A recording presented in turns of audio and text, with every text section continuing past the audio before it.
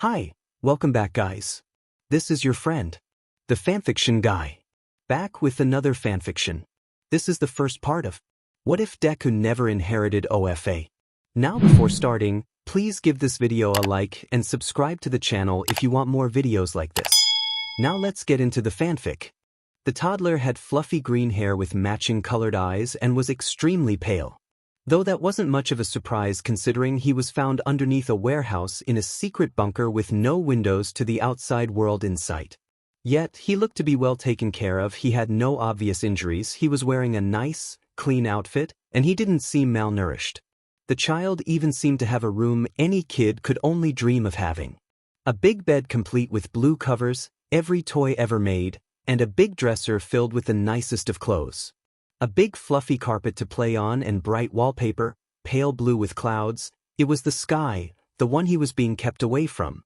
It had been an amazing room, but one that meant nothing when the lights he didn't have access to had been completely shut off and the boy was left sobbing, hiding underneath his bed. It was abundantly clear that the boy had been left behind, forgotten for who knows how long. Toshinori knew better than to believe that All for One had actually done a decent job at taking care of a child. That is to say, if he even was the one taking care of him and not one of his underlings. He'd much rather just wait until Recovery Girl herself arrived to examine the child before he gave any villain too much credit.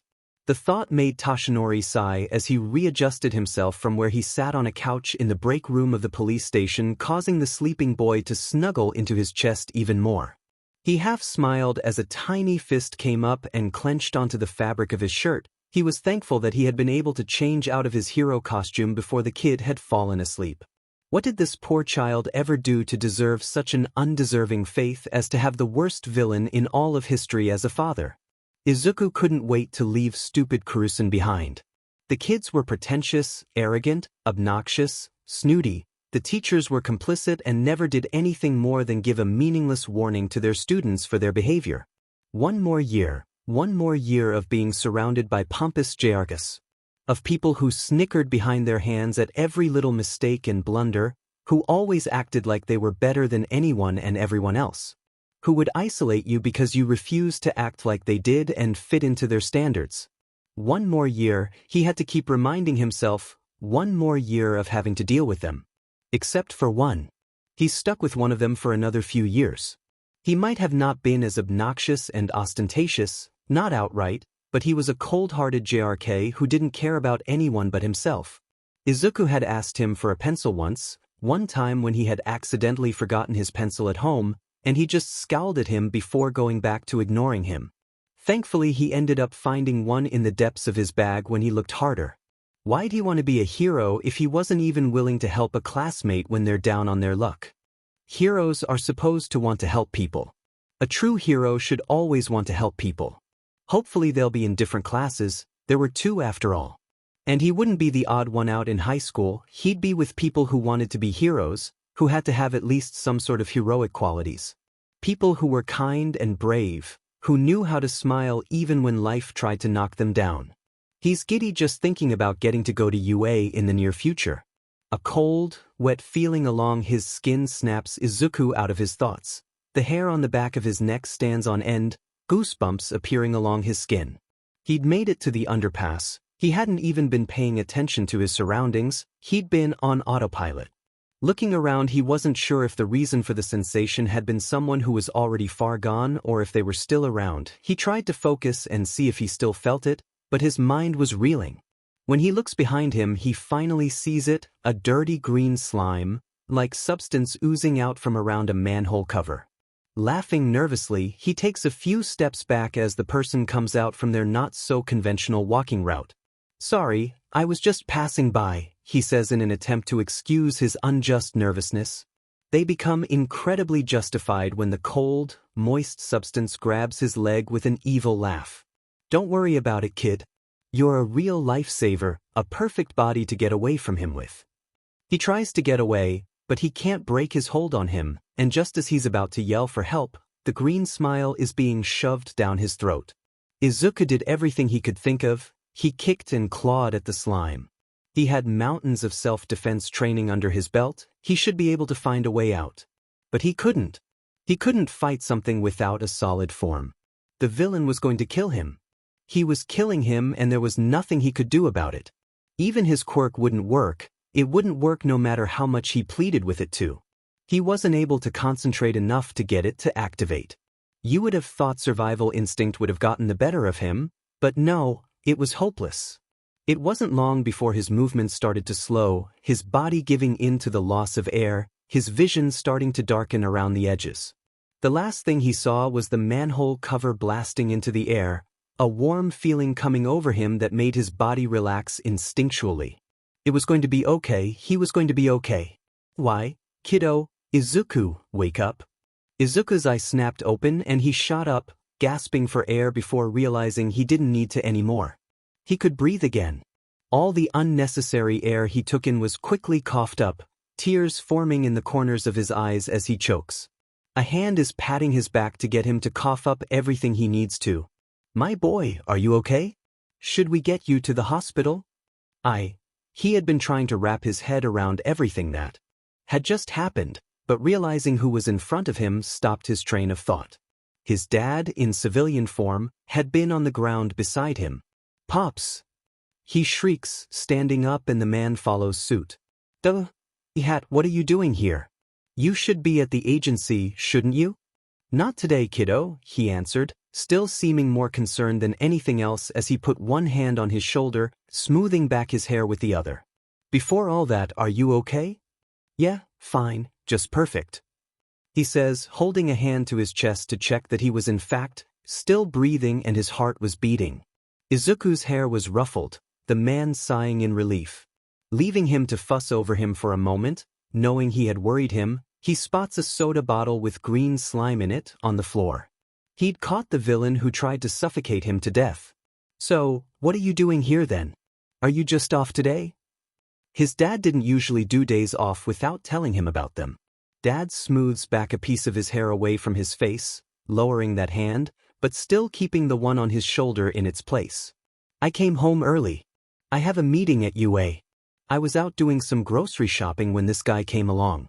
But, I was going to ask you once you got home if you'd like to accompany me? Oh heck yeah. All things considered, Izuku should have probably asked his dad why they were going to UA in the first place, but as soon as he was asked if he wanted to go, all he could think about was how amazing it was going to be.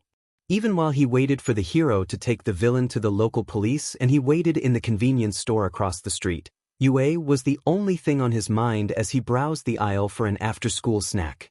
Even though they had lived in the city where the school was located for as long as he could remember, Izuku had never actually been or seen UA up close. He never had any real reason to. But now that he had an excuse to go, he wasn't going to let the chance pass him by. After a short train ride, where he was able to eat what he bought at the store, and a walk up the hill the school sat on, they were faced with the best hero school in the country. He's absolutely transfixed on the building, the way it looked from the main entrance. It was way too cool. Nizu, the principal and a close colleague of his father's, was waiting at the entrance for them. They're given some special victory passes and are then led through the front pathway and into the main building. As his dad and the principal talk, Izuku is happy enough to look all around them, imagining all the possibilities the school held, especially the hero course.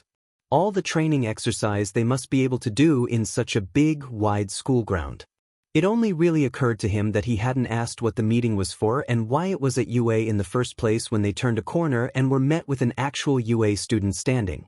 Tagata, thank you for waiting, Niz said to the student who'd been leaning on the railing that ran along the windows. The teenager had spiked up blonde hair and was wearing the official UA gym uniform as opposed to the school uniform. He smiles and nods at the three of them. It's no problem at all, sir, Tagata laughed humorlessly.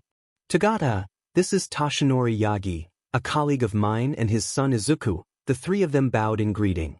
Izuku plans on enrolling into the hero course in January and we were hoping you'd give him a tour. It doesn't have to be too eccentric, just the basics. It'd be my pleasure, sir. Wait, what? Izuku tenses up, his brain and all cognitive functions stopping when he hears Nizu say that. He wasn't able to fully comprehend what had happened before two hands landed on his shoulders and turned him back the way they had just come from. Tagata gave his shoulder a light squeeze before letting go of him. You must really be something, he snaps his fingers, giving him a bright smile. Unsure of what to say or do, he finds himself turning to see what his dad was doing. The man gave him a thumbs up. We'll come find you boys when we are done, we shouldn't take too long. He really should have asked why they were here. He knew for a fact that he wasn't the main reason for being here, but it was starting to seem like his presence hadn't been a surprise to anyone, which was a surprise within itself. It was all very strange.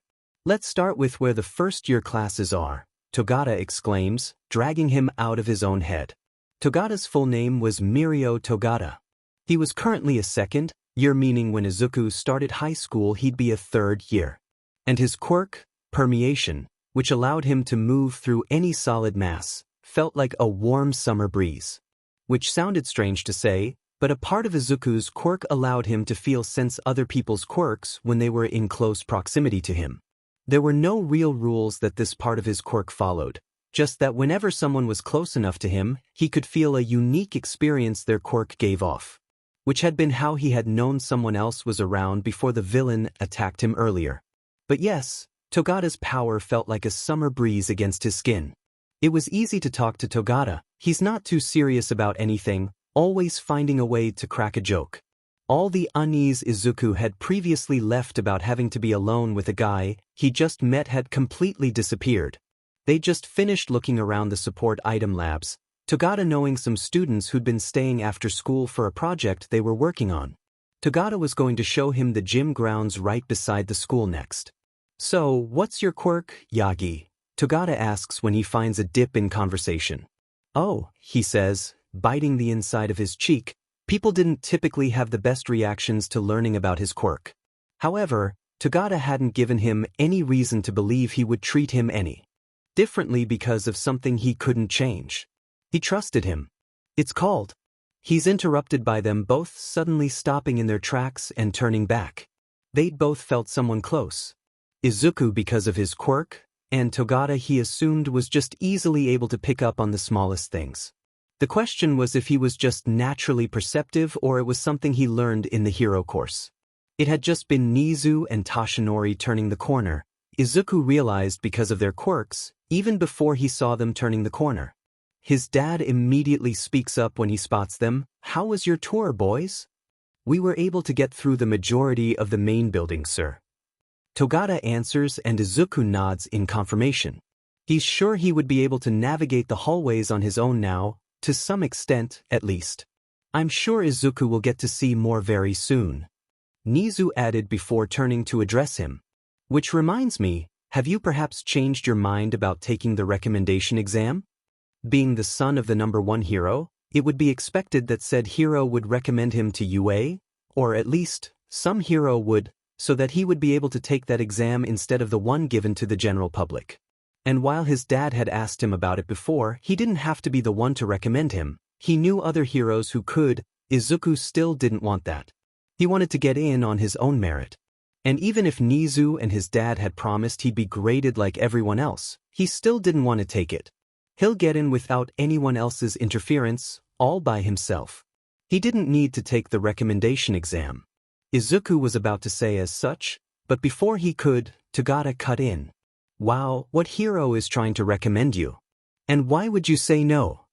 Izuku slouched forwards, and lowered his head at being interrupted.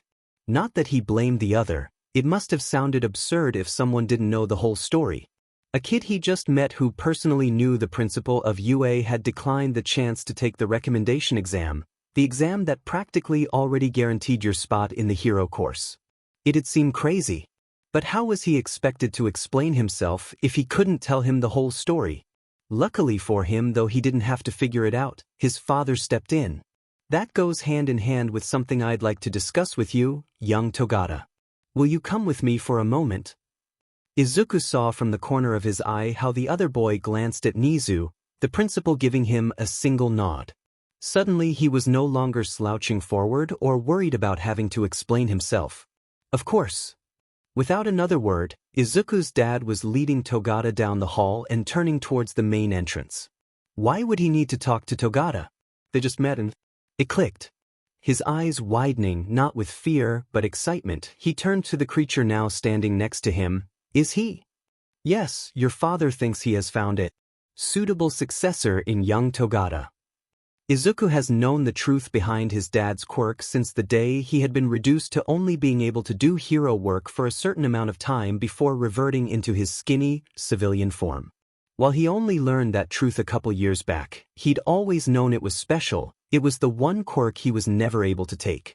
The quirk was a stockpiling one that was able to be given to other people, the person who inherited the power gaining immense strength. It also gave a power-up to the person's original power. It was called One for All. He also knew that before his predecessor gave him the quirk, his dad had been quirkless. However, even while having known that the quirk could be given to other people, Izuku had never expected for his dad to offer him the power. It had happened about a month prior to their visit to UA. Izuku had been explaining why he wanted to be a hero to his dad. Ever since Izuku was small, he's wanted to be a hero like his dad. A hero who was always smiling and made the people around him feel safe. He wanted to help people. He wanted to be what his dad was. It was after he explained his reasoning that his dad presented him with the opportunity to gain a power-up as well as the power to become one of the best heroes in the world, just like All Might. Just like he wanted. Reminding him of all that the power could do and the endless possibilities it held. That didn't stop him from declining. He was his son, his first option, but just because he was first doesn't mean he was the best. So he declined it. The power wasn't his inheritance and he didn't have any right to it. He'd told his dad to find someone else, that someone more suitable would come along. And if one didn't, he would take it, but he had to actually try and find someone before that happened. At first Toshinori had been dumbfounded, but didn't push him. It wasn't a destiny he could actually force on him, not that he ever would have done so to begin with. The person receiving the gift had to be wholeheartedly willing.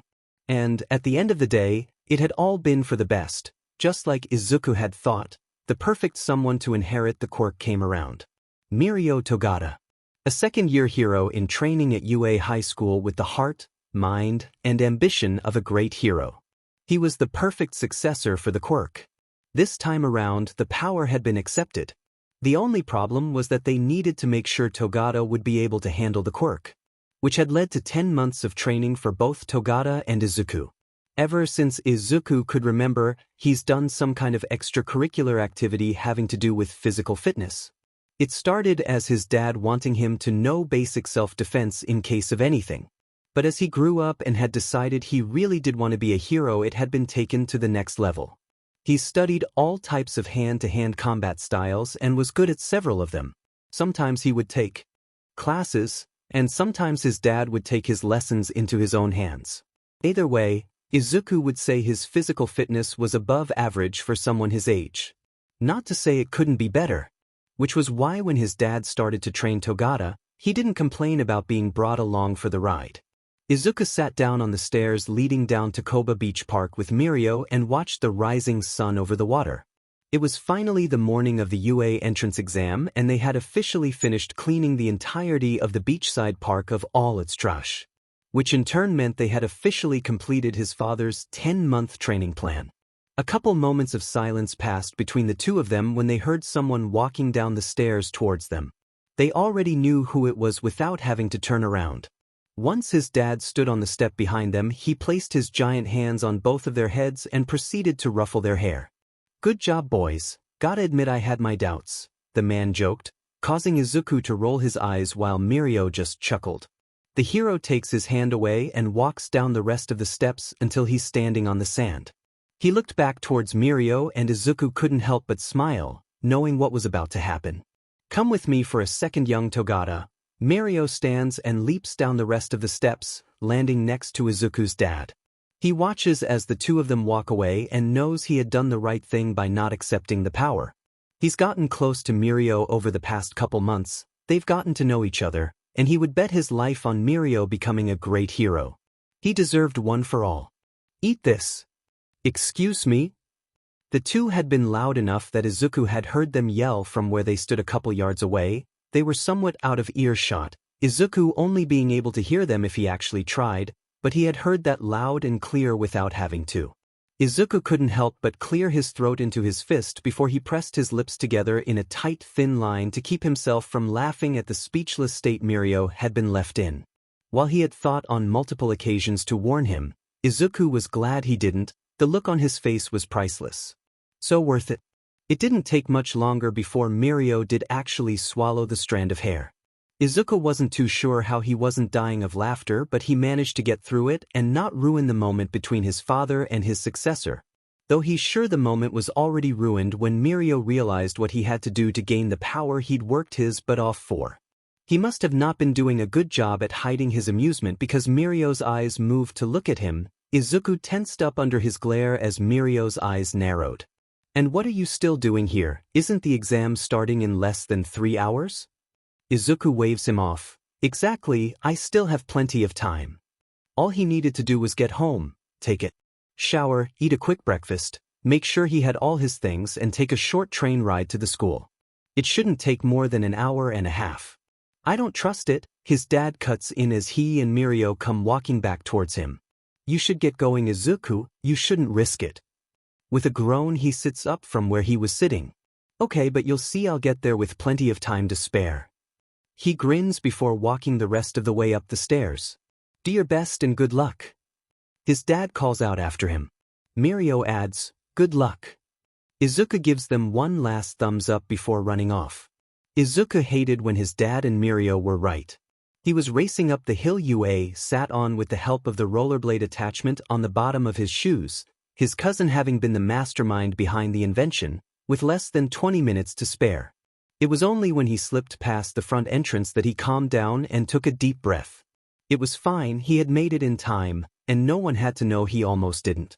What mattered was that he was one step closer to becoming a hero. Izuku slid forward at an easy pace, opting to keep his skates out for the time being. Now all he had to worry about was finding a teacher or two before the start of the practical exam. Izuku's quirk has been said to be powerful by many, and while in theory it was, if he were to use it on the other examinees without knowing their quirks and how they worked, it could be dangerous. Not to mention if he did use his quirk on them, their chances of getting into UA would drop to 0, and that wouldn't be fair. He wouldn't be able to live with himself if he was the reason behind someone else failing to accomplish their dream. Therefore, for his plan to work, he needed to find some teachers as soon as possible. You see, Izuku's quirk was called. He had been so focused on finding a teacher that he hadn't seen the rock on the ground in front of him. His skate tripped over it, causing him to stumble forward. He quickly moved his hands in front of his face to cushion his landing, but that ended up being pointless. His whole body felt weightless for a moment before he realized it was only his backpack that had become weightless. He was floating, and it was because of a quirk. "You okay?" a feminine-sounding voice asked from beside him. He turned to see who the voice belonged to. It was a girl with short brown hair and big eyes. Before he could answer her, the girl moved her hands out and helped him back to his feet, his backpack getting its weight back. "Sorry for using my quirk on you, but well, it'd be bad luck if you tripped and fell." "It's fine, thank you," he smiled, a small stutter making its way through as he did. He could only hope the kind girl wouldn't notice or comment on it. Luckily, she only gives him a smile before she starts to make her leave. "Of course, good luck to the both of us," was the last thing she said to him before walking away. He called after her, and immediately covered his mouth with his hand at the crack in his voice. He really needed to calm down and work on his people skills. Thankfully, he must have not sounded as stupid as he thought, because she gave him one last small wave before disappearing into the crowd. After that, he chose to just hit the button that activated and deactivated his skates on the sides of the attachment and walked the rest of the way. A bad habit Izuku had and wasn't quite able to shake was spilling his thoughts through a mile-per-second muttering when he was really interested in something, that something more often than not having to do with heroes and/or quirks. It was just that sometimes his mind got too crowded and his thoughts needed out. That's why when the loud kid with glasses and a brown suit called him out for his muttering during the explanation for the practical, despite the poor execution, he couldn't blame him. He knew it was something he needed to work on. But that didn't give the guy the excuse to assume he wasn't taking the test seriously. He was taking this very seriously. This was his future. Fortunately, it wasn't long before they were being brought out to their designated battle center. Not only that, but he was able to take the quirks of 2 UA staff. They were 2 of the more well-known heroes who worked for the school, so he had known the basics of their quirks. He shouldn't have much trouble controlling them, they were on the more simple side. He half wonders how long it'd take them to notice, not that he won't give the powers right back, he just needed to pass first. Plus, giving back quirks was probably the easiest part of his own. The sudden feeling of weightlessness took over him for a second and he immediately looked for and found the girl with short brown hair standing a couple feet in front of him. I should wish her luck. He had just taken a step towards her when his quirk alerted him of someone else getting close, someone with a quirk that made him smell motor oil and smoke.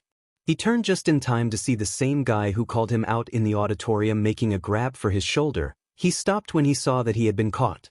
At first he looked taken aback, but he was quick to recover, pushing his glasses up and folding his arms. It reminded Izuku of whenever his dad was about to scold him. You really shouldn't distract those who are trying to concentrate. But he wasn't his dad. Right now he was just some prick with a stick up his butt who seemed to have some kind of personal vendetta against him. It didn't help when everyone around them started talking, started whispering about counting out Izuku.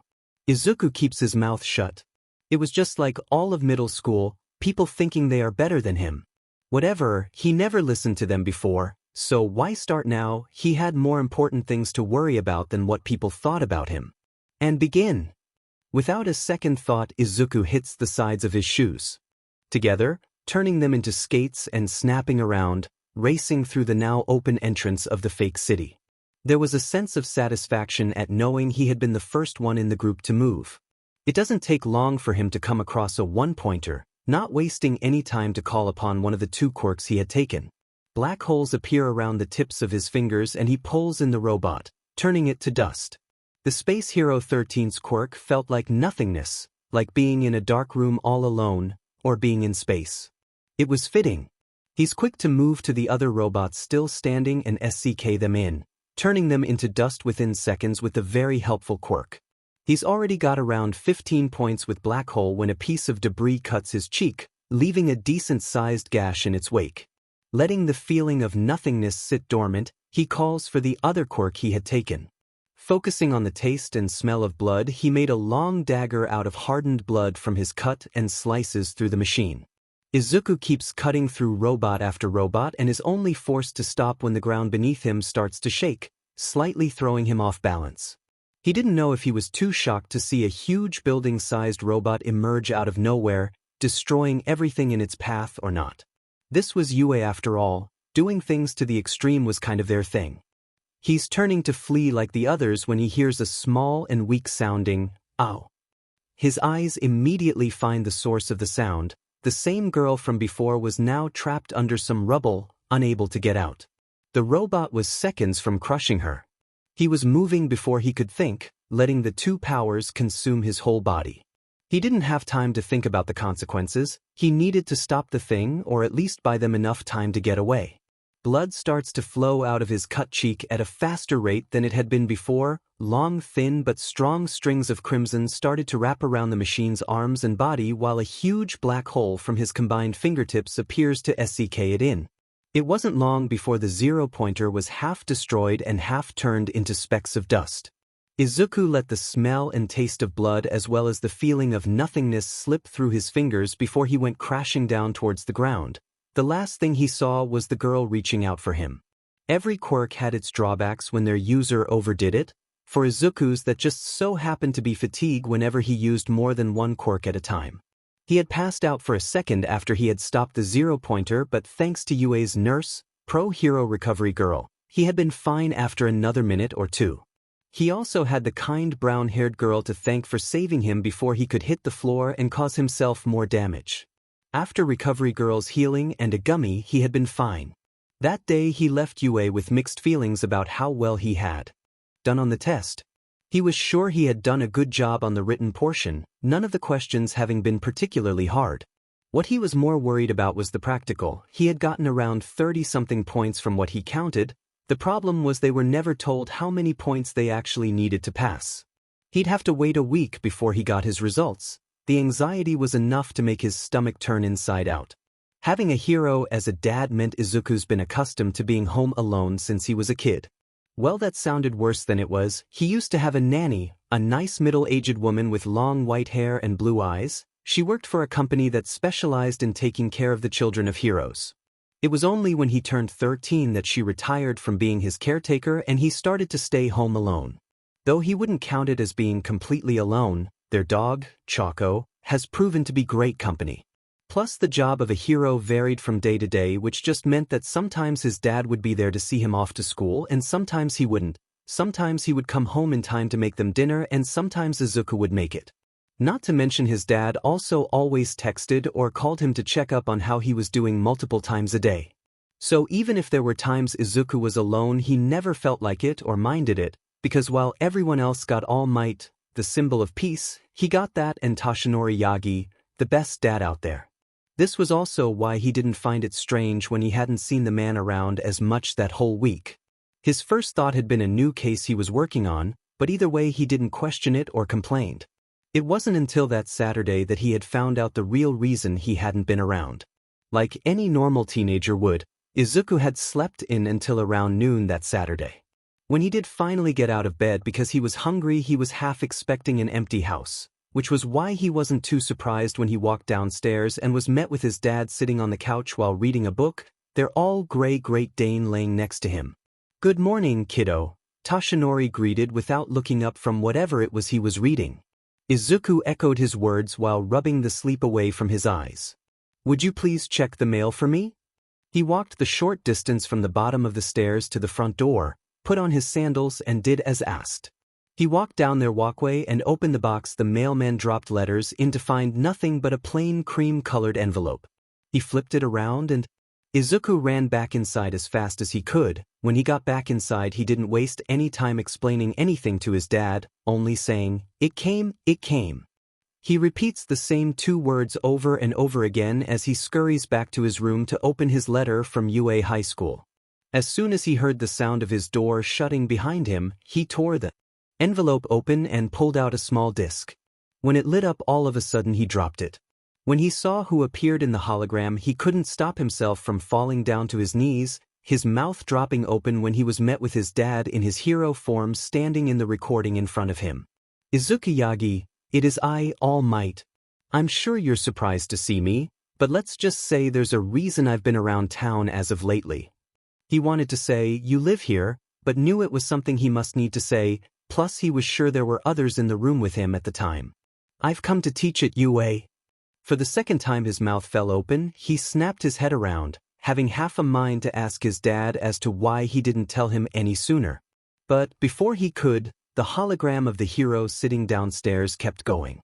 "Looking at your written exam, you passed with flying colors, but the more interesting part of it all definitely had to be your practical."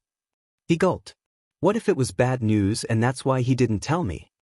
His heart sank at the thought and he felt his eyes begin to water. "You, my boy, impressed a lot of people the day of the entrance exam." He let out a shaky breath and rubbed at his eyes. He passed. There's no way he didn't. His dad wouldn't have been so positive if he hadn't, right? There were two parts to the practical, villain points and rescue points. You got 33 points from destroying the bots and 60 for saving everyone from the zero-pointer. A nice girl with an anti-gravity quirk even tried to give you some of her points. But she needn't worry, you received 93 points in total, a 16-point difference from the kid in second place. Despite his best efforts, tears started to fall from his eyes. He wasn't fast enough to stop them as they poured down his cheeks. In other words, welcome to UA High School, young man. The hologram shuts off and not a second later the door of his room opens. Long lengthy arms wrap around him and squeeze him tightly. He hugs his dad back as tears cascade down his face despite not being anywhere near sad. "It sure is a nice surprise to have two of my students get into UA, and one through recommendation no less." Mrs. Nakamura, Izuku's homeroom teacher, smiles as she claps her hands together. "Though, I really shouldn't have expected any less from the two of you. You have such amazing quirks." "Thank you, ma'am," he and Shudo Todoroki say in unison as they both bow. Izuku couldn't help but glance at the other boy who looked like he wanted to be anywhere else but there. He looked away. It was clear he wasn't the only one who didn't expect the reason for her asking them to meet her in the teacher's lounge after school had been to congratulate them. Though he'd also say it was clear which one of them had appreciated it more than the other. It wasn't much longer before the two of them were allowed to leave for the day. Izuku walked a couple feet behind Todoroki as they walked through the quiet, empty halls of their school towards the main entrance of the building. Neither of them said anything to the other, and Izuku couldn't help but feel incredibly awkward the whole time because of it. He keeps telling himself to say something. There's a huge chance they'll be stuck with each other for another 3 years. They'll have to talk eventually. And he really would prefer to be friends with Todoroki rather than rivals like their fathers. Not that Todoroki knew who his dad was. Heroes should be allies to other heroes. They already had a lot in common. They were tied for the highest grades in class, were sons of top heroes, and wanted to be heroes themselves. Plus, they could both use a friend. And he had promised himself to try his best to make friends during his time at UA High. Todoroki would be his first attempt at making a friend. All he needed to do was say something. They were walking out of the building when he finally decided on what to say.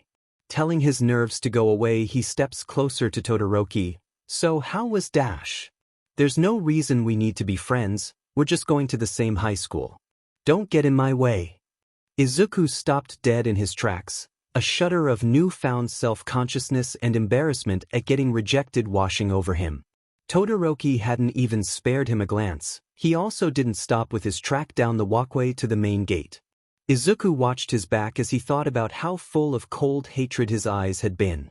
With a shaky exhale, he found himself wrapping his arms around himself, choosing to wait until Todoroki walked through the entrance of the school and turned the opposite way Izuku would take to the train station to his neighborhood. "Right, sorry," he muttered to no one as he squeezed his eyes shut inside. He wanted to scream. What had he expected? Immediate friendship with the most antisocial kid in his class? They've never spoken to each other before. A part of him couldn't help but think that he deserved the feeling of embarrassment and slight humiliation with what a stupid idea it had been. A minute or two after Todoroki had disappeared, he started on his own journey home. Izuku stood in front of his mirror, his fingers moving without any real plan as he tried to recall the correct way to tie a tie. After he thinks he's done it, he pulls his hands away only to find his red tie looking like a big knot of red fabric. He groans, ready to give up. His first thought was to throw the piece of fabric under his bed and say he lost it. Before he could, however, something in the reflection of the mirror caught his eye. It was his dad, dressed and ready for his first day as a UA teacher. Without needing to ask, the man came forward, undid all of Izuku's handiwork and proceeded to tie the thing correctly. With a muttered, "Thank you," he grabbed his yellow backpack sitting at his feet and put it on, giving himself one last look in the mirror. He looked fine. He could only hope his hair didn't look as messy as he thought it did, and even if it did, that it didn't look bad. "I should get going, wouldn't want to be late on the first day." He's already turning around and walking towards his door when his dad calls out for him. "You have nothing to worry about, you'll do great." He smiles, not too sure what to say. He settles on, "See you later, Pops." With a few minutes left until the bell rang for classes to begin, Izuku skated at a nice and easy pace to his classroom, remembering the path Mirio had shown him all those months ago.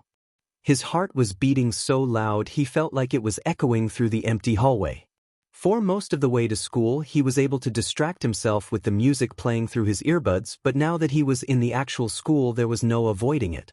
The dread of not knowing whether Todoroki was in his class or not, plus the chances that prick from the entrance exam made it in and was in his class, could no longer be ignored with catchy melodies. The unease didn't just start at the moment. It had started the day he had tried to talk to Todoroki at school. It was half because of this he had tried to get answers from his dad, considering the fact he was now a UA teacher. That route had led him nowhere.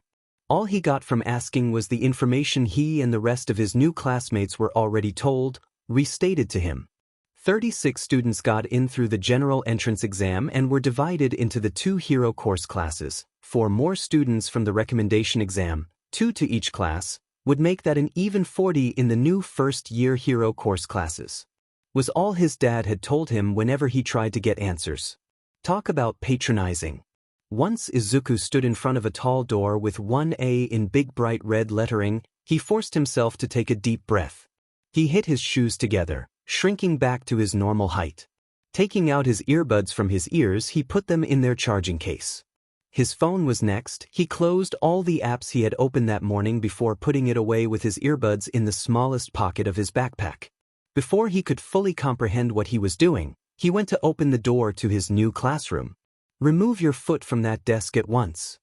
Glasses was the first one he saw or heard. He was scolding a kid with sandy-colored hair and bright red eyes because he had the audacity to have a foot on the desktop. Izuku was trying to hurry to sit at an empty seat when he spotted Todoroki thanks to his unique hair. He couldn't help but think that of course they were both in his class. He barely made it another step into the classroom before Glasses, Tenya Ida, if he heard correctly from when he told that other guy, came up to him. "I'm from Dash." Izuku held up his hands to stop him. "I heard you before. I'm Izuku Yagi from Karusen Middle School." "Nice to see you made it, Ida." He lied through his teeth. He really would rather not make any enemies on the first day, and if that meant playing nice for the time being, so be it. "Yagi, I perceived the nature of the practical all wrong while you did not. I misjudged you. You were clearly the superior candidate." His facade fell before he could stop it. Now that Ida had admitted he had been wrong, he felt bad for acting passive-aggressive. Though he didn't quite understand what he meant by perceive, he didn't perceive anything. Before he could correct him, however, his whole body began to float, or at least felt like it did for a second. His smile returned and he turned towards the door. Not a moment later it was being opened and he was met with bright brown eyes. "And to think I was worried about you." The kind girl who had saved him from falling twice during the entrance exam giggles with a big grin. Now she had been someone he was worried about for completely different reasons. She was the first one he had tried to ask his dad about. He had tried to find out if she had made it in or not, or her name at the very least. He got nothing from his dad. That's why now that she was standing right in front of him, he couldn't help but feel relieved. "We never got to introduce ourselves," he stated with a smile. "I'm Izuku Yagi." He was actually trying to make friends this year, if his attempted conversation with Todoroki wasn't enough proof of that. If she could be his first one, that would be awesome. And hopefully this time he wouldn't be immediately shot down before he could even have a real conversation with her. His hopes came true when she lit up. "Ochako Uraraka, it's nice to meet you, Yagi." Now all he had to do was make sure he didn't scare her off. Uraraka went on to talk about how excited and nervous she was. He was nodding and making sounds of agreement when his eyes began to sting as if he had gotten soap in them. Grimacing and half irritated, he rubbed his palms into them. The bell rang as he did so. The stinging left sooner than he had thought it would. Pulling his hands away from his eyes, he was left speechless when he was met with a man in a yellow sleeping bag lying on the floor behind Uraraka. Izuku's first thought was that he looked like a caterpillar, followed closely by the questioning if his eyes had started to hurt for a second because of the man's quirk. "If you're here to make friends, then you can leave now and stop wasting everyone's time." He proceeds to pull out a juice pouch before skinning it dry within seconds. He stands up while simultaneously unzipping himself from the sleeping bag. "It took you 8 seconds to quiet down. Time is a precious resource, as you'll learn if you plan to stay in the hero course. I'm your homeroom teacher, Shoyuda Aizawa. Pleased to meet you." For the most part, the teachers at UA were pro-heroes, so either he was an exception or a less-known hero, perhaps even an underground one. Toshinori had mentioned working with underground heroes on different occasions. Those cases were just never as public as others. His quirk also seemed interesting. It most likely had something to do with eyes if it really was the reason behind Izuku's eyes momentarily burning. Before he could overthink Mr. Aizawa's existence, a UA gym uniform is pulled out of the sleeping bag and shoved into their faces. "Hurry up and change into your gym clothes and head out to the grounds." Once they were all dressed in their blue and white gym uniform and met Mr. Aizawa out on the PE grounds, their teacher explained how he was holding a quirk apprehension test. It was meant to be similar to the ones they would do in middle school, except that this time around, quirks were not only allowed but expected to be used. From the other 19 students in Izuku's class, he only knew about 3 of their quirks. One he knew very well thanks to quirk counseling sessions over the last 3 years, and the other 2 not so much. As long as he wasn't called on to go first, he should be able to see a glimpse at everyone else's quirks and how they worked. Then he'd be able to use them when his own turn came around. "Yagi, how far could you throw in middle school?" Refraining from sighing, already knowing what was coming, he responded, 60 meters. As soon as he sees the ball being tossed in his direction, he spares a quick glance to his right to where a nervous Uraraka stands. He focuses on the feeling of weightlessness and pulls it towards himself, letting it consume him. Once he catches the ball in his hands, he spots the newly formed padding on his fingertips. He steps into the circle in front of them. Great, now try it with your quirk. Do whatever you want, just don't leave the circle. Clenching the ball in his right hand, he touches all 5 of his fingers to its surface. He felt it become weightless in his grasp. Reeling his arm back, he throws the ball as hard as he could. It half looked like a shooting star as it flew away. A beeping sound from next to him made him snap his head around. His teacher holding up a phone-like device with an infinity symbol on it. He let go of the quirk and felt hopeful for the rest of the test to come. That only lasted a second.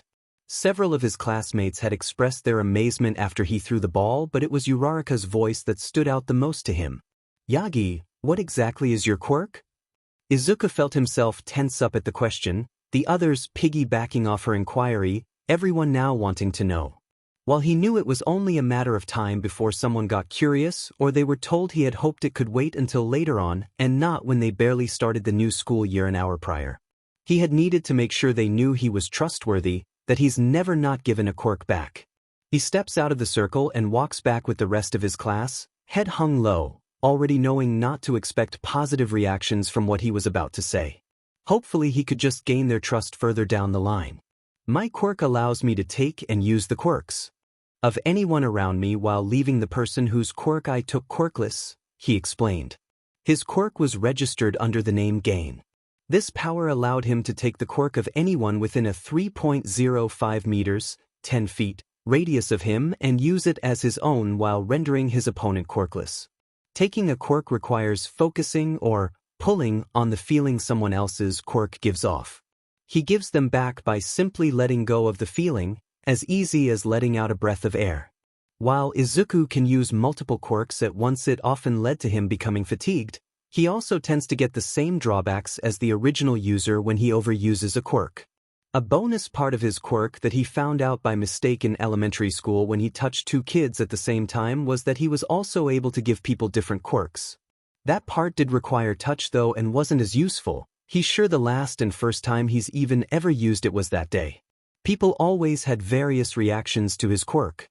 Some people choose to stay away from him because of it. Some didn't care.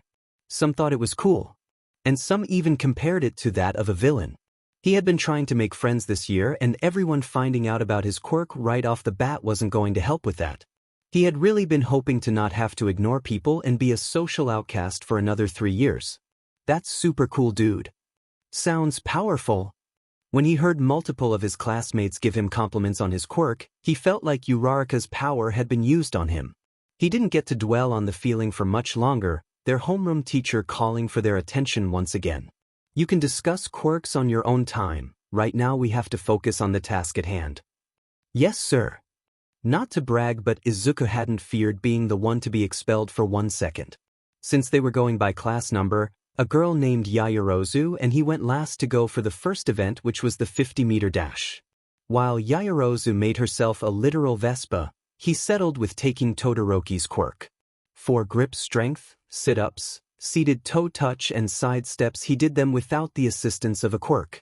Then during the long-distance run he had been allowed to use his rollerblades, much to his classmates' dismay. Aizawa said since he had it on his person there was no logical reason he couldn't use them. Then for the long jump he did take a quirk. It was an explosion quirk that belonged to the kid Ito was scolding earlier. He was able to clear the sandbox like the original user had. He did find himself in some trouble when the owner of the quirk saw that he had taken it. The only reason Izuku wasn't attacked was because of Mr. Aizawa, who had stopped the other with the capture weapon around his neck. That was also when they realized who their homeroom teacher was. Like he had thought earlier, their teacher was an underground hero, the pro hero Eraserhead. His quirk allowed him to erase someone's quirk just by looking at them, kinda like Izuku's. By the end of the test, not only did he get to see everyone's quirks in action, but with 3 great scores, 1 slightly above average and 4 normal, he was left in 5th place. He knew he didn't need to fear being the one to get kicked out on the first day. Not to say that someone else didn't get the boot. A short kid with purple ball for hair had come in last, and when that had been revealed he was immediately told to pack his things and leave. Izuku would have felt more bad for him if it weren't for the fact he was a major creep. After their exciting brush with death by expulsion in the morning, the rest of the first day went on with nothing strange or exciting really happening. It was only when Izuku was walking out of UA that he was met with a surprise. Uraraka and Ida came up to him and they walked to the train station together before parting ways. It was nice. All in all, he'd call it a 100% successful first day of school. "So, how was the first day?" Dad asks just as Izuku was taking his first bite of the food the man had just finished making for the both of them. They hadn't had a whole conversation since that morning, his dad having had to stay at UA for a few more hours after he already left, only to be cooped up in his office until he started cooking. Days like this always made Izuku grateful for their dinners together. "It was good, I even think I'm making 2 friends." Laughter came from the other side of the table. He felt his face start to heat up before he could stop it. "It took time to make friends. You can't just call them your friends right off the bat, right?" He looked back down at his plate and started to pick at it again. "I'm happy for you." Glancing up, he sees his dad smiling down at his own plate. "You didn't run into any trouble with your teacher, did you?" He shook his head, not knowing if the other even saw him, as he picked up some rice and ate it. Once he swallowed, he responded, "No, Mr. Aizawa's fine, though he did expel someone today because they came in last in his quirk apprehension test." He wanted to mention how the guy half deserved it for being a perv, but knew it could possibly lead to a lecture on judging people before getting to know them. He's come to realize that parents could turn almost anything you say into a teaching moment. That's not much of a surprise. His record for expelling students is in the hundreds. He expelled a whole class once. Izuku started to choke on a piece of chicken at the news. He certainly hadn't been expecting that. As tears welled up in his eyes, he grabbed his water to wash his food down. With a short pant for air, he wipes away the stray tears. "Chew, Izuku," his dad says very helpfully. "You and your classmates should be fine so long as you don't get yourselves into trouble." His dad added after a few moments of silence. Izuku only laughed. How much trouble could we possibly get into? The ear-piercing sound of his alarm is what wakes Izuku up the following morning. After silencing it, he rubs the sleep out of his eyes and lets out a loud yawn. He was fortunate enough to be a morning person. At most he'd be groggy for a minute or two before fully waking up and ready to start the day. He gets out of bed, doing some stretches, multiple calculated pops and cracks coming from it. It wasn't hard to notice how still and quiet the house was. He couldn't smell any breakfast or hear any footsteps. He had already assumed he was home alone before he picked up his phone and saw that he had gotten a text message from his dad only a few minutes prior confirming that fact. His dad had already left for UA a little less than 15 minutes ago. Sending a quick "good morning" and "see you soon" text in return, he pockets his phone and turns to make his bed. After taking a shower, getting dressed in his uniform, and eating breakfast in the form of All Might-themed cereal, he bids goodbye to their honorary guard dog and leaves the Yagi residence about half an hour before school starts. It only takes about 20 minutes to get to the school, about half of that spent on the train, so he didn't fear being late. Just like the day before, he wasted the time away by listening to music and scrolling through his feed. Once he does make it to class, there's a little less than 10 minutes before homeroom starts. When he walks in, he almost immediately spots Ida and Uraraka, the two talking quietly amongst themselves. Uraraka sees him first. She sends him a bright smile that he returns as he hurries to his own seat. It's only when Izuku sits down at his desk that Ida sees him and sends him a nod of acknowledgement that once again he returns. Class started shortly after. Mr. Aizawa walked in just as the bell rang. Underwhelmed. Underwhelmed is the word Izuku would use to describe most of his classmates throughout all their normal classes that would be taking up most of their average school day for the next 3 years. It wasn't hard to tell that the others had seemingly forgotten that they were still only teenagers in high school and were expected to learn the curriculum like every other student. He thinks they need a reminder that even if they were in the hero course, it didn't mean hero training would be the only thing they did. Because of the boredom that infected his classmates, There were only 3 kids out of the 19 students still standing within Class A that participated during class. And sure, while there were times where more people would talk and raise their hands, those 3 were the constant. Izuku had been one of those 3. It was half because he had promised to be more open and social, and half because he wanted to make the impression of a good student. He normally wouldn't want to be a teacher's pet. He did well in class and didn't cause trouble, as well as participated when needed. That had always been enough for any teacher he ever had.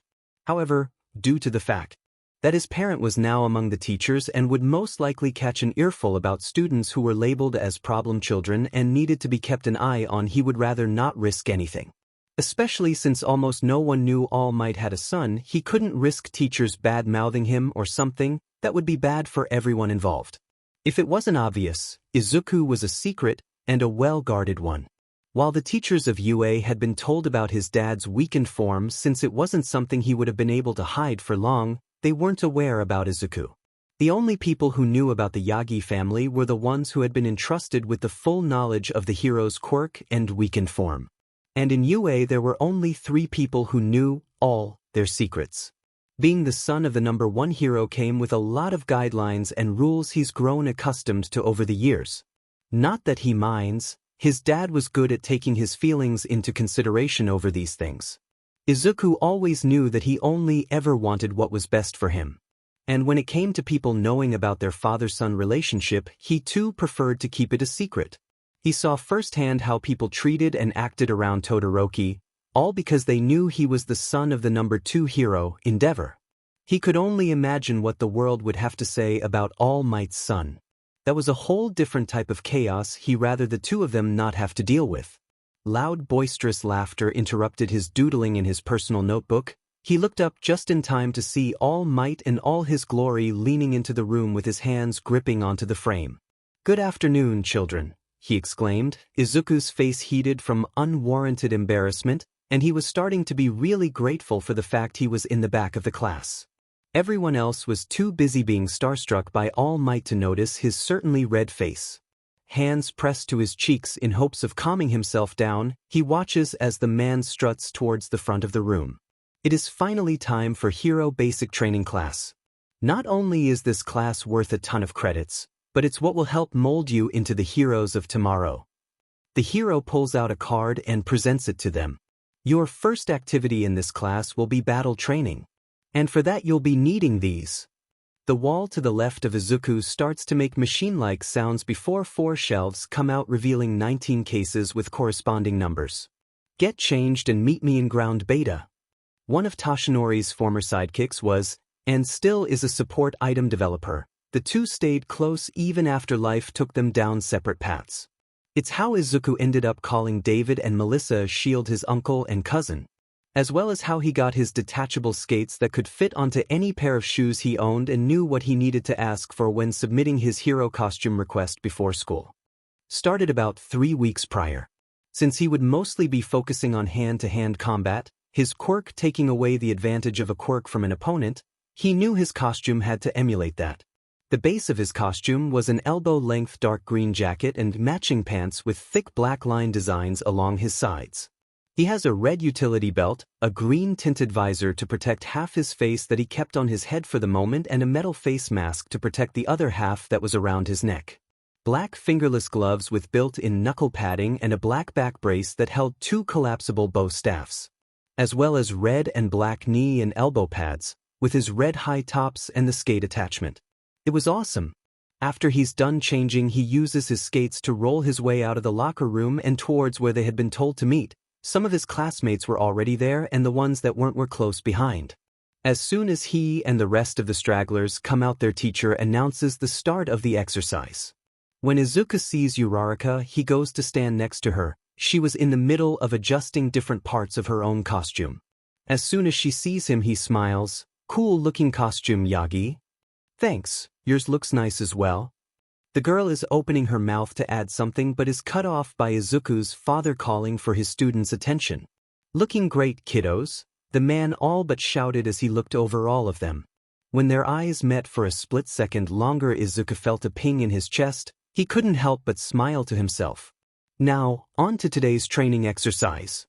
All Might goes on to explain the exercise, or at least tries his best to, while several of Izuku's classmates interrupt with questions and comments the hero must have not been expecting. It wasn't hard to tell that everyone was somewhat on edge. All Might was teaching them and one of them was already expelled. What was keeping them from being next? Plus he could tell his dad was also somewhat nervous. He had to bring out a cheat sheet and everything to keep on track. While everyone around him freaked out, Izuku stayed quiet and patient so as to not make things more difficult for anyone involved. He knew they'd get a hold of themselves sooner or later, preferably sooner. Shortly after the explanation is brought to an end, the hero holds up a box. Teams will be decided by drawing lots. Ida was quick to raise his hand once again and Izuku had to stop himself from laughing at the frustrated look on his dad's face. There is an odd number of students. How will we form teams of 2? This time, without the help of a cheat sheet mind you, All Might had a response at the ready. Someone will have to be by themselves but we'll discuss that once we get to it. Izuku had really expected to be the one to get stuck by himself, so when he found out he would be paired up with Uraraka as Team A he was more than thrilled not to be alone. The one who had been stuck by themselves ended up being Yaoyorozu, however. Going off their quirk test from yesterday, he'd say with the utmost certainty she'd be able to handle herself. She was strong. Our first match will be between Dash. His dad stuck his hands into the 2 boxes labeled Hero and Villain. Heroes are Team A and Villains are Team D. Team D was Ida, and Bakugo, the loud kid who Ida had been scolding yesterday with the powerful explosion quirk. As well as the one who got angry at him for taking his quirk yesterday. Izuku couldn't help but think that the fight to come would be a fun one. The villain team will go in first. There will be a 5-minute timer before the heroes can sneak in. The rest of us will watch via a CCTV room. Ida, Bakugo, you boys should try and adapt a villain mindset to get into character. All of you are allowed to go all out, however, I will have to stop you if you take things too far. There's a silent agreement from the 4 of them. The hero gives them one last nod before he goes to address the rest of the class. Shortly after receiving communication devices, Bakugo and Ida go into the building. Izuku and Uraraka are given the blueprints of the building as well as capture tape. Their teacher goes towards where he had directed their fellow classmates towards, leaving them alone. We better memorize these. The 2 heroes in training echo each other without meaning to, causing them both to stifle a laugh. You know, I want to say I'm not worried since there's no punishment, but I'm still kinda nervous. Uraraka admits as she places her helmet on. Izuku couldn't help but mimic her action, pulling his visor down and mask up. All Might's pretty cool though, she mutters as an afterthought. Izuku chokes on his own spit. Uraraka gives him a look and he just waves her off. He was grateful for the mask and visor hiding his red face and nervous smile. I think this fight will be an exciting one. Their 5 minutes pass and they both sneak into the building through a side window on the 2nd floor with the help of the fire escape. I should be able to detect them once they get close, but we should still be mindful of our blind spots. It looks like Uraraka wants to say something else, but instead she just makes a sound of agreement. Walking further into the building towards the stairs to the next level, they both scan over every area they pass. The phantom taste of burnt caramel on Izuku's tongue was sudden, but not sudden enough to surprise him. After all, he had been expecting it. That or the smell of smoke and oil. He stops and holds out his left hand to tell his teammate to stop while the other reaches over his back ready to grab one of his staffs. A couple still silent seconds pass before Bakugo is leaping out in front of them, already aiming an attack at them. Izuku pulls for the taste of caramel and watches as their attacker falls to the floor without the assistance of his power. He grabs his staff and extends it before turning towards Uraraka. Run ahead and find Ida. The girl doesn't need to be told twice. She runs the way they had come before turning a corner. You really pisses me off, you know, Bakugo grunts as he stands. His palms are out and it seems like he's trying to use his quirk. When it doesn't work, he grits his teeth.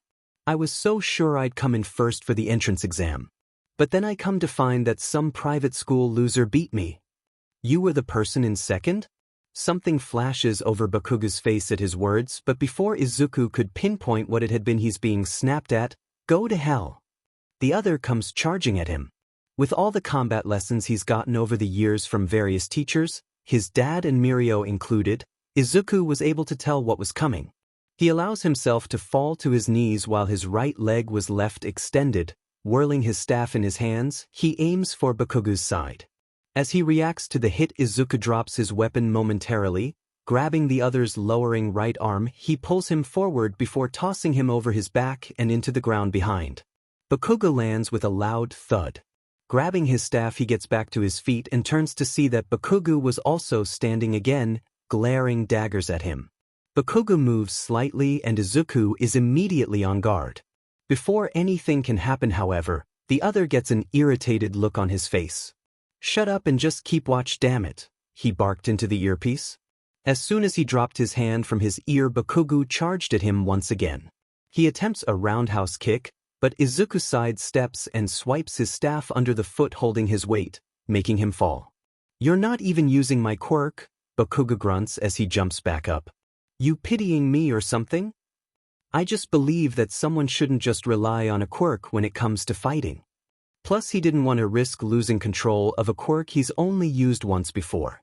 He'd much rather have some more practice with it before using it, especially against another person and in close quarters.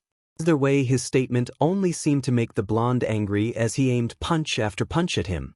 Izuku dodged them all, slowly moving back as he did. It was as he was evading the barrage of attacks that the communicator in his ear made a sound. He pressed a finger to it as he continued to dodge every attempted hit. "Yagi, I found Ida. I'm going in," Uraraka's hushed voice came on over the device. "I'll be there soon. Where are you?" he asked as he finally stopped avoiding attacks and counters with a kick to the center of Bakugo's chest instead. The hit knocks the wind out of him. "The 5th floor in the center room," Uraraka answers. "Got it." With his last bit of confirmation, the line goes dead. "Pay attention, copycat." Izuku quickly sidesteps as another fist comes for him. This time he grabs Bakugo's forearm, twisting it behind his back. He kicks at the back of his knees, making him fall on them before he forces him to the ground face first. Dropping his staff to the side, he gets the capture tape from his utility belt before wrapping the arm he had a hold of in the tape. "Yagi has captured Bakugo," his dad's voice yelled over the announcer system in the building. Izuku gets off of Bakugo, holding back a sigh of relief. He hadn't been sure if only tying it around one limb would count, but apparently it did.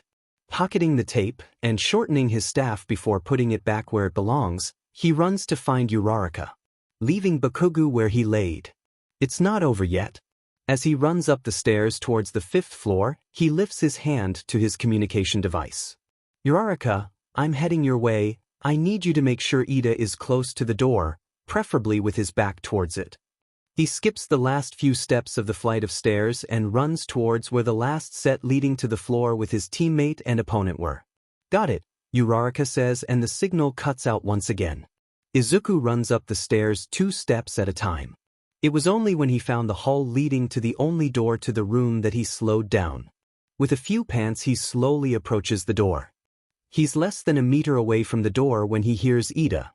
"So long as I don't let you touch me, you pose no threat to me," Ida yells as he lets out his best-sounding evil laugh. Izuku swallowed down his own laugh and leaped forward. The smell of motor oil and smoke greets him as he steps through the entrance. Just as Ida and Uraraka turn to face him, he pulls the quirk to him. He knows that when puffs of air leave Ida's decorative costume pipes around his calves that he had successfully taken the quirk. The first time he took a mutant-type quirk was in 1st grade. He was sitting next to a girl with purple fish fins on the sides of her head. For whatever reason, more likely than not because she asked, he took her quirk and white puffs of smoke appeared over where her fins had been. When the clouds disappeared, her fins had been gone, now in Izuku's possession. That was where he first learned that whenever he took a mutant-type quirk, no matter how big or small it affects someone's body, puffs of white smoke will manifest where the mutation was for a moment before they blew away. A simple and irrelevant part of his quirk. Ida picks up the fake weapon before he runs, most likely having been expecting his quirk to boost his speed. Since it doesn't, when he gets close to Uraraka, she's able to touch him. Izuku runs forward and grabs the missile from his hands as Ida floats up until he hits the ceiling. As he placed the papier-mâché weapon back down, his dad's voice came on over the speakers. "The hero team wins." He turned to Uraraka and smiled, then he realized she couldn't see because of his mask and instead raised his hand for a high five. She beams and hits their hands together. Unfortunately, because her finger padding touches him, it ends up sending him into the air. The girl yelps and attempts to grab his hands. She just barely misses. Izuku floats up next to Ida, who had his hands placed on the roof. Izuku copies him. It felt almost like swimming, being weightless he means. It was weird but cool at the same time. Yagi is unable to continue. Uraraka wins. A voice that wasn't All Might's cheers, making Izuku and Uraraka laugh. Even Ida let a chuckle slip. If he remembers correctly, he's pretty sure that voice belonged to the girl named Ashido. The girl with pink hair and skin and cool-looking eyes. Ashido, his suspicions were correct when Yaoyorozu sighs, "You shouldn't be messing with that." No Ashido whines are cut off. Uraraka burst out laughing, and it was contagious because so do Izuku and Ida. "Yagi, your quirk is ultra cool," Kirishima comments as he comes up to his desk. The bell dismissing them had just rang, but despite that, most of the others didn't make any effort to leave. Bakugo and Todoroki were the only two who didn't stay, both of them almost immediately slipping out of the door. He half wondered what their problem was, but decided not to waste time worrying about people who didn't need it or want it. "Thanks, Kirishima, your quirk seems super cool as well. You can harden your skin, right?" He smiles as he stands up from his seat and pulls his backpack over his shoulders. The red head nods before bringing up his hand and hardening it. "It's not anything flashy though," the other laughs humorlessly. He looks off to the side. Izuku couldn't help but feel like he recognized that look in his eyes. Izuku takes his quirk and brings up both of his hands, imitating a move he saw the other do earlier. He hits his fists together as he hardens his hands. The other's eyes widened, thankfully not looking scared or frightened that he took his power without warning. "Your quirk is perfect for countering and defense. Who cares about how flashy it is?" Izuku laughs and gives the quirk back. His hands go back to normal. Kirishima smiles and flushes slightly from the comment. Uraraka comes up to them before they can keep talking. "Yagi, Kirishima, me and some of the others were thinking about getting some matcha on our way to the station. Wanna come?" "I'm down," Kirishima grins, before he and Uraraka turn to see what Izuku's answer is. He opens his mouth to say he had to ask, but before he could his phone chimes in his pocket. With a curse and muttered apology, he brings it out to read the text he had been sent. "Pops, Mirio ended up in Recovery Girl's office, so I'm going to wait until he wakes up. I'll be home with dinner later." "Sounds fun, I'm in." "What's it like learning from All Might?" Izuku kept his head low while his left hand hid the side of his face, covering himself from the cameras. While he knew they weren't here for him specifically, and only wanted a statement about being in the class the world's symbol of peace was teaching, he hated the idea of the cameras even pointing at him. So he kept his hand there and without saying a word to the mob crowding the entrance of his school, skated his way through. Just as he passes through the threshold of the school, he hears someone shout after him. "Come on, kid. Aren't you an All Might fan? We all see the keychain." His face heated up. He doesn't think he's ever felt more relieved that people didn't realize he shared a surname with the guy on the enamel keychain swinging from his backpack. "It's called supporting your loved one. Thank you very much." Trying to forget about the fact he was just called out, he instead focuses on how unprofessional the reporters were. He knew they only wanted quotes from his dad's students, but there had to be a better way than crowding around the main gate of the school, shoving microphones in their faces, and yelling at them. You'd think a professional journalist would know how to ask for interviews, and for quotes. Not to mention this isn't the first time they were disturbing the peace of the UA staff. His dad had told him how the mob had done the same thing over the past 2 days. The only difference was that they had come by after school hours, once all the students had gone home. Both days they got shooed away by teachers and staff. A normal person would have probably given up after 2 days of getting nothing, or at least gotten the hint that his dad didn't want to give them an interview. But no, instead they chose to take things to the next level and brought the students into their mess. You think they'd at least have the decency to properly ask for a statement and not demand it, as well as not disturb the learning of students, the students of the man they wanted to talk to. Weren't they supposed to make a good impression on the person they wanted to interview? He couldn't imagine his dad would actually give in to the rude reporter's requests and demands. Scratch that, he knew he wouldn't. Not to mention Toshinori wasn't even at UA yet. Just like the day before, the hero had left the house a little before Izuku woke up, only to be caught up with a hostage situation. He had seen the story while on the train. He could only hope he made it in time for their evening heroics class, whatever it may be. Izuku had managed to make it into the main building without any more interruptions, and was rolling down the hallway towards his classroom when he just so happened to look out the window. What he ended up seeing was the UA barrier having been activated. He was more than sure one of those overzealous journalists had gotten too close to the sensors. With a roll of his eyes, he found himself hoping they'd just leave already. Thankfully, he didn't waste any more of his time or energy thinking about them after that. He hadn't stopped moving to watch, so as soon as the windows ended, he instead wondered what the day had in store for him and his classmates. When he walked into his classroom a few moments later, he was greeted with quiet chatter from different parts of the room. Everyone else was already there and in their seats. As he walked to his desk in the back, he got several small smiles and kind looks. It's nice to see how everyone was slowly becoming more and more comfortable with each other. He thinks that the battle training, as well as the mochi trip that the majority of them went on yesterday afternoon, really helped a lot of them open up with each other. It was too bad he was surrounded by two of the most deadpanned and aloof kids in the class, aside from Ida, that is. He obviously wasn't going to try and talk to Todoroki again, and while Yaoyorozu seemed more willing to socialize with others, she was currently busy writing something in a notebook. He wondered what she was writing and if it was personal or for one of the classes to come. He didn't get far down that train of thought before Mr. Aizawa walked into the room, accompanied by the ringing of the bell.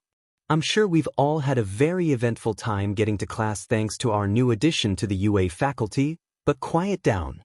Aizawa sighs long and hard as he walks towards the podium at the front of the class, setting down a stack of papers. I've reviewed your grades and evaluations from yesterday's battle training. Good job. He fiddles with the stack of papers that Izuku now assumes are their grades and notes from the day before. It was when the man's expression all of a sudden shifts to a more serious one, half with a glare pointed at no one specifically, that most of them, Izuku included, sat on end. Now, onto homeroom business. Sorry for the sudden announcement, but today it was either a pop quiz or someone was getting expelled. There was no way it was something else. However, then the teacher cuts through their anticipation as if his words were a knife. You'll be choosing a class president. Izuku let out an audible, "Oh," as all 19 of them seemingly deflated before most became filled with newfound determination. Hands shot into the air as some started yelling and chanting about wanting to be class president. He half laughed at their antics and just barely raised his hand. Normally, being class president just meant more work, something no one necessarily wanted to do. However, as it has been previously established, UA was far from normal. Taking a position of leadership in a hero course was a good way at getting more recognition from hero agencies, since you were leading a group. Being class president was basically practice for being a hero, the rest of the class being like the sidekicks working under said hero. While Izuku didn't see himself as much of a leader, he'd be an idiot to pass on the opportunity, and trying new things is always good or whatever. If we want to get anywhere, shouldn't we take a vote or something?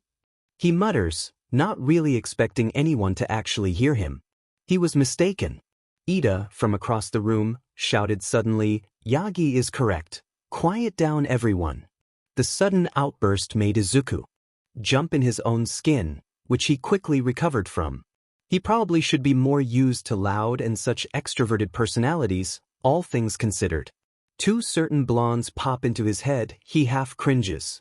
In the end they do end up heeding Izuku's advice, putting things up to a class vote. Whoever managed to get multiple votes would become class representative. Izuku would have never imagined that that would be him. He got the most votes with 3 total, none of them belonging to him. And funny enough, the person in second place was none other than the girl sitting right in front of him, Momo Yaoyorozu. The two of them were called to the front of the classroom by Aizawa. This was when Izuku noticed he had started shaking. Why exactly did he think this would be a good idea? Alright, your president is Yagi and your vice president is Yaoyorozu. At his teacher's words, Izuku felt a chill run down his whole body, goosebumps forming along his arms. The encouragement from his peers about their leadership over the class went in one ear and out the other. All he could think about was how he was shaking and how he had to hide his hands behind his back so no one noticed how nervous he was. That and how short he felt while standing next to Yaoyorozu. He found himself trying to stand as straight as he possibly could, to no avail. It felt like she towered over him. A small part of him knew that wasn't the case, she was only so much taller, but the self-conscious thoughts just kept nagging at him for the short while they stood at the front of the class. However, his nervousness didn't end there. By the time lunch rolled around, he could honestly say that he had no idea what they had been doing in class. He had not been paying nearly as much attention as he should have. How did they expect him to lead a class when he was this nervous about it? Faking it till you make it could only get someone so far. He said as much to his friends during lunch. "You'll be great," Uraraka reassures him just as she shoves some rice into her mouth. "You shouldn't worry. Yagi, your determination and decisiveness makes you perfectly suited to lead our class. It's why I voted for you in the first place." Ida admits as he too takes in a spoonful of his own food. Before he could stop it, Izuku's face became excruciatingly hot. Abandoning his utensils, he smacked his palms to his cheeks in hopes of cooling down. "But you wanted to be class president too, didn't you, Ida? I mean, you have the looks for it," Uraraka grins. Izuku wanted to facepalm at her bluntness, but instead chose to silently signal to her that she had a piece of rice on her cheek. It was when she proceeded to grab it and eat it that he realized she really didn't give a damn. That's something he could admire. Ambition and suitability are two different things. I'd humbly say I made the choice I felt to be correct. And Izuku's burning embarrassment was back just like that. However, just like before. Left immediately thanks to Uraraka. "The way you talk, Ida, you're some kind of rich kid, aren't you?" He wants to say something along the lines of, "You can't just say that," but he knows that she doesn't care or he'll get dragged into the same boat as Ida. It was only a matter of time before someone asked about him having gone to private school and he'd have to lie about what his dad did for work. He'd like to avoid that conversation for as long as he can. "Thank you very much." So he kept to himself and turned to Ida, who had clammed up and started playing around with bits of food on his plate. "I don't like people to know, so I try to hide it," he winces. Izuku could relate. Ida went on to explain how he was the youngest son of the Ida hero family. And while Izuku already knew all of that, he still listened anyway. His dad had taken it upon himself to identify the two other boys in his class who also came from families with heroes after the first day of school.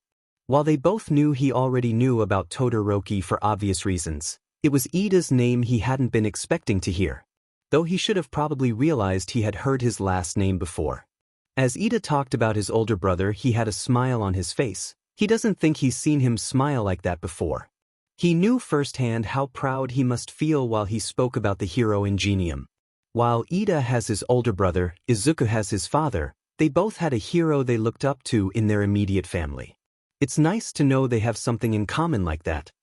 His fond thoughts were cut off by a very sudden, very loud alarm blaring through the mess hall.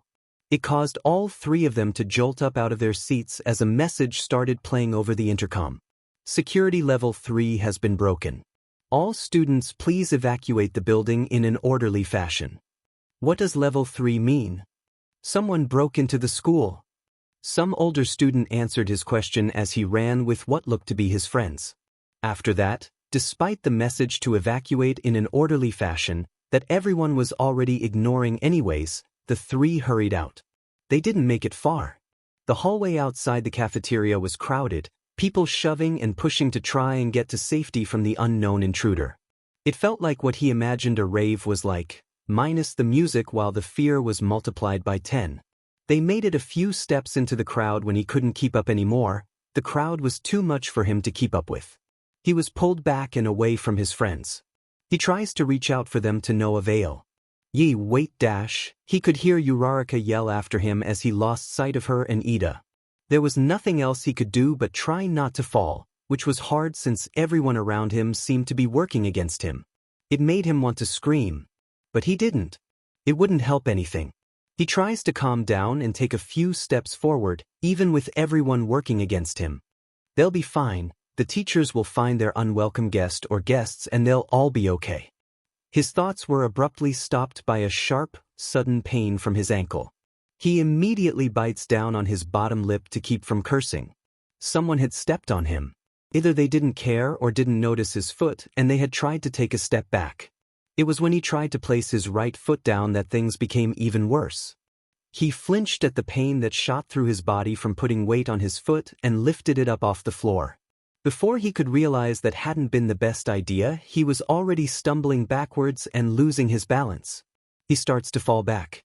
Thankfully, however, he doesn't make it too far before two muscular arms reach around him from behind, helping him back up before picking him up off the floor completely. "I've got you, Zoo," he could hear Mirio's disheveled voice grunt as they continued to be shoved around. Still, Mirio managed to turn him around so that their chests were pressed against each other. Izuku sniffles and tries not to focus on the throbbing pain coming from his right ankle. He wraps his arms tightly around his savior's shoulders and loosely wraps his legs around his middle. As he does so, he briefly catches a glimpse of two different shades of purple-bluish hair. He turns his head and hides his face in the crook of his friend's neck as a tear rolls down his cheek. Everything is fine." Was that Ida? "I'm fine, seriously, you guys can go back to class already." Izuku grumbled even though he knew it would accomplish nothing.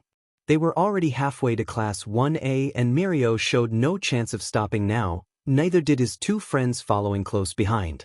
He groans, pulling down at his face with his palm. After Ida had managed to get everyone to calm down, Mirio and his two friends that Izuku had the pleasure of meeting for the first time while trying not to think about his sprained ankle, took him to the nurse's office. He had heard so much about the two from the hundreds of tales he was told over the last year of training together.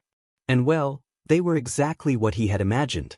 Hato was bubbly, sweet, and easy to talk to. There was never a dull moment when you're around her. Amajiki was shy and quiet by nature, and didn't talk when he didn't need to and chose to stick close to the other two. He had been friends with Mirio since elementary school. Hato, on the other hand, had only joined their group in their first year at UA, but has been by their side since. Their quirks also seemed interesting. Hato's felt like drinking sparkling water, and Amajiki's like he had eaten a little too much. He'll have to ask Mirio about their powers later on. But none of that matters right now. This wasn't about Mirio's friends and their quirks. This was about the fact that they shouldn't be wasting their own class time walking him back to class. After Recovery Girl had looked over his injury and healed him, she had sent the four of them back to their own respective class, each with their own tardy slip for their teachers. Notice how he said she sent them back to their own classes, and not for the 3 third years to walk Izuku all the way back to his classroom. Which, mind you, was a good distance away from where the third-year classes were. Hato all of a sudden came up beside Izuku and grabbed him, squishing their cheeks together like he was a puppy or something. They didn't stop walking though, leaving them in a kinda awkward position. She didn't seem to care all that much, and he wasn't going to just push her away. "Come on, little Yagi, just let your big, brave upperclassman walk you to class." She squealed a little too loudly for someone in an empty school hallway. He was more than sure some students were now laughing because of her high-pitched voice echoing through the hall. "But you guys are missing class on my behalf," he mutters at a more appropriate volume as the older girl gives him one last squeeze before letting go of him. Hato then spins around before landing in front of him, walking backwards so she can face him. "We're just making sure our precious underclassman gets to class safely." She grins. Izuku looks away, grumbling about being fine. Next to him, Mirio snickers before ruffling his hair. "You're not going to get rid of you, kid, so stop trying."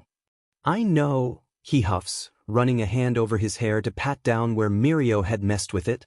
It takes a couple more quiet minutes before they actually reach the door with the big red 1A painted on it.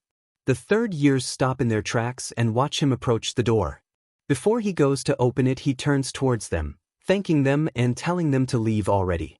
Mirio and Hato only laugh while Amajiki gives him a barely noticeable smile and nod. "See you later, kid," Mirio says, swinging an arm around his friend's shoulders and dragging them off. Just as they turn the corner, he hears him tell the others, "Let's take the long way. I have a quiz I don't want to do." He rolls his eyes with a small laugh, and finally opens the door. Unsurprisingly, when he does, everyone turns towards him. His face goes red and he rushes to where Aizawa stood, pulling out his light pink tardy slip from Recovery Girl. The man reads it over before looking Izuku up and down. Did the old lady heal you enough to participate in today's class? He nods. Yes, sir. Okay then. You and Yaoyorozu can choose the rest of your student council members now. The man sighs, already grabbing his sleeping bag and moving off to the side. Izuku clears his throat and watches Yaoyorozu get up from her desk to come and stand next to him at the front of the class. As she moved to stand next to him, they made eye contact. Are you all right, Yagi? She asks quietly enough that no one else could hear her. He couldn't help but think how this is the first time she's ever even talked to him. I'm fine, just a sprain. He answers as they get into position to address their classmates. And then there was a moment where they just stood there, their peers all waiting for their instruction. It felt all wrong.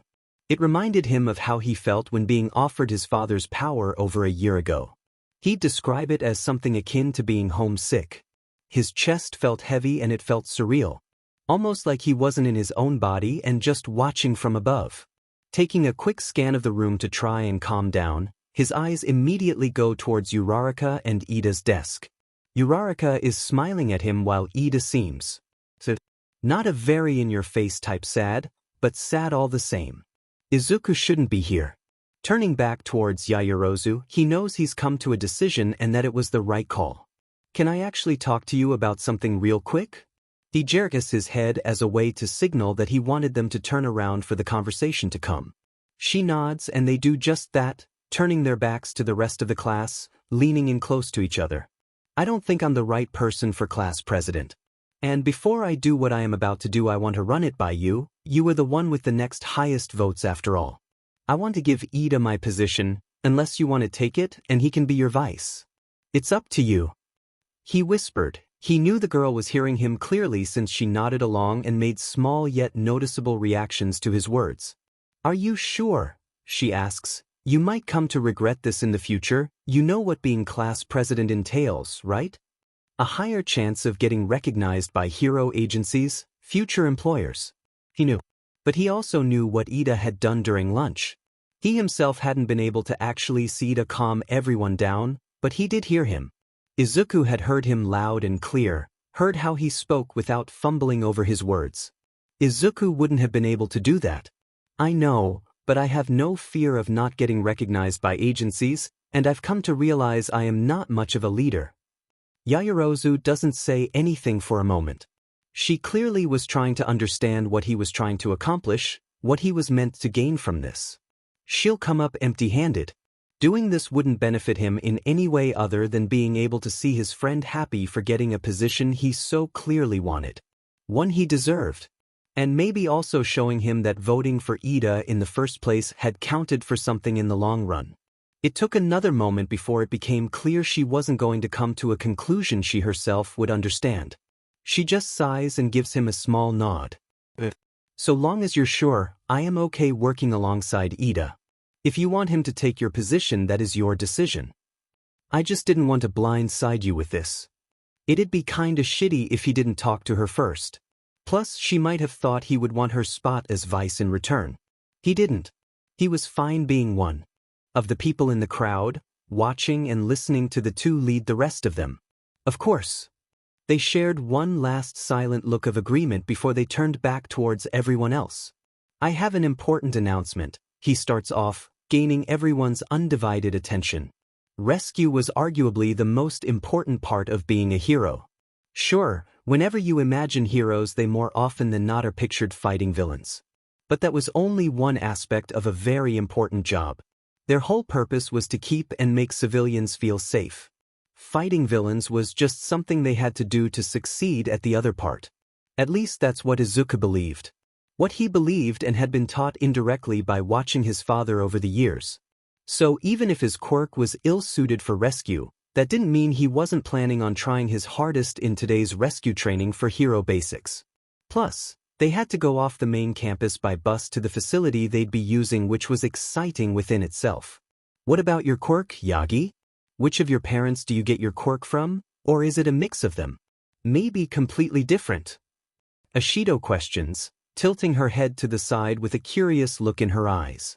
The topic hadn't come up out of nowhere. It started because Kaminari had mentioned how he and his siblings shared the same quirk as their mother. A couple of the others then went on to explain who they had gotten their quirks from, and whether it was a mix of their parents or just a variant of one. It was interesting to hear them talking about it, but he's afraid he didn't have much to contribute on the topic. He scratched the back of his neck, knowing he wouldn't be able to give them any cool or interesting answer about himself in regards to his quirk's genetic makeup. Well, my dad has a strength-enhancing quirk, but I'm afraid I don't know about my birth parents' powers. His birth parents' names and backgrounds had been lost in the unfortunate start of his life before his dad had taken him in. He knows nothing about them, let alone their quirks. But he'd really rather not think about it. He's spent enough nights over thinking about the topic of his birth parents and what must have happened to them. Just how had he ended up where he had when his dad first found him? All that knowledge had been lost to a time before he could clearly remember and comprehend things. He was only left with what his dad knew and told him.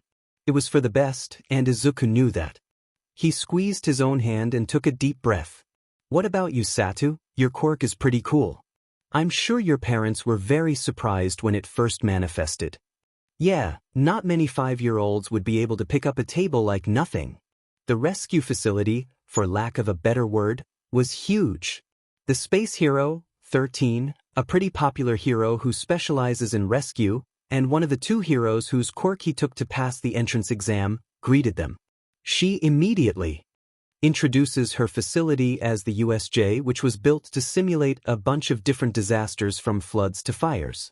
While 13 and Mr. Aizawa took a moment to discuss the fact that All Might hadn't been there, Izuku tries his best to pretend like he doesn't understand what they really meant. He knows that the hero in question had managed to get caught up with several incidents that morning and most likely wouldn't be able to make an appearance until the end of the class. Thankfully, Uraraka, as always, makes it easy not to worry about whatever was currently on his mind. Nudging him, she gives him a side eye like she was about to tell him the most scandalous secret ever. What she ended up saying instead was, "You took her quirk during the entrance exam, didn't you? Think you're in trouble?"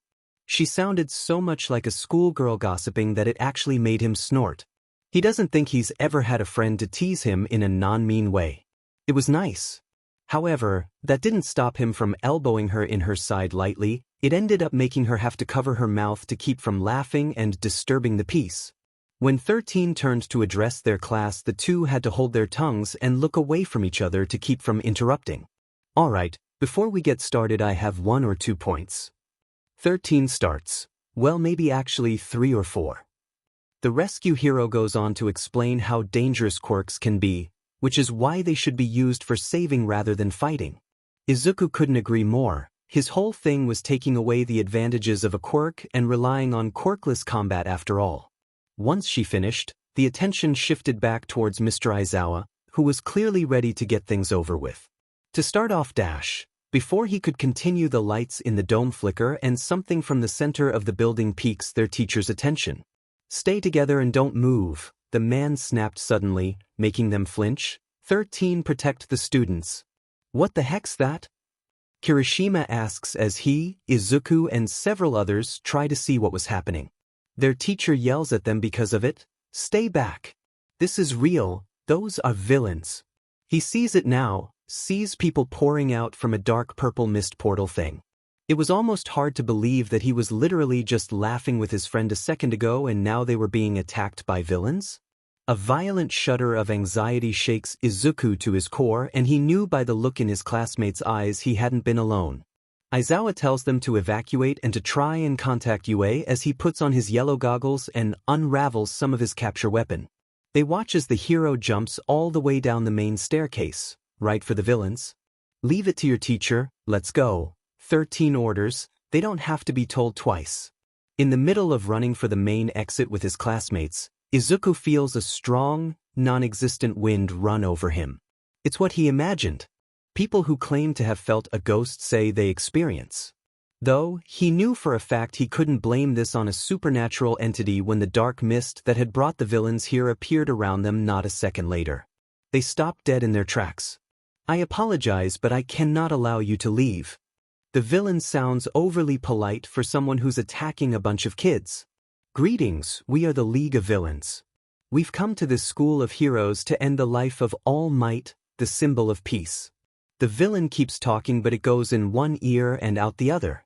Before he knew what he was doing, Izuku was moving and pulling for the strong wind that was his quirk. Some of the mist around them started to falter and shrink, but before he could get a hold of the quirk, he was interrupted. Bakugo and Kirishima came out of nowhere, jumping in front of him and aiming their own attacks for the villain. He didn't even get to think about trying to take the quirk again, the villain regaining full control of his power and proceeding to cover them all with the dark mist. The clouds swirl around until Izuku can't see 1 foot in front of him. His blood ran cold and he was seconds away from starting to panic. He was never a huge fan of the dark. However, before he could, it was gone. The light was back and he was in a new place. The phantom taste of burnt caramel and the feeling of rough and ruggedness against his palms, as well as multiple new quirk feelings, greeted him. Multiple villains stood around him, Kirishima and Bakugo, all ready to pounce. There was a split second where no one says anything, no one moves, or even breathes. Izuku's mind supplies the saying, the calm before the storm. In that moment he allows his quirk to take as many other quirks as he could manage, letting them all sit dormant within him. He's only forced to stop when the villains finally decide they've waited long enough and attack. In retaliation they are met with explosions, punches from hardened hands, and the taste of a metal bow staff. He doesn't know how much time passes before all the villains are on the floor, unconscious. He's holding his staff in front of him as if there were more coming any second. It's only when he hears his 2 peers begin to pant for air and somewhat relax that he allows himself to do the same. The 3 of them stood in silent victory over the villains. He lets out a shaky sigh of relief. The whole fight felt like when you think you're about to lose a game. His adrenaline had made him move faster than his mind, and he didn't think he'd be able to clearly recall any of the fight. So many things had been happening at once. All he had been thinking about was that if he or one of his classmates screwed up, someone would have been killed. They had had to fight for their lives, and he knew they weren't finished with that fight just yet. That's all of them, bunch of dumps. Bakugo grunts as the dust begins to settle for the time being. Izuku watches the unconscious villain he had been holding from the front of his shirt be dropped to the floor. It was when he looked up that he was met with a glare. He half flinches away. Even though he had looked away, Bakugo kept his eyes trained on him. He could feel his pointed glare burning into the side of his head. If looks could kill, he has no doubt he'd be cold on the floor with the criminals. Kirishima seems to notice his discomfort because he steps in the space between Izuku and Bakugo, blocking the latter's glare. We should probably try and find the others now then. We're still here, so they must still be too. Izuku couldn't help but notice how he was flexing and unflexing his hand. 13 probably has her hands full now because we rushed ahead. We messed up back there. As men we gotta take responsibility for that. Izuku bit down on his bottom lip. Yeah, running in hadn't been his best plan. He didn't know what had happened. It was almost like the flip of a switch. When he heard they wanted to kill his dad, he saw red and the world around him faded. He knows there are people who want to hurt All Might. People have hurt him. But that didn't mean he liked it. So when he thought that he had finally had the opportunity to stop someone from trying to hurt his dad, he hadn't been about to let it pass by. The only problem was that he went about it completely wrong and his classmates had to pay for it. That had been really childish of him. Do whatever you want, Bakugo snaps suddenly. I'm going after that warp F-da. Izuku and Kirishima both snapped their heads towards the other. Huh. Take him down, then there's no escape for these mooks. He explained, clicking his tongue at them. Izuku looked towards Kirishima, who looked ready to argue. Bakugo had a point. The warp guy was probably the biggest threat out of all of them. However, maybe they should just leave things to their teachers. They are the pros. They didn't want a repeat of what just happened. And plus they didn't know where any of their classmates were or if they were faring well in their own fights. Their classmates were most likely fighting villains like they had. Hopefully they were holding their own, or at least not by themselves. The last time they saw, their teachers were dealing with the villains in the plaza and main entrance. And the villains' goal was to apparently kill All Might, which means they must, at the very least, think they've found a way to accomplish that. The warp guy was also a big problem. He left the option open for the villains to run whenever they decided. But he does have a way to make sure the villain can't do that with his own quirk. As he sees it, they have two options. Try and go to find their classmates, help them and regroup in the process, and then head for the main entrance together. Or trusting in their classmates to handle themselves and head for the entrance already and stop Warpgate without risking anything. "You good, dude?" Kirishima asked. Izuku blinks and is met with both his classmates staring at him, Kirishima with mild concern and Bakugo unimpressed. His face goes red when he realizes he was probably muttering again. He's glad his visor and mask hide his face for the most part. "Yeah, just thinking, maybe we should focus on getting out of this area first," he ends up suggesting, though he knows he doesn't sound as confident as he wished. They had been transported to the collapse zone, so he can't imagine it's too safe to just stand around. They just needed to move for the time being. "Just worried about the others, I guess," he whispered as an afterthought. He wasn't too sure if the other two had heard him, and he doesn't get an answer before a sudden scaly feeling against his skin makes him jolt up and snap his head around. He zeroes in on the space behind Bakugo. Leaping towards the feeling and wheeling back his staff he still hadn't put away, he swings hard and fast for thin air. Or so it seems. The metal does connect with something, resulting in a loud thud sound before a man with a chameleon quirk appears from out of thin air and falls to the floor with his other unconscious allies. Bakugo clicks his tongue. "If they're just sending idiots like that after us, then we should be fine." Bakugo adds a slight emphasis on we. "They'll be fine, and so will we," went unsaid. Despite the current situation, it made Izuku smile from under his mask. He wondered if the other could tell just from his eyes. The moment ended when Kirishima chimed in. "Since when did you become all calm and rational, Bakugo?"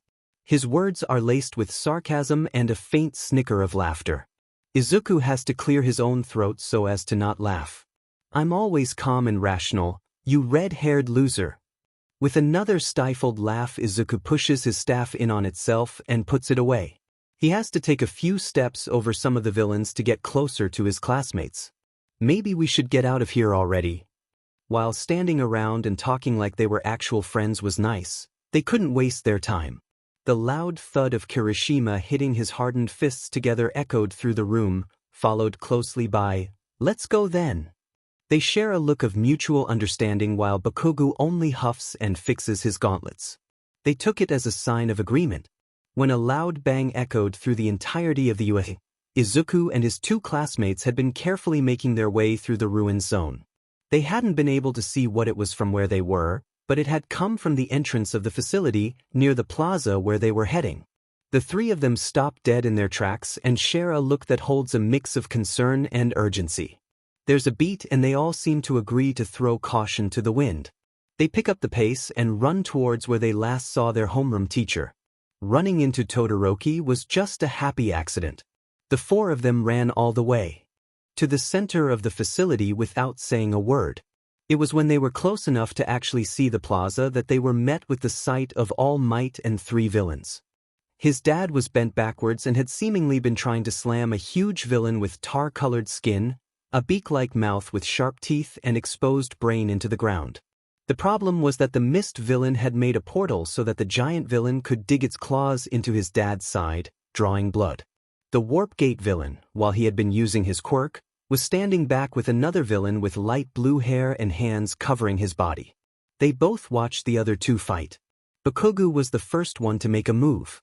He used his explosions to propel himself through the air until he made it to the mist villain and aimed an attack for his neck piece.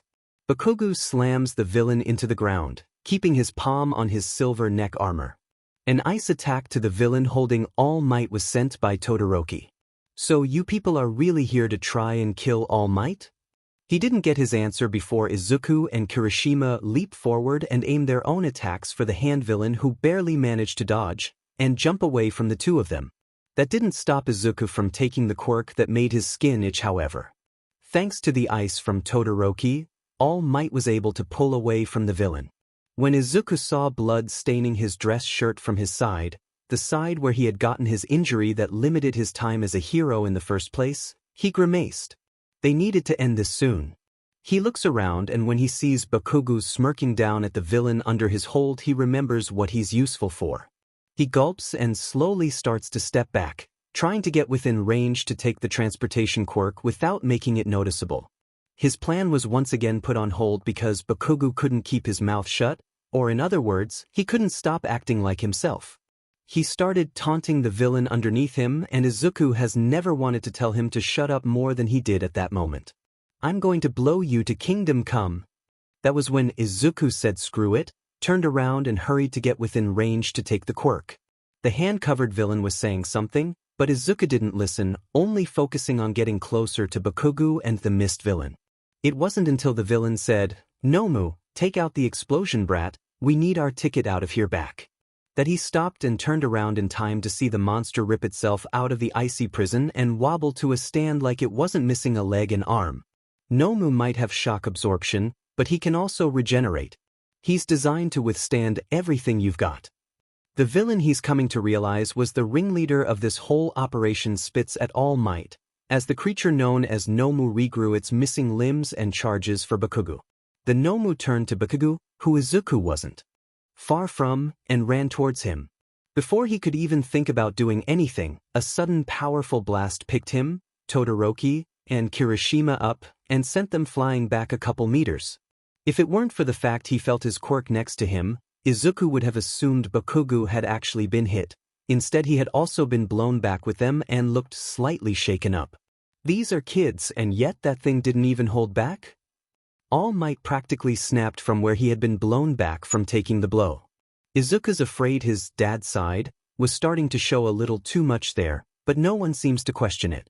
The leader just scoffs. "I had to save my exit ticket. Plus those two tried to attack me too, just repaying the favor."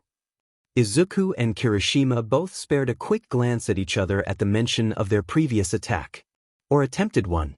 You think because you say you save others you can be as violent as you want. Well, that pisses me off. Why are some violent acts praised as heroic and others are villainous?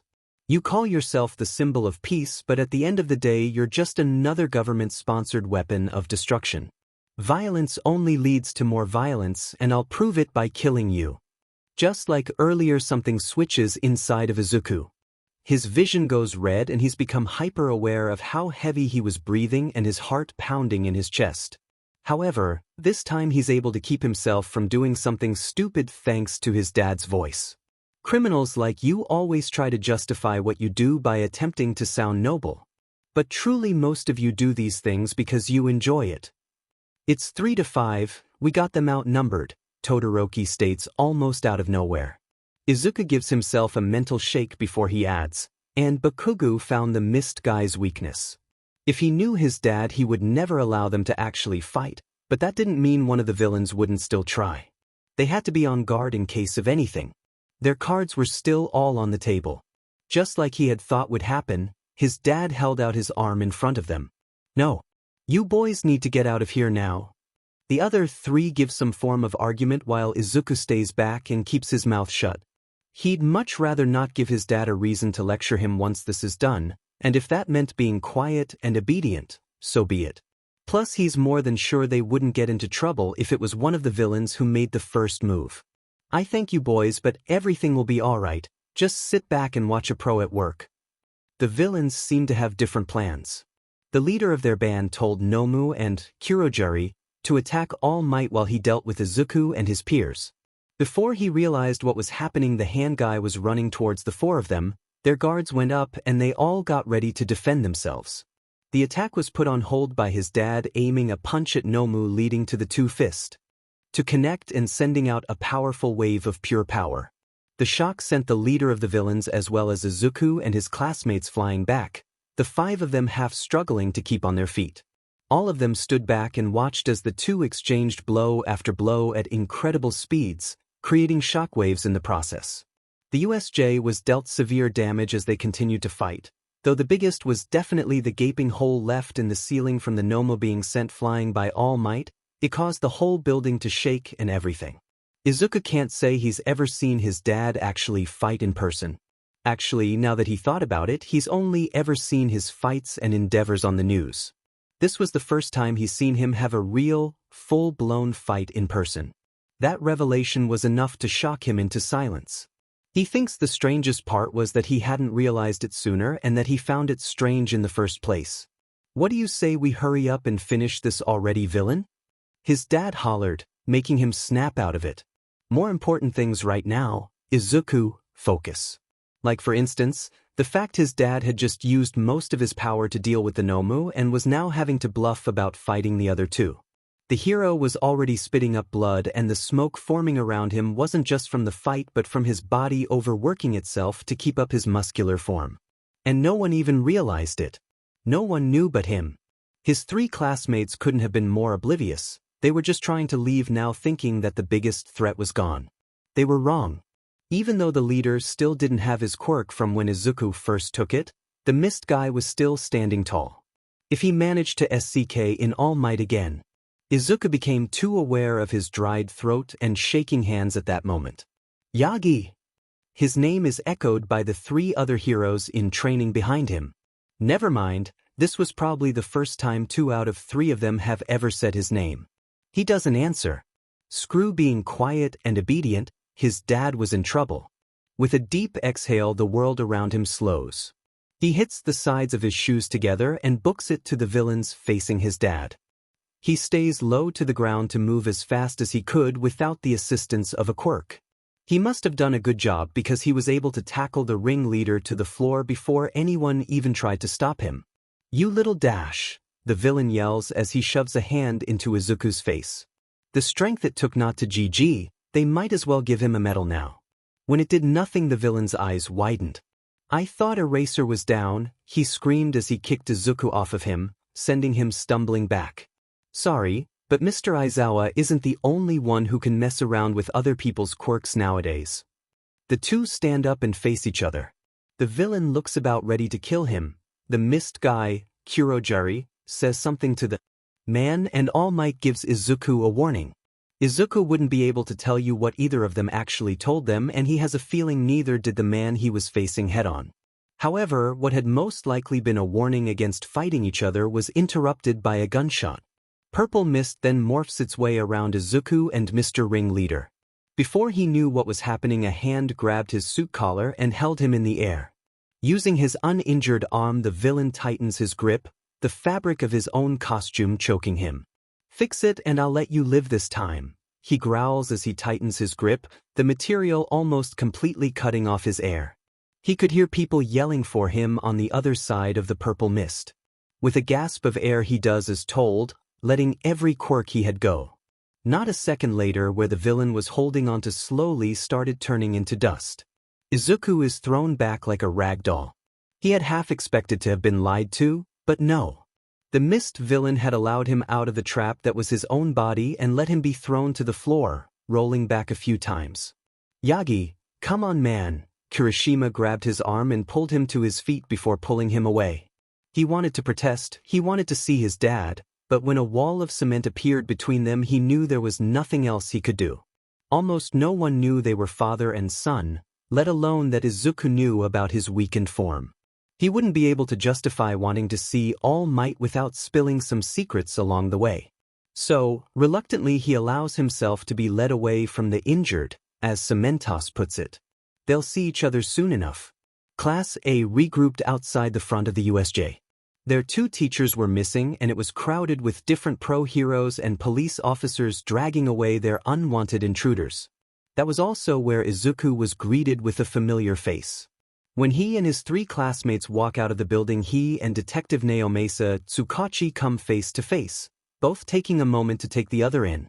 Izuku had brought up his visor and pulled down his mask not a moment earlier, so he doesn't think the man has any proper excuse to not recognize him. And if he didn't, Izuku thinks he'd have a right to be offended. "Long time no see, little Yagi."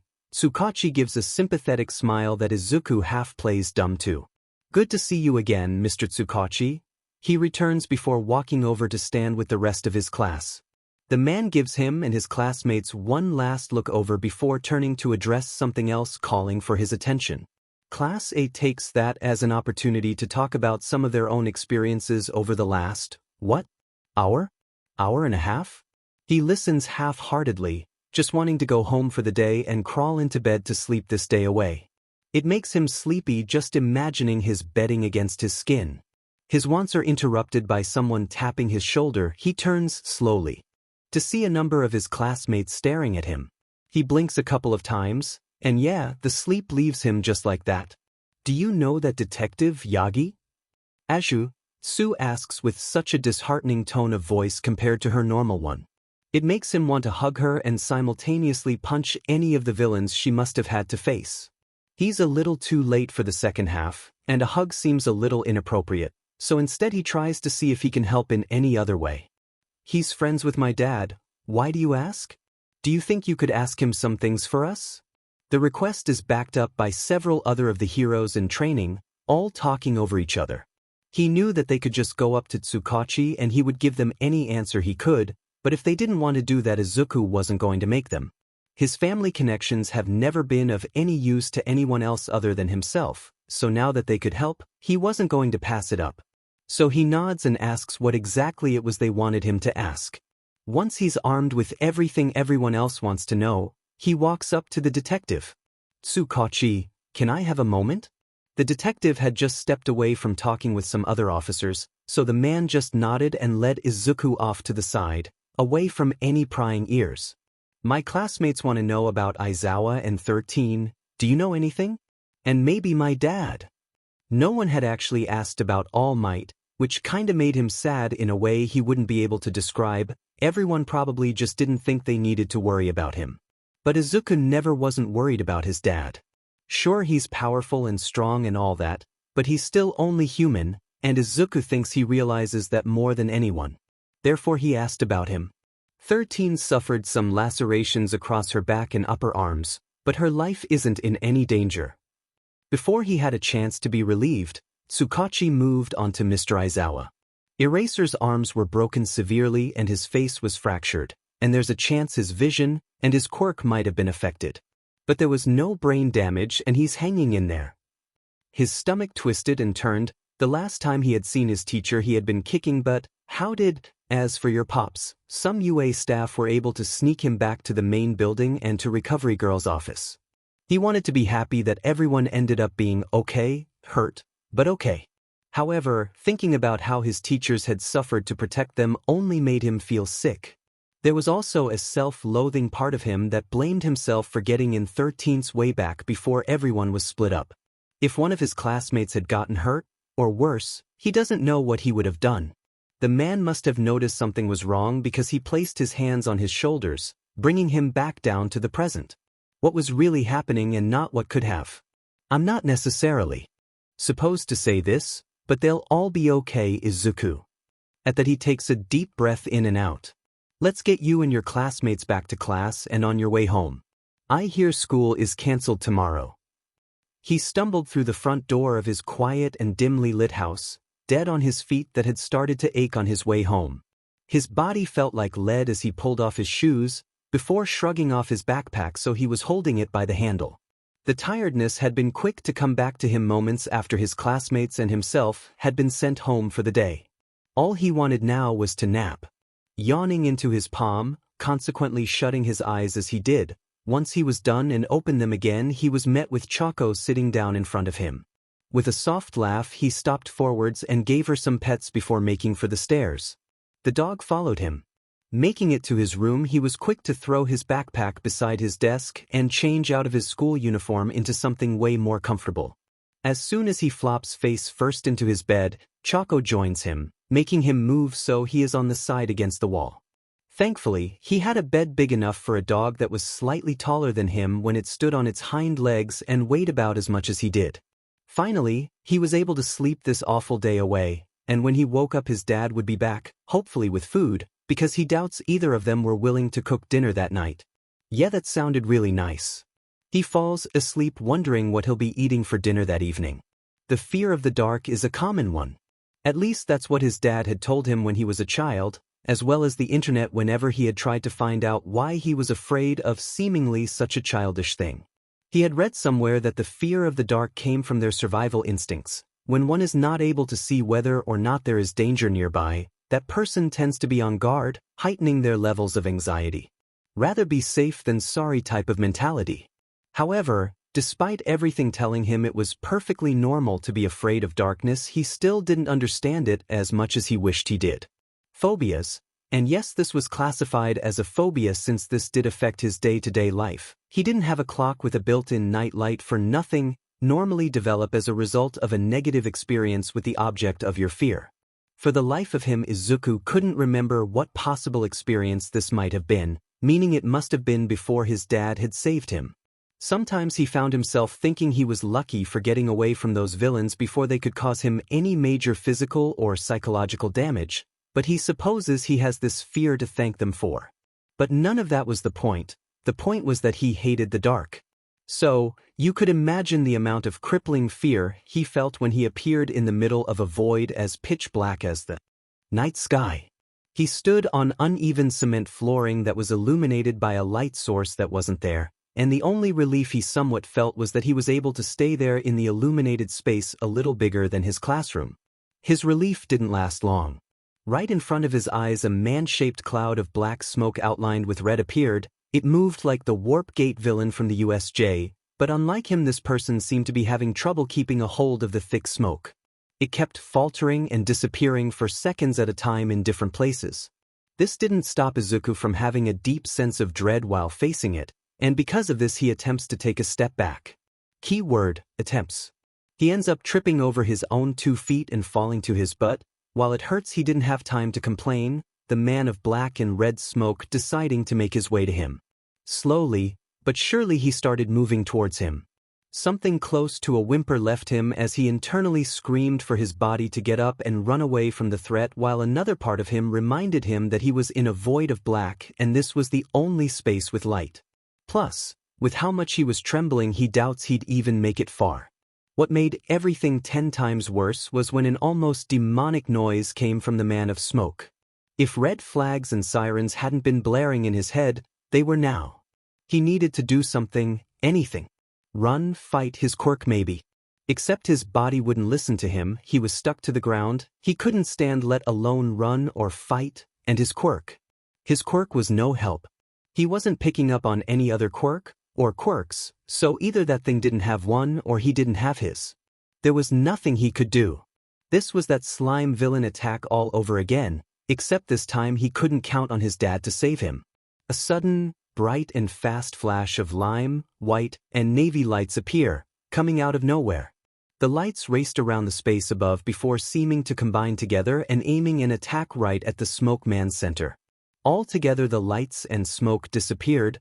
Before Izuku could feel grateful for his light saviors, a flash of golden yellow dropped from above, making him squeeze his eyes shut to keep from being blinded. Izuku's eyes shot open to see Choco staring at him. The dog proceeds to lick his face, making him jijji and push her away half-heartedly. It had just been a dream, a weird dream, but a dream nonetheless.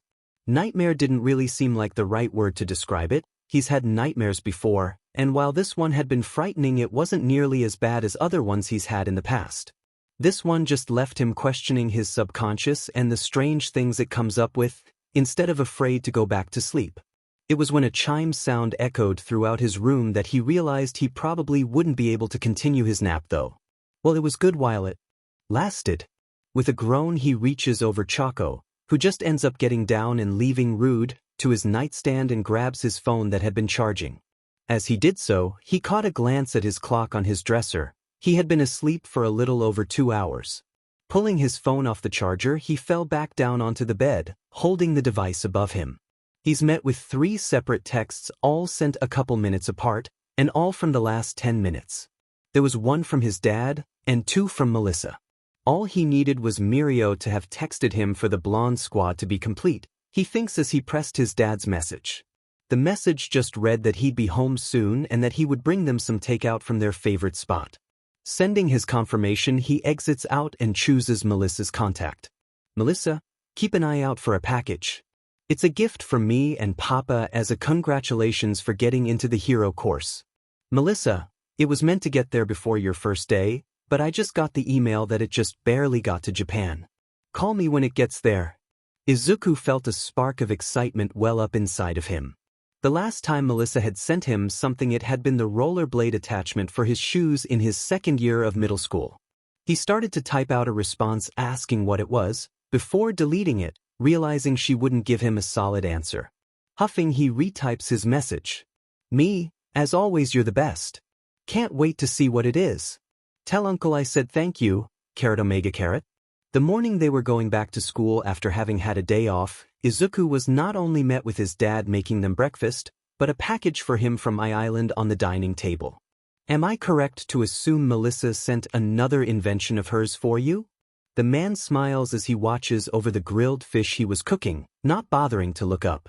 It was nice to have him actually home and taking it easy. He had stayed home all of yesterday, not including the meeting he had to attend at UA, as per recovery girl and Nisa's orders. He could tell that when he came home that night after everything he had overdid it. Hell, Izuku had known as soon as he first saw the hero at the rescue facility that he was biting off more than he could chew. It was just a relief to see that he was taking a break, and that his dad seems to be realizing there is no shame in taking it easy and leaving things to other heroes. Smiling, he picked up the box and brought it into the kitchen, towards where the knives were so he could open it. She says her and Uncle Dave made it as a present for getting into the hero course. He grabs a knife and carefully cuts the taped seals all over the box. Once they are all open, he places the knife back and takes the box to the table before he finally opens it. And it was a pair of black gauntlets? Picking one of them up, he looks it over. It looked exactly like the gloves he already had for his hero costume. They were just longer, and had some kind of lightweight metal plating around the arm. He bit down on the inside of his cheek, wondering what he was missing. Guess he needed to give Melissa a call. Before he could pull out his phone, however, a plate of food was placed in front of him. He looked up to his dad, half wanting to argue. This was more important than breakfast. I'm sure you can use your new gadget later now, Izuku, breakfast first. He's read like an open book. Reluctantly, he places the glove he held back in the box and puts it on the counter for the time being. While he ate, he decided he'd take the gauntlets to UA with him and test them out, whatever it is they do there. He should be able to use one of the training grounds. He'll just need to ask Mr. Aizawa for permission or something. Izuku wouldn't lie. He had been kinda afraid that the events at the USJ would traumatize class back to before they were comfortable with one another. That they would go back to square one and would be as awkwardly quiet as it was on the first day of school. However, as soon as he opened the door to his class, he was met with a light chatter, a number of his peers out of their seats and talking amongst each other about the fact they had been on the news. Well, if that wasn't an example of irony. A couple steps into the room and Ida pops up in front of him. If it weren't for the heads up of his quirk, he would have probably been more startled. Good morning, Yagi. How is your morning? Yeah, nice to see nothing had changed. It's been good, and yours? Ida fixes his glasses and does the hand chop thing that Izuku found himself imitating. Mine has been good as well, thank you for asking. Now please get to your seat, the bell is about to ring. Ida looks back at him and his hands quickly go behind his back. He grins up at the other boy, hoping he didn't notice what he had been doing. Imitating people is seen as rude, and he's gotten an ear full for doing it multiple times. Thankfully, Ida didn't seem to have noticed or mind it, and if he did, he wasn't great at showing it. With that, he does a salute to his friend as a way to excuse himself, and goes to take his seat in the back of the class. A second into having taken his seat, Mr. Class President called for everyone to take their seats and that homeroom was about to start. Zero doesn't hesitate to point out how Ida had been the only one left standing. It was when Ida did hurry and take his own seat that the bell decided to ring, and, strange enough, a mummified version of Mr. Aizawa walks in with a simple, "Morning." Embarrassingly enough, while everyone questioned why he was back so early and how he was doing, Izuku found himself wishing the man a good morning like they normally would have. Slapping his hand over his mouth and half shrinking into himself, he hoped with every fiber of his being that no one noticed his screw-up. Aizawa saves him as he makes his way up to the front of the class. My welfare is none of your concern.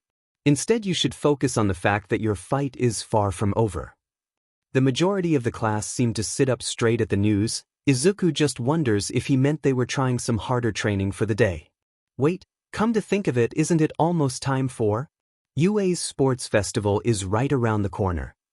Izuku grew up watching the sports festivals UA has held over the years. His favorite, though, had to be last year's when he finally had someone he knew to cheer for in the second-year stage. Sadly enough, Mirio only made it up to 8th place, and didn't stand out nearly as much as you'd expect from someone who was secretly All Might's successor.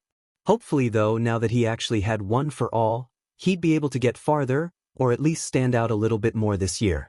It also was his last chance, so one could only hope. It's also crazy to think that he'd be able to participate this year. Maybe if he played his cards right, he'd even be able to win. That thought made him snicker to himself. Maybe.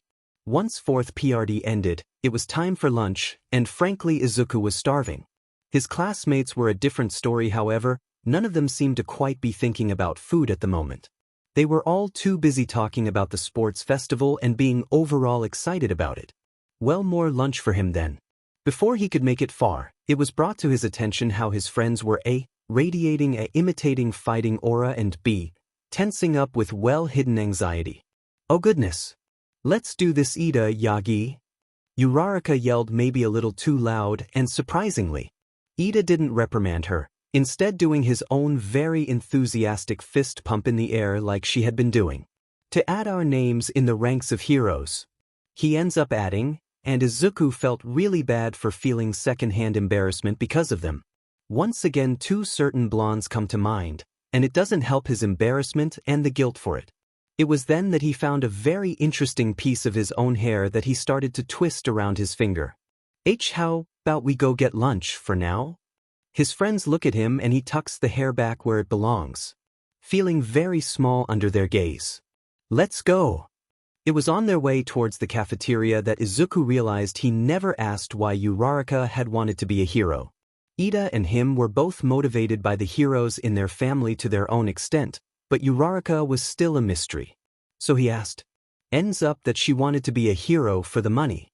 Apparently her parents' construction business hasn't been doing too well for a while, and if she became a hero, a job with the highest payout there, she'd be able to use her quirk to cut cost for use of machines. So technically, at the end of the day, the three of them all wanted to be heroes, because of their families. I'll become a hero, get signed to a good agency, and make a lot of money, so that my mom and dad can have easier lives. Ida, who hadn't been shy to show his support for her, started applauding Ochako. Izuku half laughs at the show the other was putting on, but makes sure to send a smile the girl's way. And if he noticed how her cheeks had gotten extra pink while looking at Ida, he didn't say anything about it. Suddenly, goosebumps appear along Izuku's skin, as a warm breeze washes over him. It was then that Mirio appeared, popping around the corner they were stationed by. Aizu, just the first year I was looking for. He didn't miss how his friends jolted from the sudden outburst. Hey Mirio, what's up? The last time the two of them talked was when Mirio had insisted on walking Izuku to the train station the day of the USJ attack. And after that the other didn't seem to give up worrying about him, because that night he received a text asking how he was doing, like he was recovering from an illness. Not to say he didn't appreciate the fact he cared enough to worry about him, he'd do the same. He has done the same. It was just a few days before when Mirio had ended up in the nurse's office because he overdid it with one for all and had to rest there for a couple hours after school, and Izuku kept texting to see how he was doing. And that was just the most recent in their series of worrisome episodes involving the other. Mirio snaps his finger and points to the hallway behind him with his thumb. There's a certain someone who wants to talk to the both of us over lunch. There's a moment of slight panic at that. The chance that it was code for, your dad is in the nurse's office, or in some kind of trouble, being the first thing to come to mind.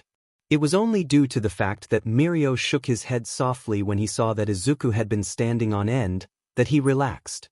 Right? Okay, he turns to his friends as he walks forward towards the other student. I'll catch up with you guys later. 50 minutes? Mirio and Izuku echoed what they had just been told, their combined volume shaking the room. Despite the fact there had been obvious uneasiness in their words, Toshinori's smile didn't falter. Instead he just waved them off like what he had just told them didn't matter as much as it did. The man went on to lean forward and began to pour their after-lunch tea he had brewed for them into 3 cups. While it's unfortunate, I knew what I was signing up for when I passed my power on, this was expected, Therefore this is neither of your boys' concern. His dad hands them their own cup one at a time. While Izuku kept his in his hands, he watched from the corner of his eye as Mirio placed his down on the table in front of him. It wasn't hard to tell there was a lot going through the other's mind in that moment. Izuku tried to focus instead on the warmth radiating off his cup. This was expected, right, young Togata? As his son, Izuku has come to realize there's not much you can get past his dad when it comes to either of them.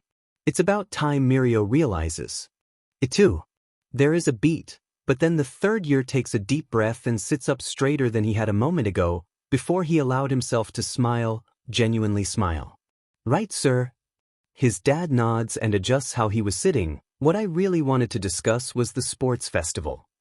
Still technically only addressing Mirio, Izuku allows himself to sip at his tea, not too sure what else to do. No strains or sprains since Tuesday, correct? Mirio nods very enthusiastically. No problem since I'm a force to be reckoned with. He flexes his arms and slaps a hand onto his bicep, making both Yagi men chuckle. His dad turned towards him now, making Izuku lower his cup until the bottom touched his thigh. And Izuku, anything new in your own training? Well, there's Melissa's new invention I still want to test out, and training has been good. He looks off to the side, for the most part. He muttered the last bit, knowing the other two would understand what he was referencing. There was an awkward laugh on his dad's part while Mirio took the opportunity to drink some of his tea. Right? The man clears his throat. Well, the point I am trying to make is that if both of you want to show the country who to keep an eye on, it's now.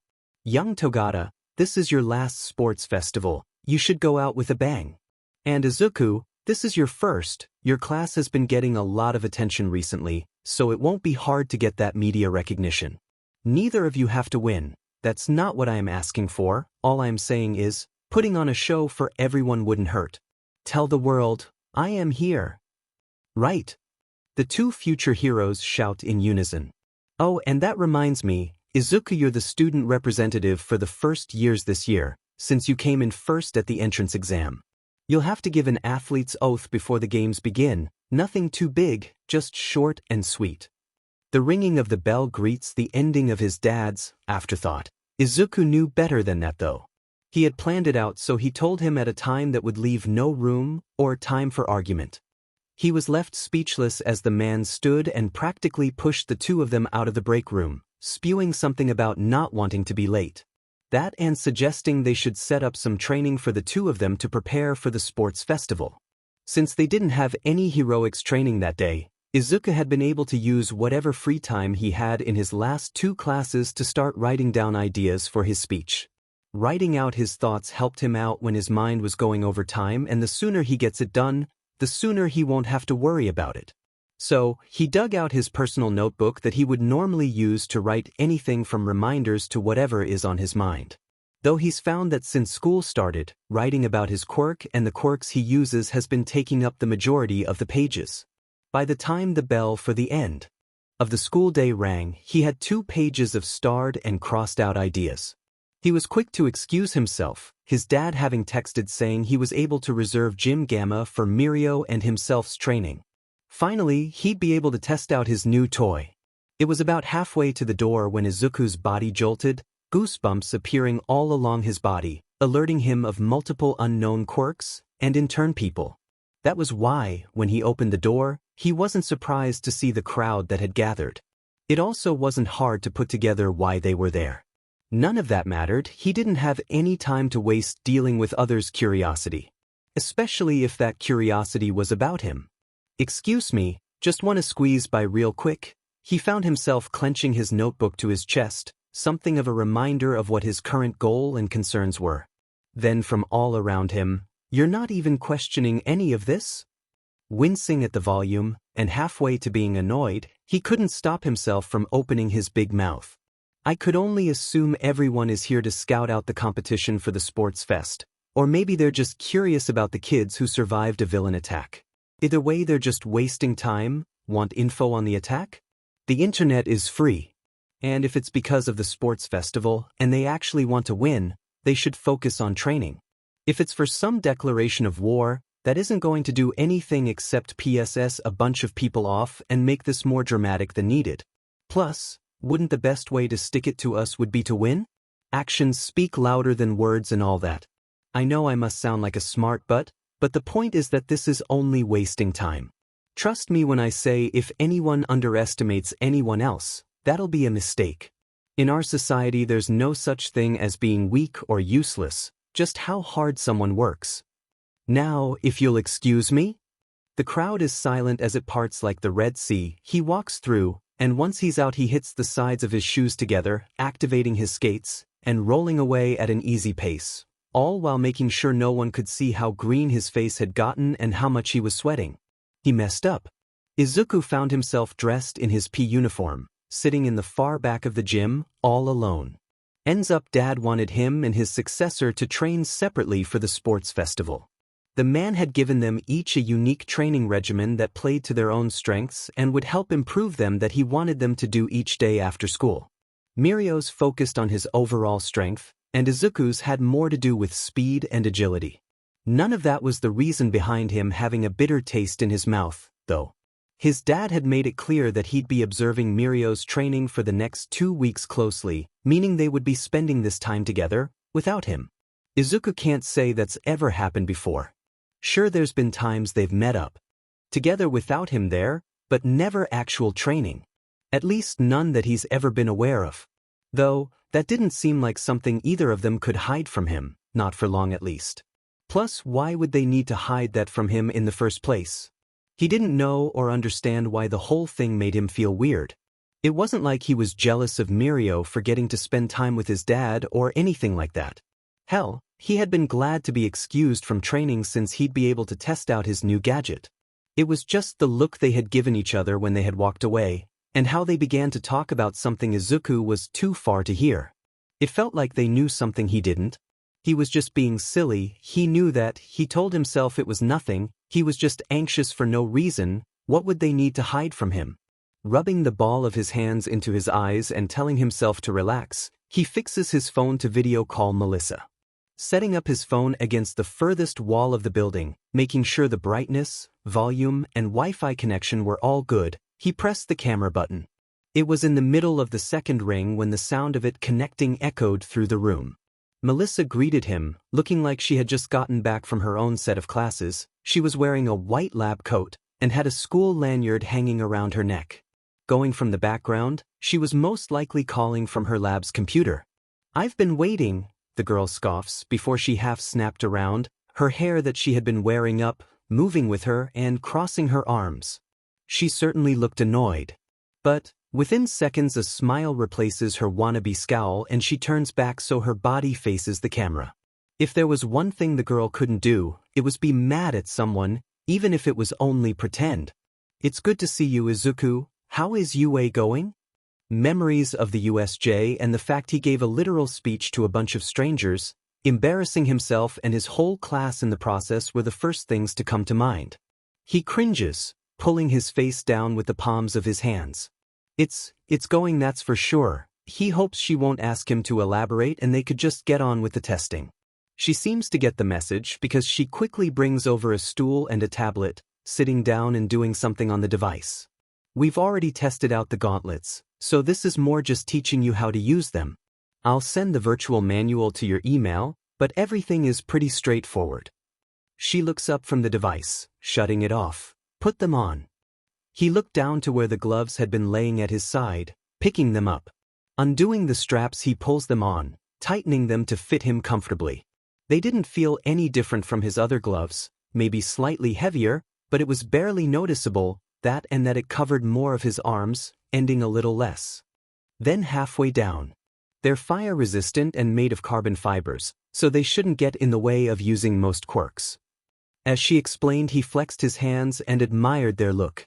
The metal plating along the top was also different from his original gloves. It was also the part he found more interesting. He runs his fingers along it. The electric green glowing outlining the plating and the side of his index finger surprised him. "And that's how you know they're on," Melissa half laughs. "You see the little scanner on the sides of your index fingers? Press your thumbs to them."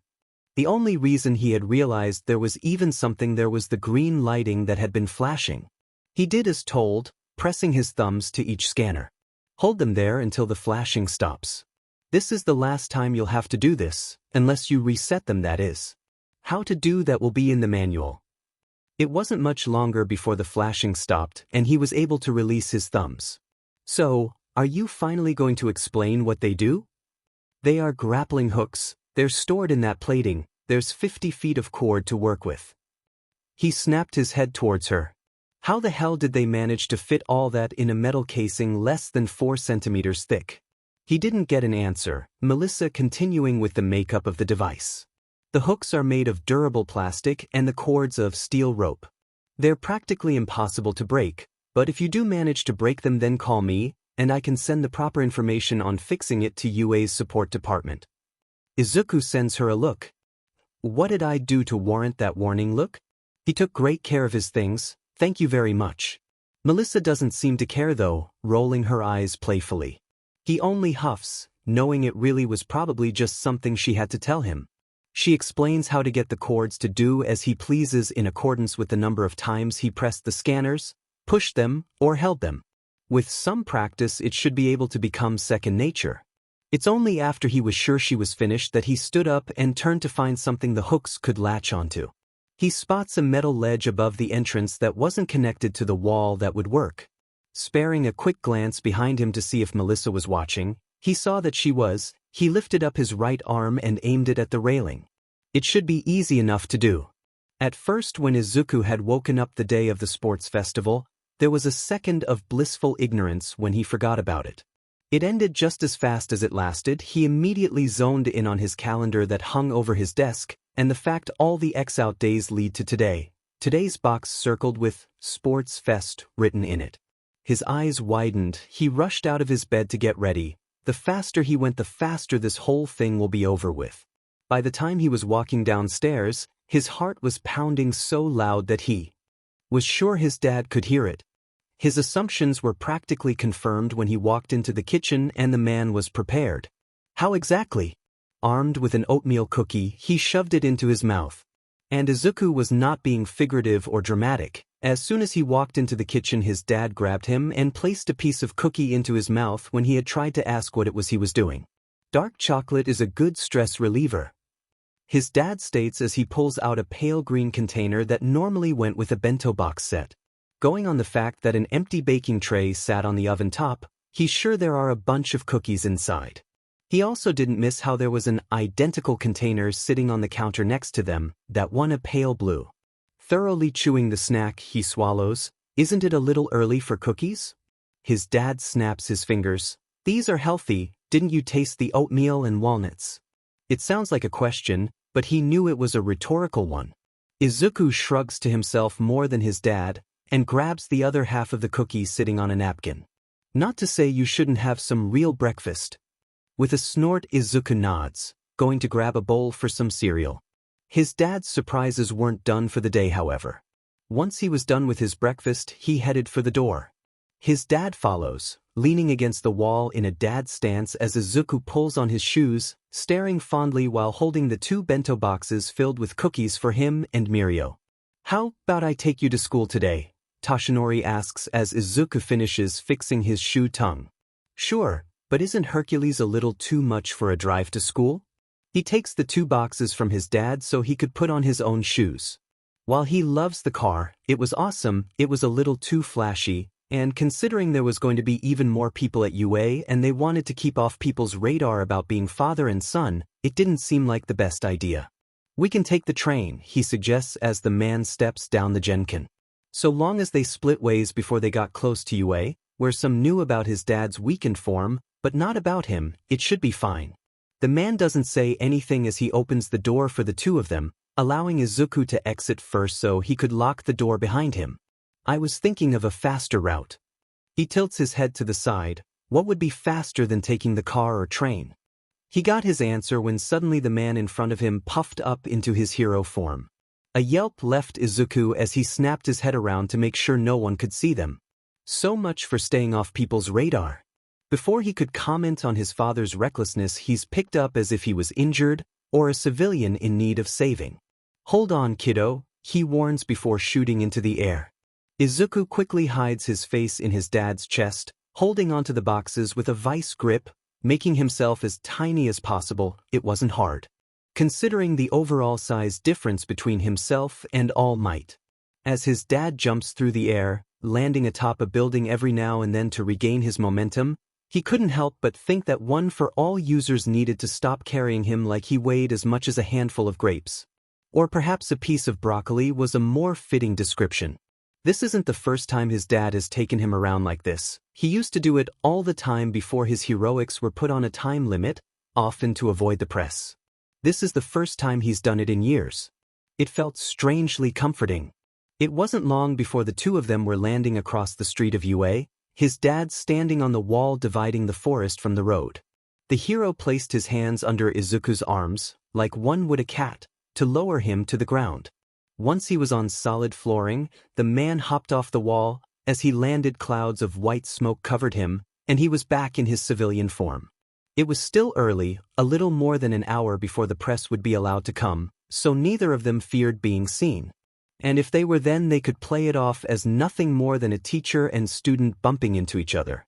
"Now, let's go see if we can find Mirio and give him his cookies." His dad grins, slamming his fist on top of his open palm. Izuku smiles. "Let's go." At the time, he hadn't even realized how he had been able to forget all about the anxieties that came with the sports festival, all thanks to his dad. Unfortunately, his dad couldn't be by his side all day long. At first, Izuku had been fine while he waited in the prep room with the rest of his classmates. He even ate another one of the cookies to keep it that way. It was when it was finally time for them to walk out into the stadium, with the stands full of people and cameras everywhere, broadcasting everything going on, that everything came rushing back. His heart started to beat so fast he thought it was going to jump out of his chest.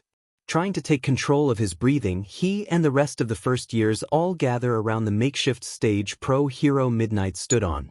"Now for the athlete's oath," the hero announces as she drags her whip in front of her, and Izuku wishes he could run away, no matter how pathetic it sounded. Everyone was far too busy criticizing the women, however, none of them seemed to notice. Maybe he'd be able to get away with not doing it. The woman stomps her foot on the ground loudly. "Shut it and pipe down," she orders the almost overbearing students and audience. Izuku gulped as everyone got quiet. That had been wishful thinking. "Your student representative is, from Class 1A, Izuku Yagi."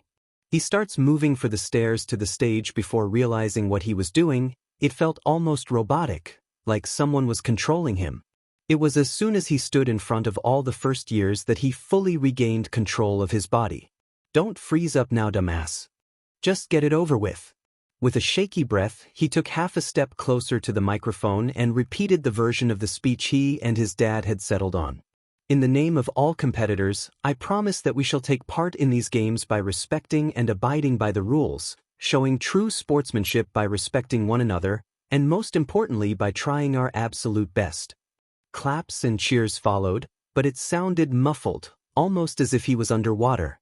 Giving himself a quick mental shake, he steps down from the stage, rushing back to where he had previously been standing.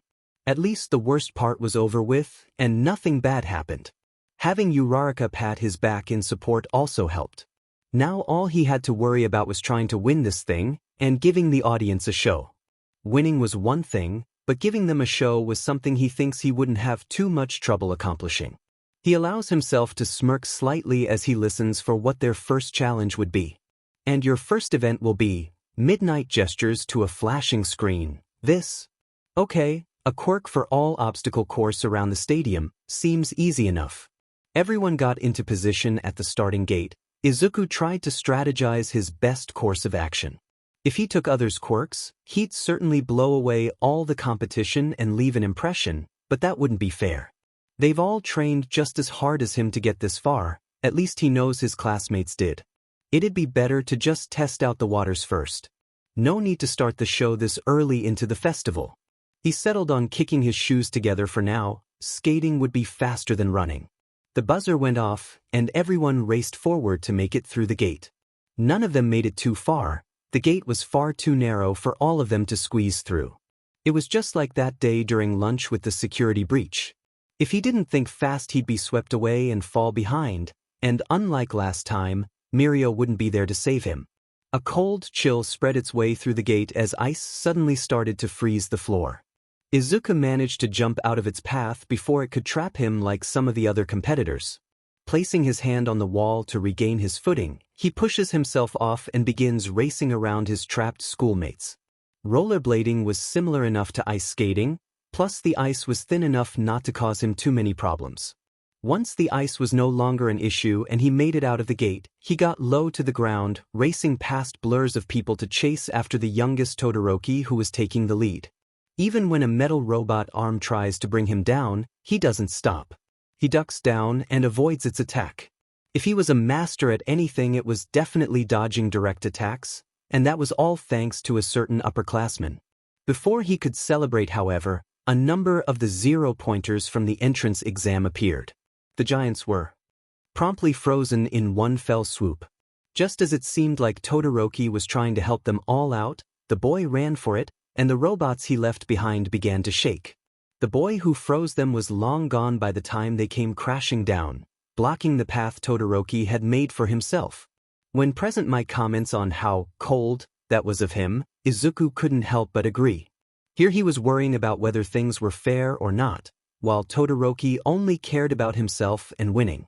In that split second of anger, he found himself thinking that Todoroki was definitely the son of the number 2 hero, and that the apple didn't fall far from the tree.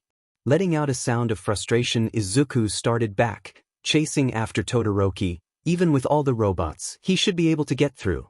Leave the fighting to everyone else. He focuses on dodging attacks and running away. His main problem was a smaller robot that seemed to be locked onto him, following relentlessly. Dashing away from it, he spotted a large piece of armor that had broken off one of the machines. He was quick to grab it. Taking a shot in the dark, he makes a sharp turn around, slashing the piece of debris at the robot. It cuts right through its middle and it falls to the floor, completely broken. Just as he decided to keep the piece of armor with him, a loud blast came from his right. Snapping his head around, he sees that Yaoyorozu had made a cannon and blasted through several of the 0-pointers. Oh, what he'd do to be able to use her quirk at least once, no matter how complicated. For a second he wonders if she'd be willing to teach him how to use it before he realizes that she had made an opening. Izuku quickly runs down it, several others in hot pursuit. When he got to the next obstacle, a canyon with a bunch of tight ropes tied to different stone pillars, there wasn't much he could do. He had to settle on tying the piece of robot around himself, and spider-crawling his way across the ditch as fast as he could. He was a little more than halfway across when Present Mike announced that the ones in the lead were already at the final obstacle, which was apparently a minefield.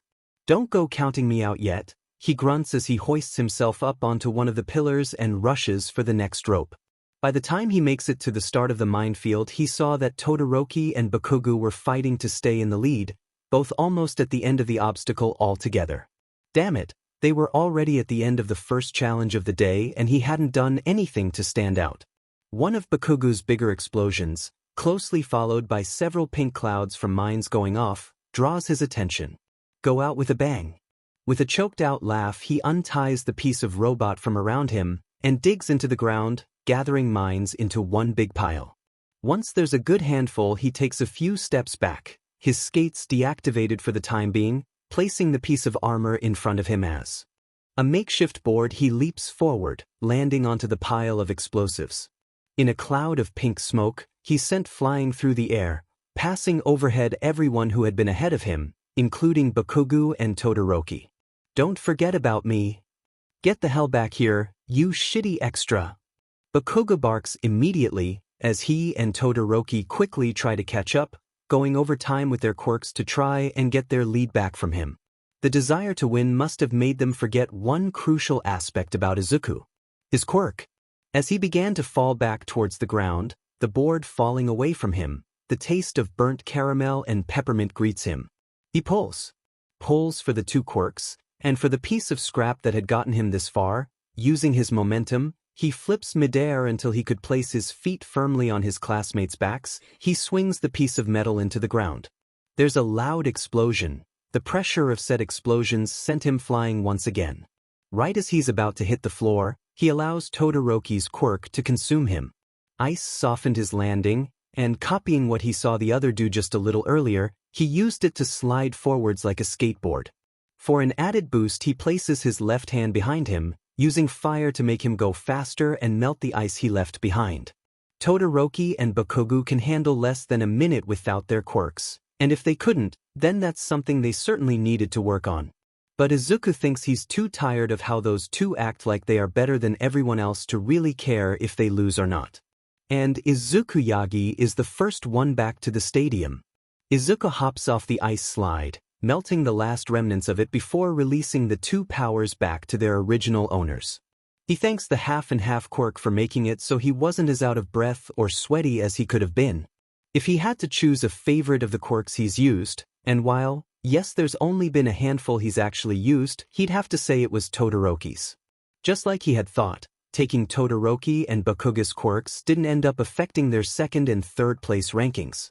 However, that didn't stop them from sending him death glares that he ignored as he attempted to look for his dad in the stands. The teacher's box was close up front, so it was hard to miss his bright blonde hair. Not caring if he looked stupid, he grins towards him, and while he couldn't actually see his expression, he was sure he received a big smile in return. One step closer to winning this thing. Yagi, what was that? That was awesome. Uraraka squealed, as herself and Ida made their way towards him. Both were winded, sweaty, and shaking slightly from exhaustion. He laughs humorlessly, rubbing at the back of his neck. Thanks. Not too sure what else he should respond with. Let's check the results and then it'll be time for our next challenge. Midnight announces, everyone hurries to gather around the podium. Theme. Challenge ends up being next. It's a cavalry battle with teams of 2 to 4 on it. Izuku started thinking about who he could ask to be on his team. While he did so, a crazy, disillusioned part of himself noticed Todoroki and Bakugo and thought, imagine if I asked them. He had to cover his mouth to keep from dying of laughter at the idea. If only they weren't such pricks, they'd be unstoppable, not to mention if they added someone like Ida or Yaoyorozu. Oh, how reality is so cruel at times. Too busy creating his dream team, he almost missed when Midnight announced he was worth 10 million points. Everyone almost immediately turned to look at him like he was a lone gazelle and they were starving lions. It was after Midnight finished explaining the logistics of the game that everyone started avoiding him. Briefly reminded of middle school where he first started being treated as an outcast, he thought about the irony of trying to create a dream team, because according to the antagonist in almost every kid's movie nowadays, dreams don't always come true. His thoughts of children's movies were cut short by the sudden need to adjust his eyesight. Within the next second, a girl with salmon-colored hair and goggles popped up in front of him. "You," she yelled right in his face, "did you make your skates yourself?" As he opened his mouth to answer, she crouched down, poking and prodding at his shoes, taking off her goggles to get a better look, while revealing a cool set of eyes. With a snort of laughter, he joined her, popping a squat. "Afraid I can't take credit. My cousin is the one responsible for them." The girl hums before attempting to lift his foot off the ground.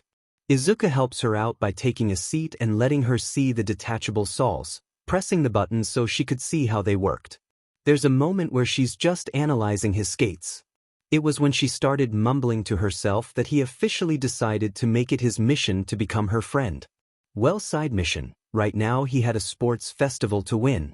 Once she was done, he stood up. After pressing the button to deactivate his skates, he's met with a held-out hand.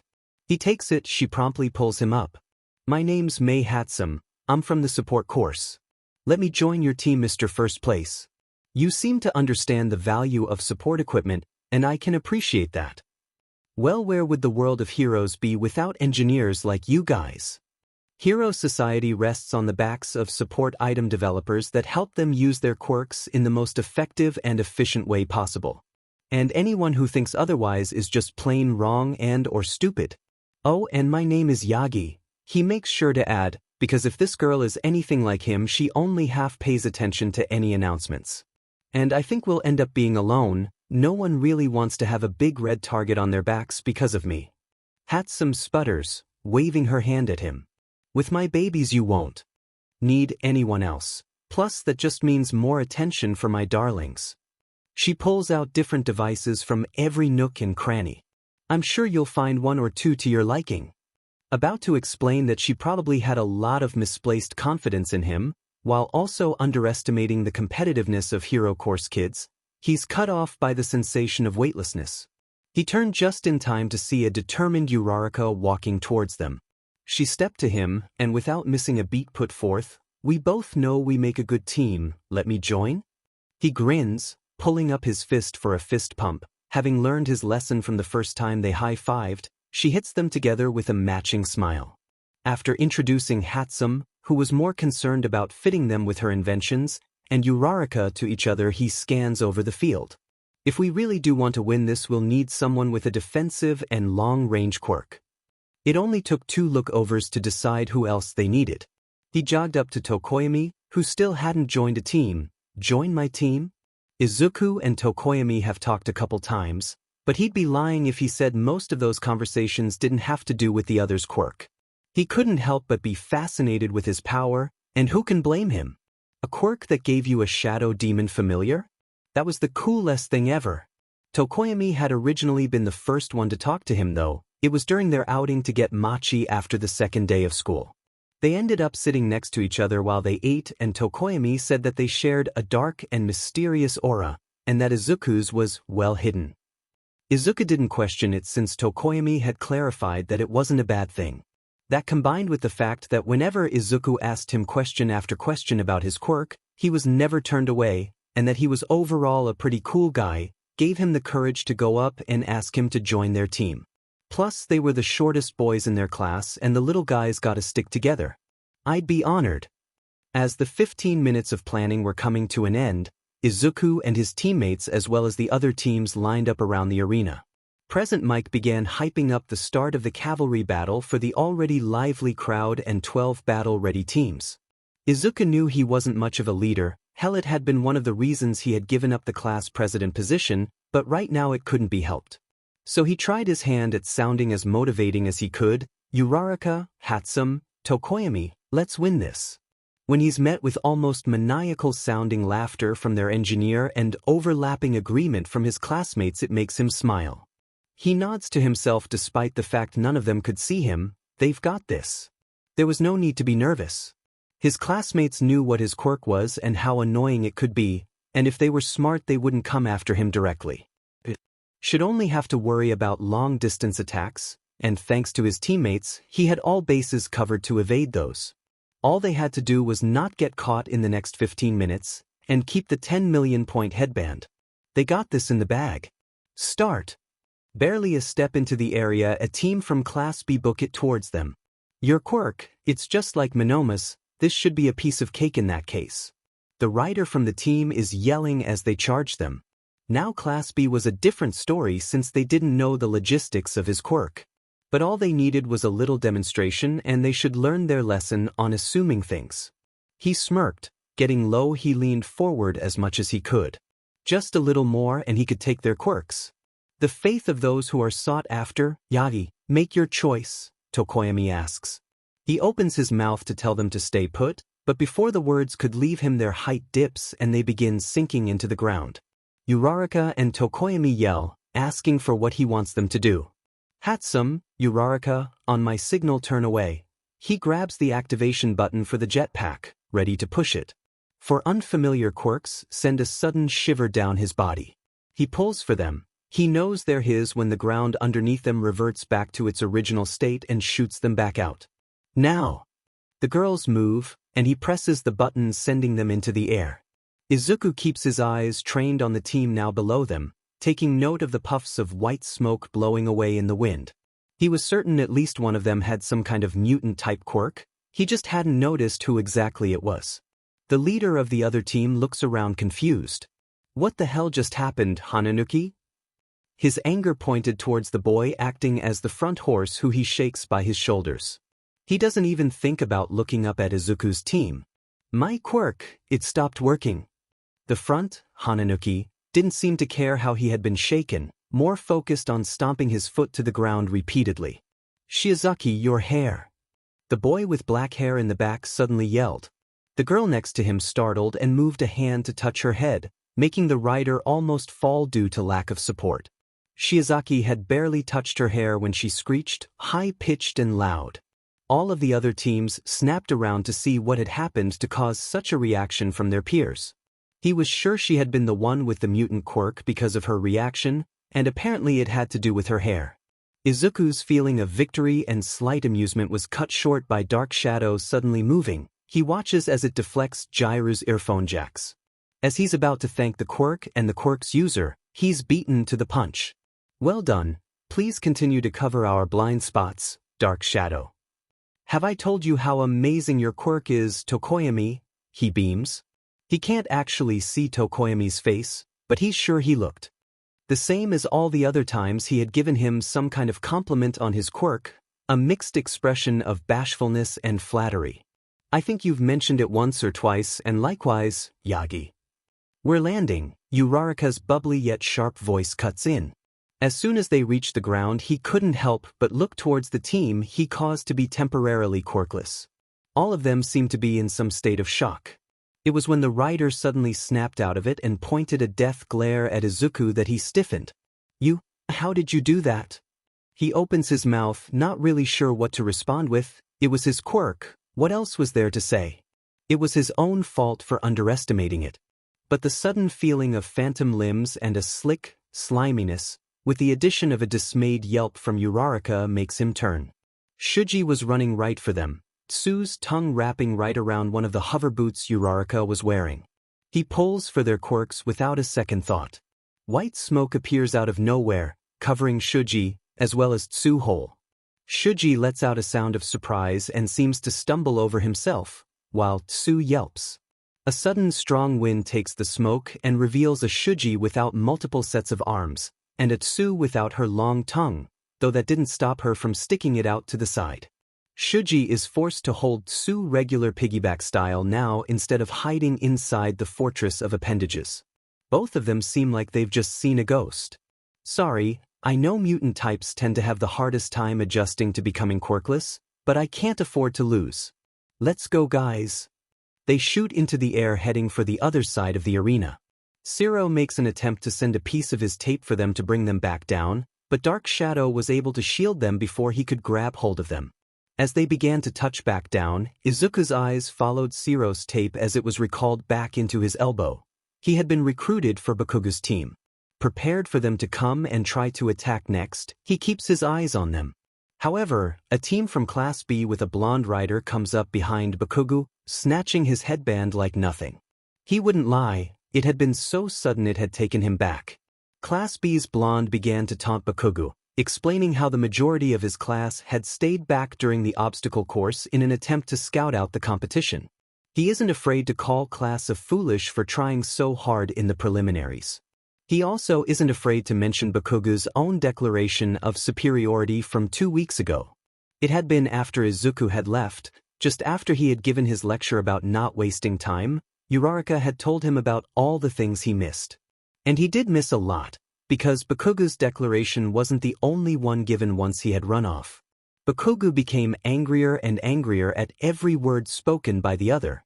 The next thing he knew, Class B's own assertive blonde stare switched. To look at him, even if only for a split second, time seemed to stop in that moment. His eyes were judgy, reminding him of all those snickering faces from middle school. It sent a shudder down his spine, and it had nothing to do with a quirk, and everything to do with him. Everything to do with Monoma. That was Monoma according to the scoreboard, Bakuga's points having been added to his teams.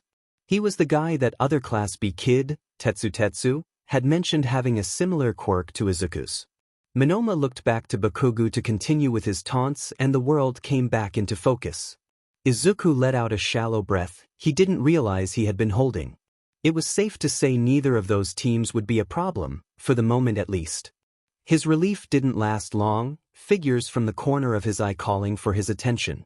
He's met with Todoroki and his team right in front of his own. They were just far enough to be out of his 3-meter range, none of their quirk feelings washing over him. But that didn't stop him from his jolt of anxiety due to Todoroki's scowl. Normally he had a cold, distant look to him, but right now he seemed like he had allowed anger and irritation to take him over. And here I was thinking no one would have wanted a head-on battle with you, Yagi. Tokoyami half-sighs as Dark Shadow comes back out, maneuvering its way in front of them in a protective stance. He had thought the same. He knew he had the 10 million point value, but with his quirk, he didn't think anyone would have risked it. He had been sure after he had taken that Class B team's quirks everyone would back off. However, even after that and being halfway done with the game, it wasn't just Todoroki's team that had locked onto them, even the ones whose quirks he had taken came their way.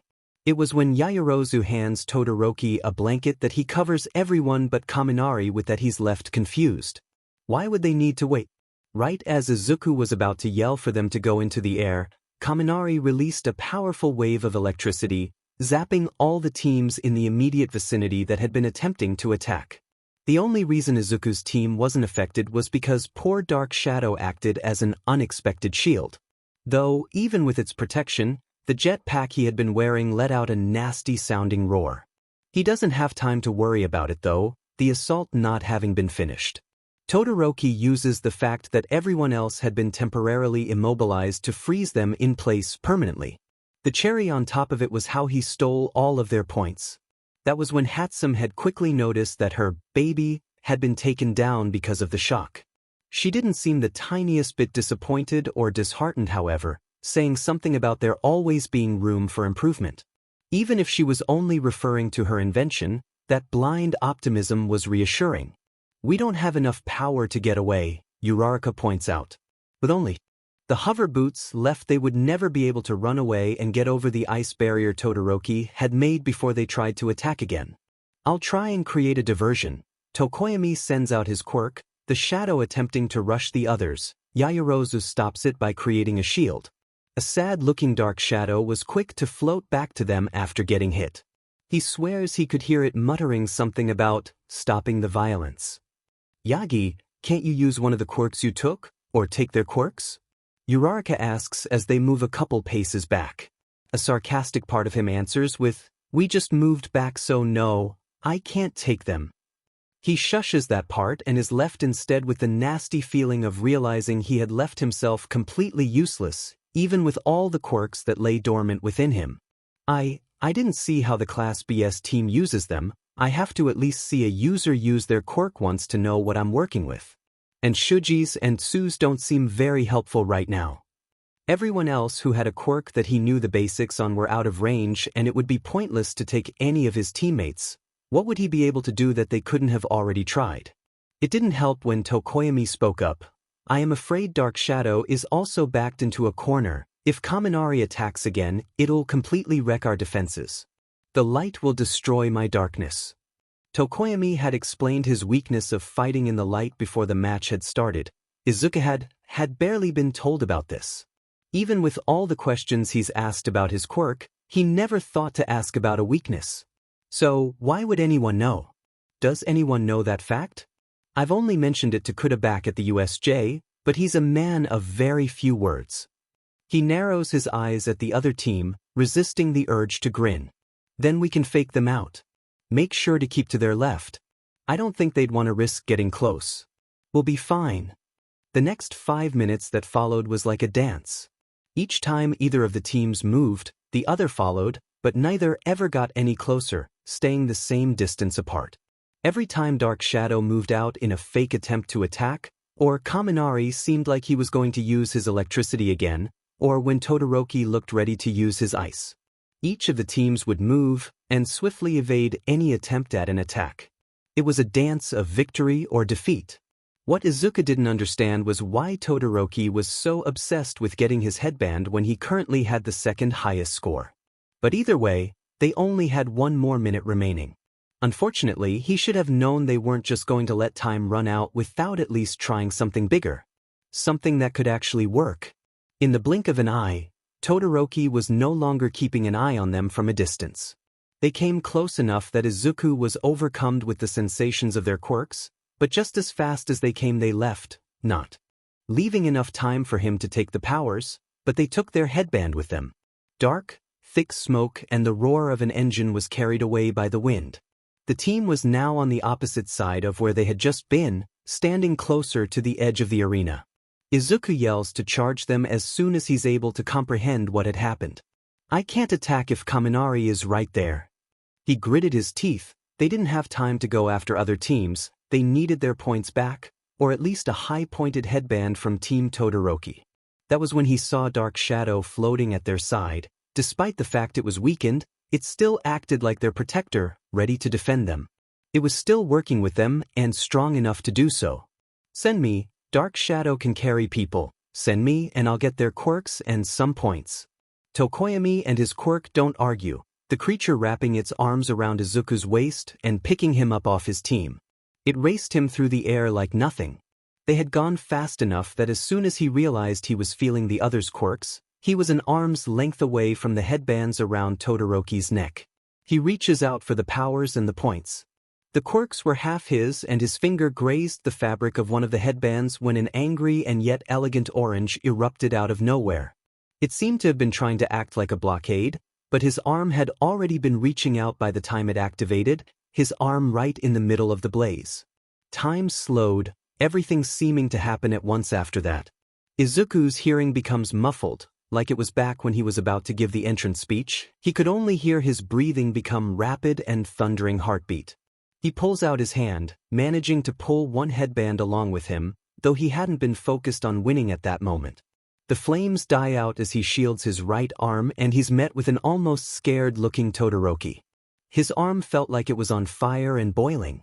Dark Shadow had screeched due to the light of the fire, immediately losing its strength and retreating back to Tokoyami. Only problem was it didn't take Izuku back with it. Holding his right arm to his chest, making sure nothing touched it, simultaneously keeping whatever points he managed to get safe, he started free-falling. It wouldn't have been a bad fall, but taking into consideration his new state of injury, it wouldn't have been pleasant either. Ida seemed to realize this as well, because despite holding his team and still being immobile, he lunges forward, managing to catch Izuku midair. He didn't seem to care about the fact he had taken the rest of his team with him. It was as the other three fell forwards, and Ida maneuvered his way out from being dogpiled that the buzzer for the end of the game rang. Feeling that he was on solid ground, Izuku let out a painfully shaky breath. Tears began to roll down his cheeks, body trembling. Ida was on his knees as he held him. Yagi, are you okay? He sounded out of breath as he spoke, looking him up and down. He wouldn't see anything though, Izuku hiding his injured arm. He didn't even want to see it, it was still burning like it had never left the fire. He didn't want to see it. He doesn't think he'd be able to stay sane if he did. People rushed towards them, all talking over each other, and he couldn't bring himself to try and figure out what was being said. He had to focus on not screaming in pain and making everything 10 times worse because of it. He had settled on using some very colorful English wording under his breath instead. It had been Toshinori who taught him English, but it was his uncle and cousin who he'd picked up the cussing from. He let out a choked laugh thinking about all the times Melissa or Uncle Dave would let out a curse and his dad would scold them because of it. Whoever said laughter was the best medicine wasn't entirely wrong. Not to say it was a complete cure-all. Move it, don't crowd him, Midnight's voice orders, and before he knew it she was crouching down beside him. The woman held out her hand. Let me see the damage, kid. He screws his eyes shut, lowering his left arm and lifting his right slightly. With soft, delicate hands she holds his hand and twists it carefully to see. Since when did she smell this nice? When Izuku woke up in Recovery Girl's temporary office, he was met with the hero in question talking with his father. Their voices were hushed, and frankly he felt too out of it to try and decipher whatever it was they were talking about. So instead he made it obvious he had woken up by groaning loudly and lifting his head. The bed was slightly elevated, so it wasn't hard to see him. As he shifted around he didn't miss how his right arm had been bandaged up, reaching from a few inches below his elbow to his wrist. The talking stopped and his dad moved across the room to sit next to him, reaching out to ruffle his hair with a caring, yet concerned smile. How you feeling, kiddo? He wants to enjoy his dad's warm touch, but he's quickly hit with the reminder of what had led to his arm needing to be bandaged in the first place. His eyes widened. The cavalry battle, what happened? Did we win? He's greeted with a heartfelt chuckle from his dad while Recovery Girl shakes her head, saying something about those with competitive spirits. She still smiles. His dad brushed through his hair once before pulling away. Young Tokoyami and that quirk of his managed to get enough points so your team ended up in 4th place. You had only grabbed a 70-point headband at first, unfortunately enough. A loud sigh echoed through the room as he relaxed, falling back against the mattress. He couldn't care less about how they did it, just as long as they advanced to the next stage. He had ended up getting himself injured, and thankfully his team didn't end up having to pay the price for it. Recovery Girl came up beside him with a pair of medical scissors, signaling for him to sit up properly. He did and gave her his arm. She started cutting away the bandages. That Todoroki boy gave you 2nd-degree burns along your arm. I healed them all up, but at the cost of the majority of your lunch break. The bandages were apparently the doing of a young lady in your class from the boys' team. He smiled at that. It was good to get the reassurance that he and Yaoyorozu were actually on good terms. When the older woman finished, she grabbed the scraps and left his side, walking every which way around the office. It was Midnight who had put you to sleep before the medical bots brought you here. Though several of your classmates tried to bring you here themselves, Midnight had to stop them. Recovery Girl actually just finished turning some of them away not too long ago. His dad added with a big grin. Izuku couldn't help but flush. That nice feeling was cut short by his stomach growling. It's met with another set of laughter from his dad, who stood. Well, we better get some food for you. The cafeteria shouldn't be too full. There's about 15 minutes left before you kids need to gather for the start of the last event, so you should have enough time to eat something. Liking that idea, he got out of bed, making sure to thank Recovery Girl, and made his way to the door, his dad following. His hand barely touches the door when he tastes peppermint. He turns to look at his dad, about to tell him they have unexpected company, but before he could, the man suddenly buff ups.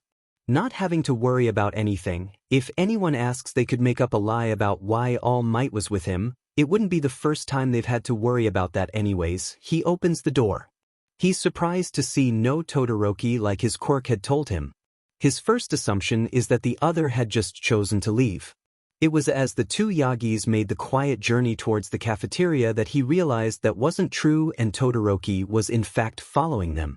Todoroki had been good at keeping out of Izuku's range for the most part, but several times one of them, mostly Izuku, would take a step and he'd be able to taste the other's quirk and know he was still there.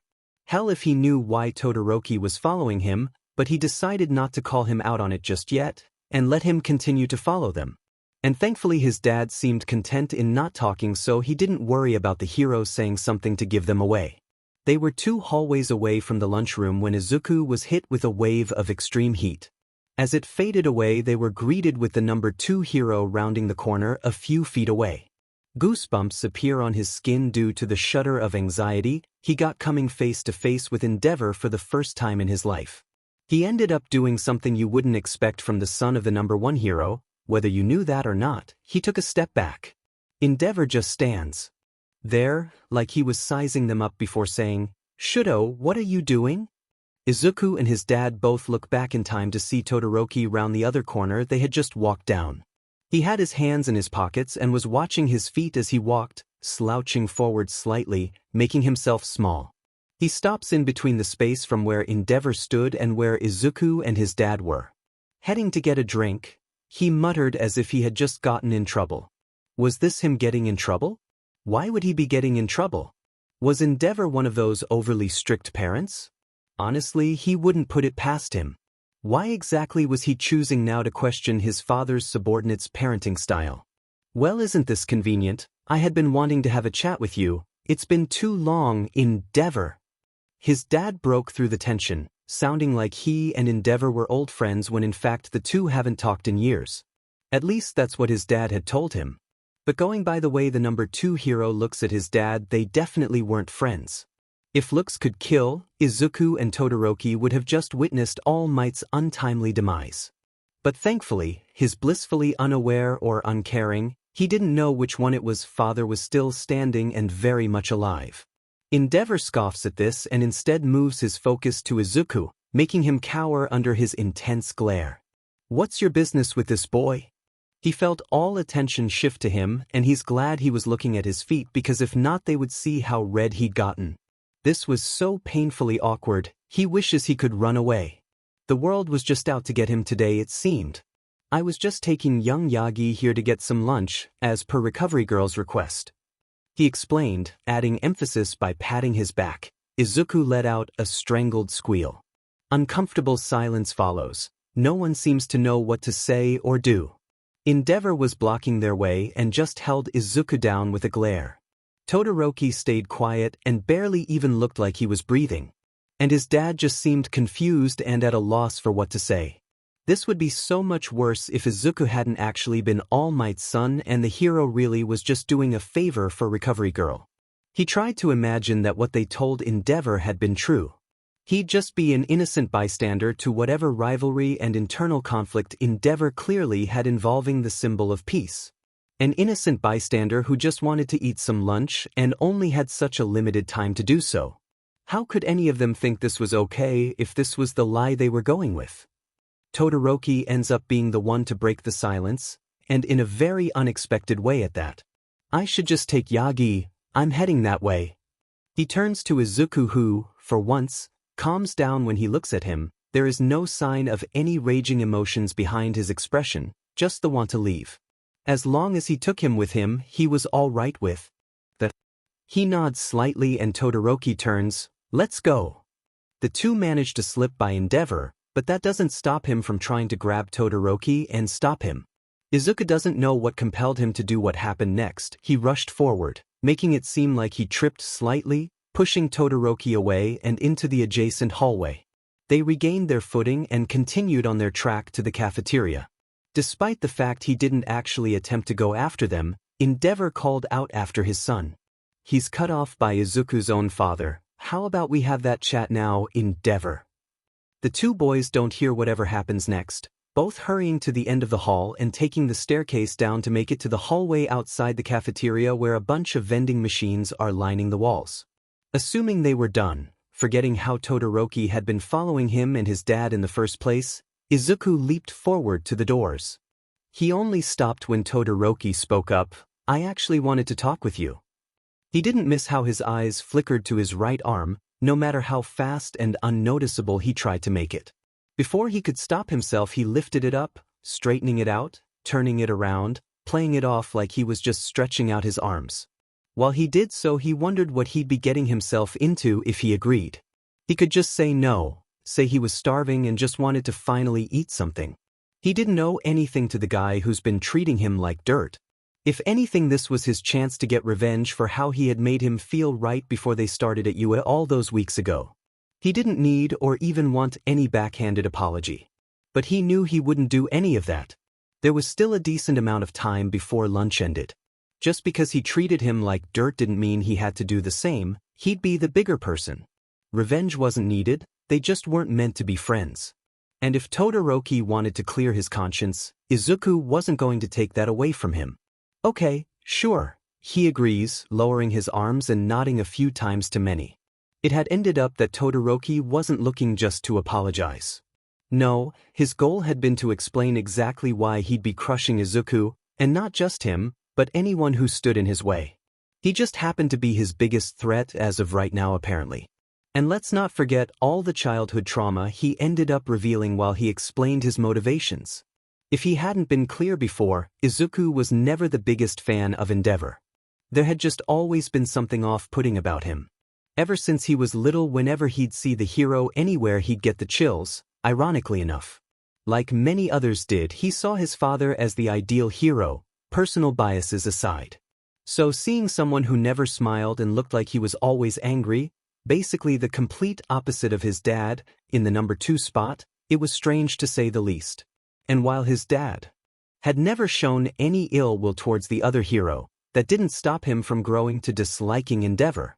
He would say that he had respected him, but considering how his own son had just told him a backstory fitting of a main character in some kind of teen drama, that respect was dwindling.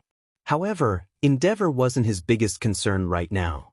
He needed to answer Todoroki, who had seemingly talked about his past for the first time with someone else. Right now he just stayed quiet, trying to stay as deadpan as possible, while Todoroki looked like he was waiting for something. What was he supposed to say? Todoroki hadn't told him all this because he expected some kind of pity, just to explain his motivations. He still needed to say something. But what? Your dad always seemed like trash to me, or I'm sorry your dad bought your mom who then poured boiling water on your face at the age of okay, obviously not either of those, but he still needed to say something, the words just weren't forming. Why did things involving Todoroki always seem to leave him speechless? A shudder of a quirk suddenly made him panic. It didn't help that it had been the smell and taste of burnt caramel. He looked around for every possible place the owner could be hiding. But before he could decide what to do about it, or even what to tell Todoroki, the boy turned around. I never thought you'd be someone I'd have to worry about. But either way I'll rise above you with only my right side. Sorry for wasting your time. He starts walking away the opposite way they had come. Thankfully, or not, he wasn't too sure yet, Bakugo couldn't have been around that bend because it was too far from his range. Todoroki, wait dash. Was he meant to tell him that Bakugo had just possibly overheard everything? Would he even care, and if he did what would he do? It's not like they could make him forget what he heard. An image of a frustrated Todoroki and Bakugo exchanging hits, while Izuku tried to stop it flashed in his head. They could be disqualified or worse, expelled. Aizawa's done it to a whole class before, doing it twice more wouldn't be such a stretch. His mouth went dry. He couldn't let that happen. No matter how the two acted, they didn't deserve that. Plus they were too strong to lose as future pros. He'd just have to confront Bakugo once Todoroki left. But first Todoroki had to actually leave. He still stood there, waiting for Izuku to continue, and if he wasn't going to tell him about Bakugo, then it'd need to be something about his official declaration. I want to be like the person I look up to, someone I want to make proud, someone who's very important to me, so don't think it'll be easy to beat me.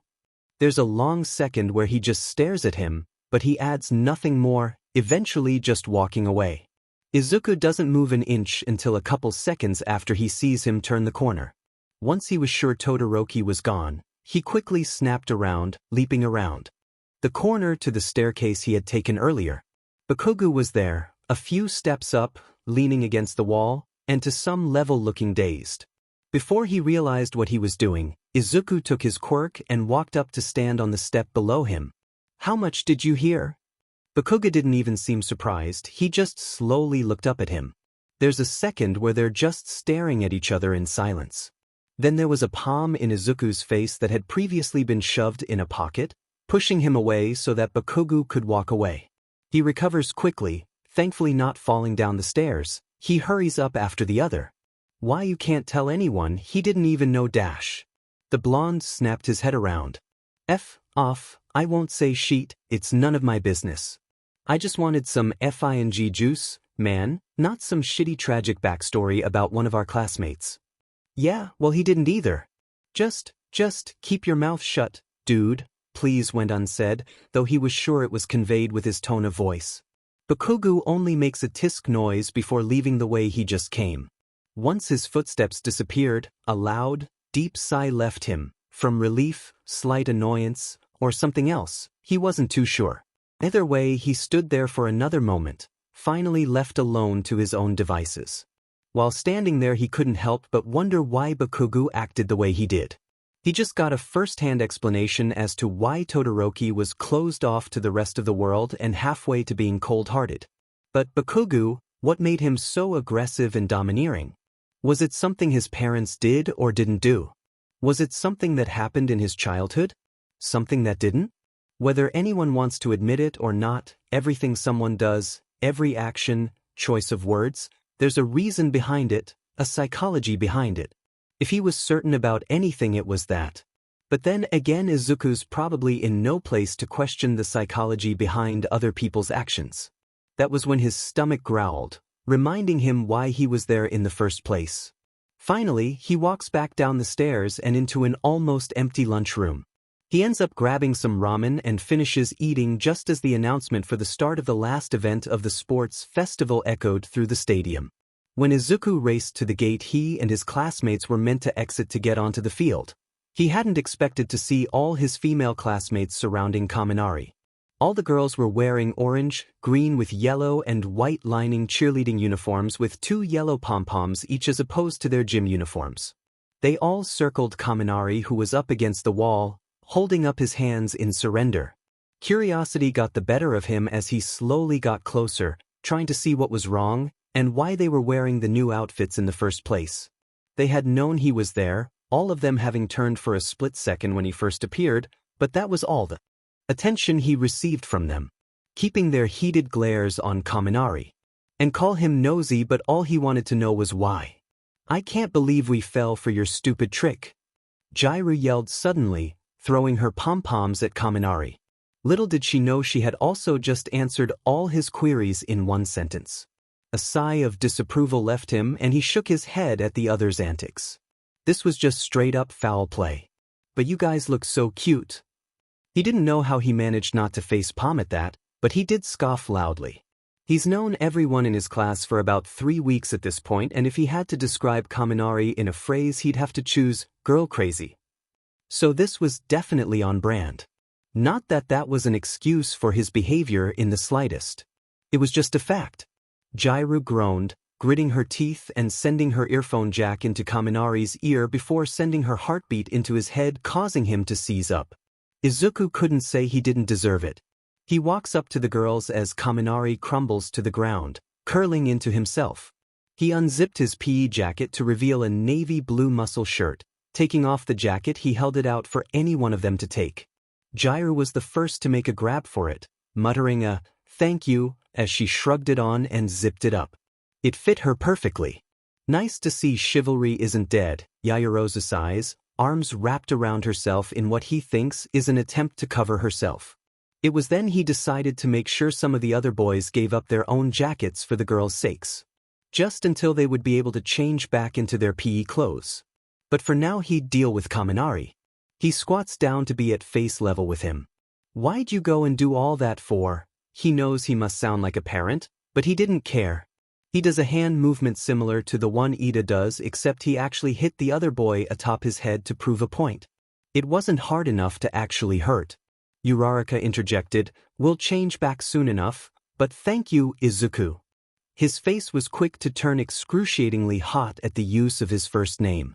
Not that he had a problem with it, it was Uraraka. If he were to have a best friend, it'd have to be her. It had just been new and very unexpected. And apparently undeserved, seeing as how Kaminari suddenly looked up at him, eyes narrowing. He barely managed to dodge his attempt at pouncing at him. Izuku yelps as he falls back on his butt, scrambling to get back. Seeming to forget he didn't have to fear being electrocuted. Though, honestly, he was more scared of getting in a fist fight and ending up in trouble because of it. Or ending up in Recovery Girl's office again. "You lucky bisi," Kaminari is yelling at him as they both get back on their feet, only for Kaminari to try and tackle him again. With a strange mixture of a gasp and yell, Izuku jumps out of the way, starting up the stairs that lead to the gate in an attempt to get away. The girls could be heard yelling at Kaminari to stop, and he thinks he even saw Jairu and Tsu try to grab him, but it's in vain. Kaminari very determined to make him pay for having a friend. All the other guys in their class who had already been in the hall waiting turned to see what had happened. He didn't stop to explain, sliding around each of them to put as much distance between himself and his would-be attacker. A few feet away from the exit of the hall onto the field, he's forced to stop unless he wants to embarrass himself in front of the whole country by running out. When he turns to see where Kaminari had ended up, he's met with the fact he's still charging at him, full speed. With no other options left, he lets out a meek-sounding yell, crouching down to the ground, curling into himself. He ends up doing a similar position to the one Kaminari had been doing. He wasn't too sure what he thought would happen after, but it definitely wasn't Kaminari tripping over him, falling face first on the ground behind. Wincing at the loud groan that he let out, he unfolds himself, crawling the short distance to check if the other wasn't hurt too badly.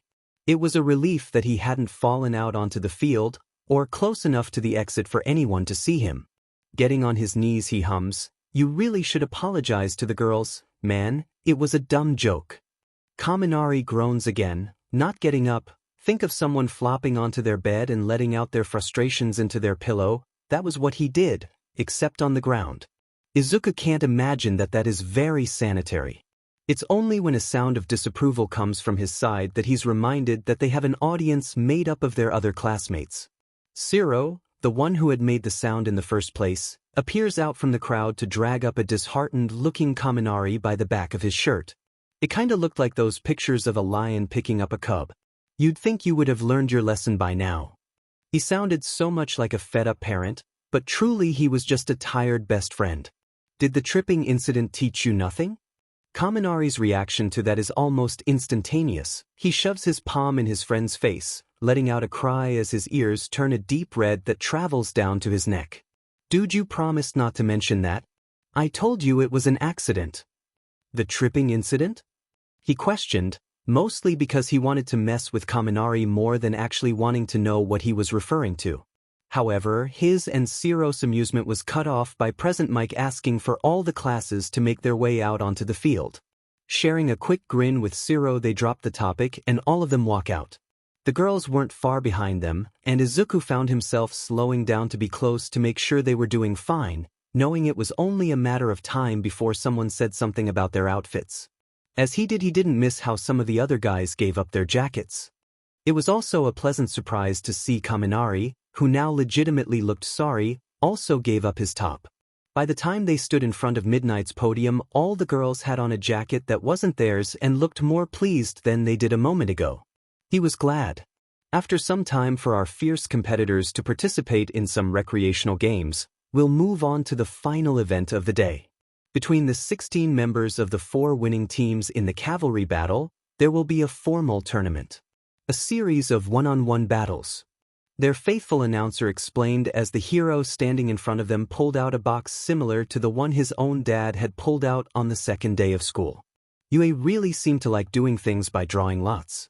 The woman goes on to explain how they'd be allowed to choose whether or not they participate in the games. Izuku was in the middle of debating if he should or not when Ojiro raised his hand, announcing that he wanted to drop out of the competition. Everyone, himself included, were left shocked and confused. Several let out a loud, "Why?"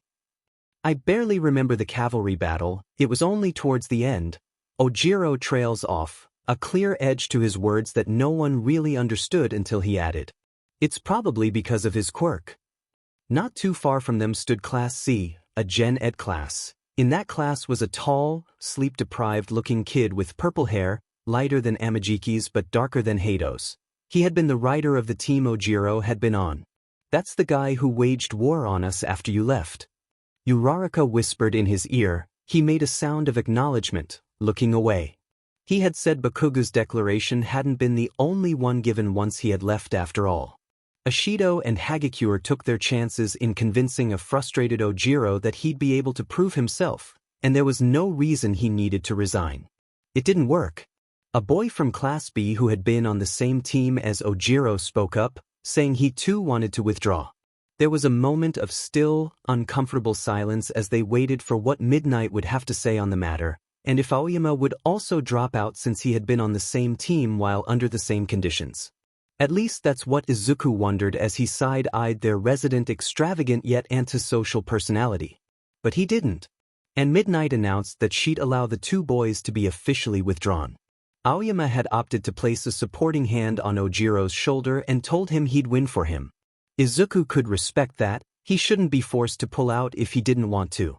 In the end, the ones who took Ojiro's and Shota's places were Tetsu and Shiozaki from Class B, and they were finally able to draw lots and find out who'd they be up against.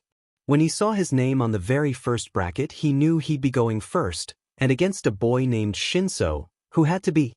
He's hit with a sudden wave of nausea from his head becoming cloudy. For no reason. It hurt, but before he could react, it faded. It must have been a quirk. He turned just in time to see that rider from the 3rd-place team stalking towards him. "Izuki-agi, that's you, right?" He's cut off by Ojiro's tail wrapping around him to cover his mouth. While he hadn't expected it, the other had already been within his range, meaning he got accustomed to his quirk, so there hadn't been any heads up. He didn't startle either. "You shouldn't talk to him, Yagi. Are you guys ready?" Present Mike's voice echoes all the way through the stadium halls, and Izuku swallows the last piece of Pop's anxiety-reducing cookies. He listened to the voice hero's advice as he stretched in an attempt to shake off all his nerves. It had been one thing participating in games with multiple other people for everyone to watch to being put in the arena against one other person. Each fight under the spotlight one at a time, and he had the pleasure of having to go first.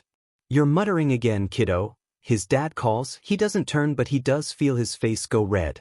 His dad's heavy footsteps come closer and closer until he's able to feel his body heat next to him. 2 hands are placed on his shoulders, giving them a nice squeeze and gentle shake. Izuku couldn't help but laugh. "Don't worry about everyone else, just focus on yourself and the opponent in front of you. One battle at a time." He stood up as straight as he could, right? "And don't forget to smile, even if you're nervous or scared." He gives a big grin as practice. His dad laughs before giving him 2 head pats. "Now get out there, my boy." With a gentle nudge that was much needed, Izuku marches out onto the battlefield. "Let's hear it for our first match." Present Mike yells, and the crowd was quick to match his energy.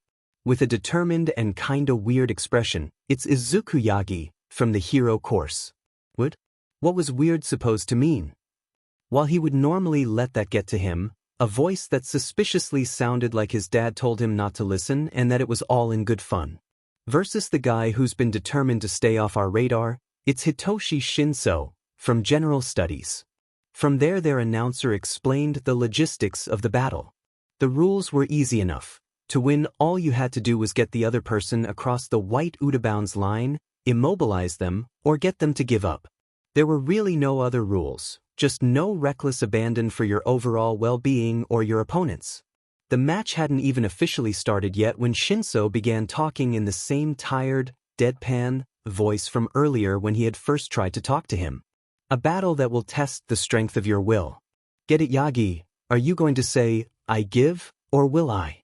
No wonder that dumbass gave up this opportunity for something as stupid as his pride. His will must be incredibly weak. A loud, earth-shaking start was given at the end of Shinsu's last statement. It made it easy for him to remember not to let his emotions get the better of him. He was trying to get to him, that was the whole point, and he knew it. His brainwashing quirk only worked when you answered him directly. He knew this already, Ojiro having gone out of his way to help him by telling him that fact. Plus, it's not like Ojiro would ever need or want his approval on anything. So, he bit down on his tongue. All he needed to do was keep his mouth shut until he could take his quirk. That's all he had to do. He began walking towards Shinso at a nice, easy pace. You wouldn't guess they were already supposed to be fighting each other. Shinso just scoffs, rolling his head and straightening up. "And here I was starting to think you cared about your classmates. Though I really shouldn't be surprised, of course you only care about yourself. You did leave them to deal with the aftermath of your little speech after all. Seems like Class A is just filled to the brim with self-righteous assholes." The nauseating momentary headache that was his quirk made him stop in his tracks. Shaking his head like he was shaking off the pain, he called for the quirk. "What if you do end up in my class? You're going to get in and everyone is going to see you as this JRK who judges people before getting to know them." Uraraka had told him all about the exhausted purple-haired boy who had been very determined to get into the hero course and take the empty spot they had available. Shinso did have a pretty amazing quirk by the sounds of it, and it could prove to be valuable for a career in heroics. Though since he couldn't have necessarily brainwashed robots, he couldn't get in through the general entrance exam. But Shinso needed to actually show what he had if he planned on getting into the hero track going off his performance here. Shinso grimaced, seeming to realize he had taken his quirk. Izuku stayed where he stood in the middle of the ring, getting into a fighting stance. He had to show what he had to offer, and his quirk wasn't the only way he could do that. "Tell you what, get into my class and we can be sparring partners." He doesn't say anything, taking long strides towards him before aiming a hard, heavy punch for him. He was able to block the blunt of it with his forearm. Lunging forward, he grabs a hold of the arm that had tried to hit him, pulling Shinso closer, kneeing him right in his stomach. Shinso tried to push him off of him. Izuku just tightens his hold on his arm and uses all his weight to flip him over himself, dropping him into the ground. Shinso curses and Izuku is met with a hard kick on the back of his shin. He falls to his knees. Shinso gets up, grabbing his arm and twisting it behind his back, shoving him into the ground. Why was he getting a strange sense of déjà vu? But that fight had ended there. This one wasn't over yet. He refused to lose this soon into the tournament. Digging the elbow of his still free arm into the ground, he uses the firm placement to twist his upper body around, making Shinso lose his balance, giving him a nice shove off. They both got to their feet. There was a moment where they just stared at each other. It didn't last any longer than a second. Shinso charged at him, aiming a kick at his side, and Izuku was able to jump out of the way of. Shinso quickly tried to punch him. He blocked it. He ends up dodging attack after attack, one after another for a solid minute or two. Shinso was relentless, but even then he never landed a hit, Izuku being able to maneuver his way away. Shinso had good form and his attacks were well coordinated, he just didn't have the reflexes Izuku had. It'd be better for him to start somewhere instead of from scratch if he did plan on joining his class though. Actually being sparring partners with him could be a good idea too. With quirks like theirs they couldn't only rely on them to get the job done. Aizawa also seemed like a smart choice for a mentor. He wondered if it'd take much convincing to get him to teach them some things he knew, or at least teach Shinso. He must have been too lost in thought because before he could avoid it, a foot was planted firmly on his chest and he's getting shoved back. They weren't that close to the out-of-bounds line, so he allowed himself to stumble back, catching himself by putting his hands behind him. He'd admit that the backflip he ended up doing was a little extra. With a quiet glance behind him, he checks to see how close the line was. He's seen enough from Shinso. It was time to end this before his hubris got the better of him. He's realized that everyone has their own reason for being here and wanting to win, from regular pride to getting noticed by support companies. Shinso had clearly wanted this just as bad as any of them, but he has his own goals to worry about right now. But he wouldn't let this be the last time they fought. He wouldn't let him slip between the cracks just because he had his own goals to accomplish. He wouldn't let that happen when he had the power to make sure both goals are accomplished. Right this second though, he needs to focus on winning. He wasn't sure when it had happened, but in the blink of an eye Shinso was in front of him and aiming another punch at him. It was the perfect opportunity to do the move he'd seen done by a newer up-and-coming hero that he's been practicing. Catching the fist, twisting the arm it belonged to, he drops his weight into a flip, wrapping his calves around Shinso's neck and pulling him down with him. As he sat himself down he flipped Shinso, his opponent's feet landing right on the out-of-bounds lines. Izuku scoots away and huffs, making sure to give the other his quirk back. Shinso is out of bounds. Yagi moves onto the second round. It wasn't much longer before the two of them stood in the middle of the field once again.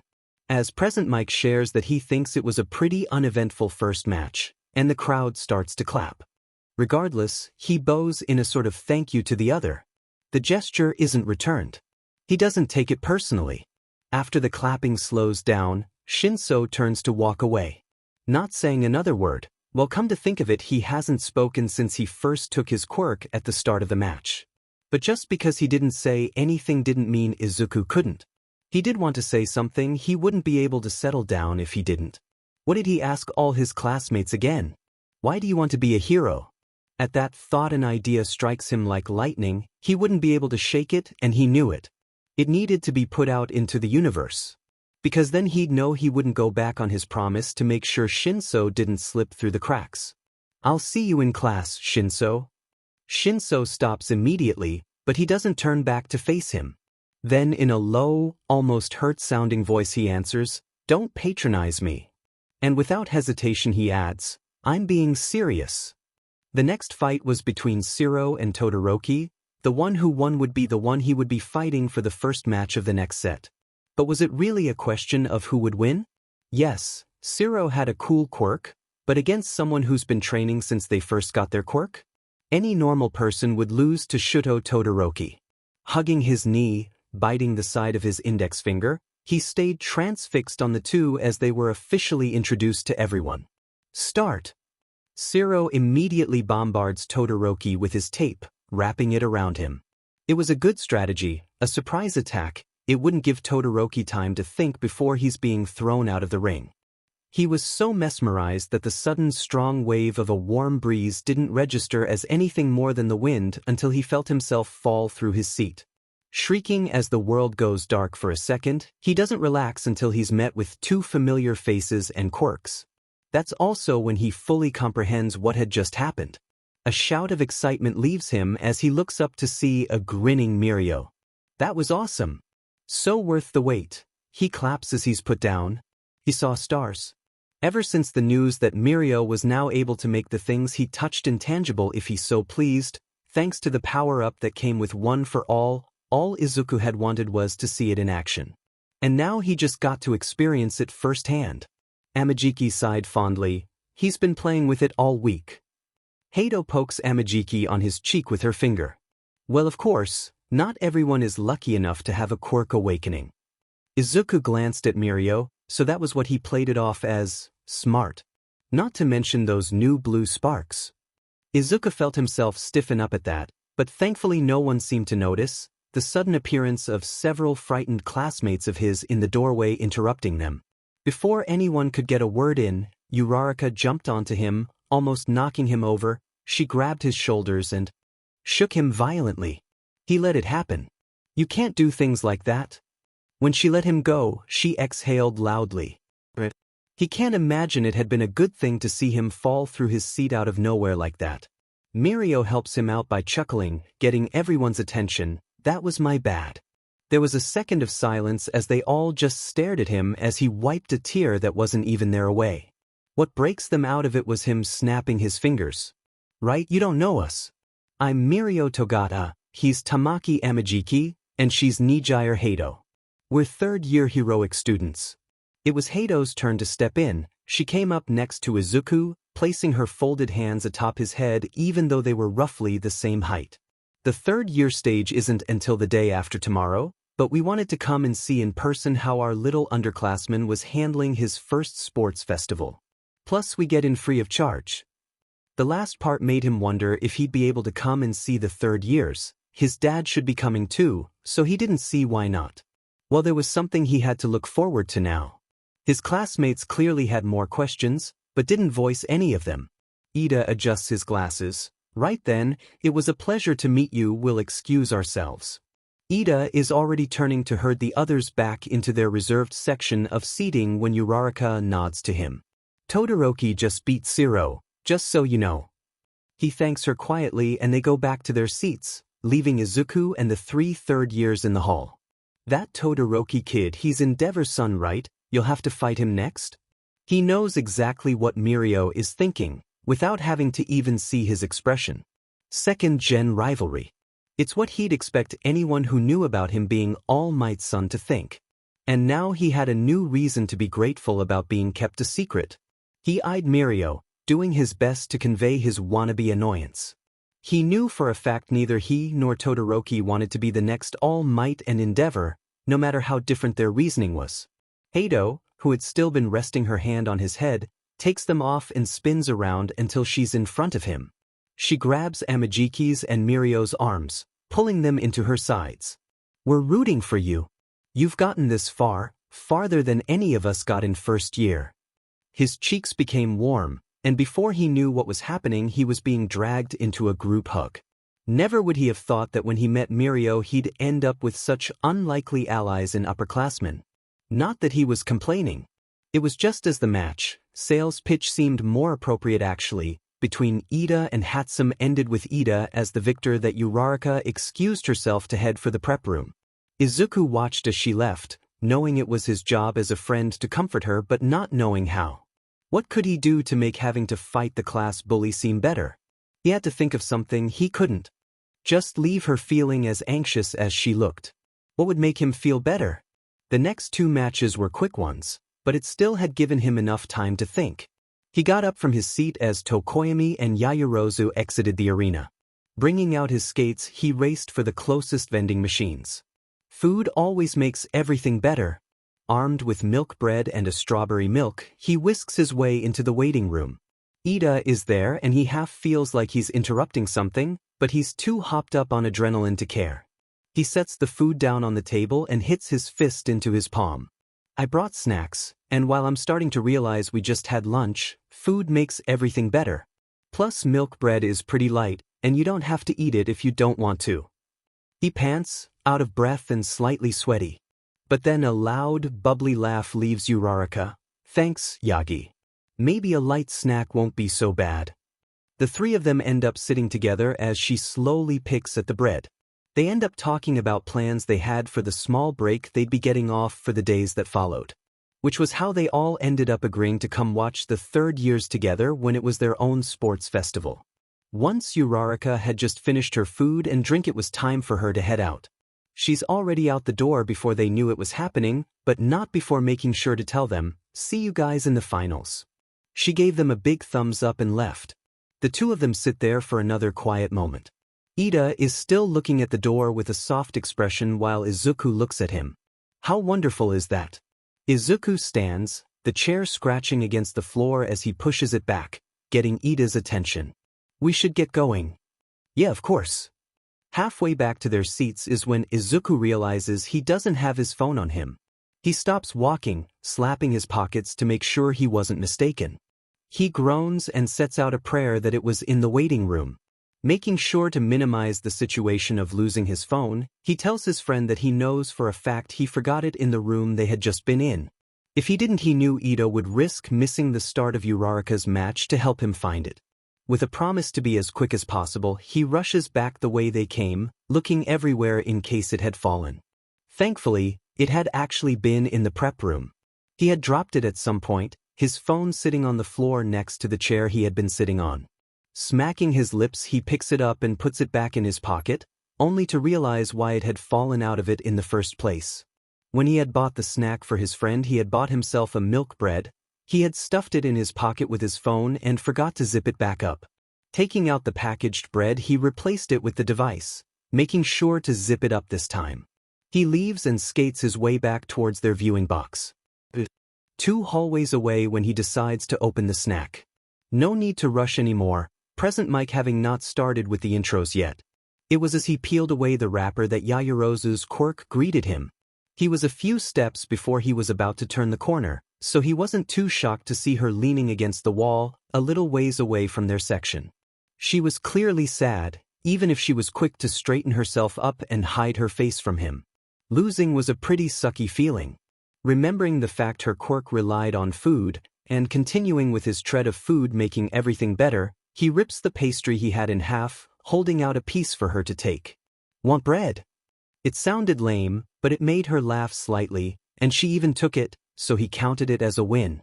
He didn't try to make conversation, both of them taking a moment to nibble on their own share of the heavenly bread. It was only when they heard the echo of their teacher's voice starting to introduce Bakugo and Uraraka that they both made a silent agreement to go and watch. Okay, obviously he had a bias of who he wanted to win the fight. Of course he wanted his friend to win over the guy who only ever yelled at anyone. But even with the outcome, a strange part of him was happy. Uraraka had been amazing, she had a solid strategy and fought until the end. It was awesome.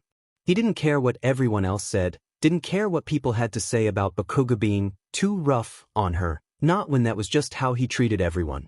All he cared about was how badass she had been, and how one day he was certain that she'd be able to beat Bakugo. It was by chance that he crossed paths with his friend's last opponent.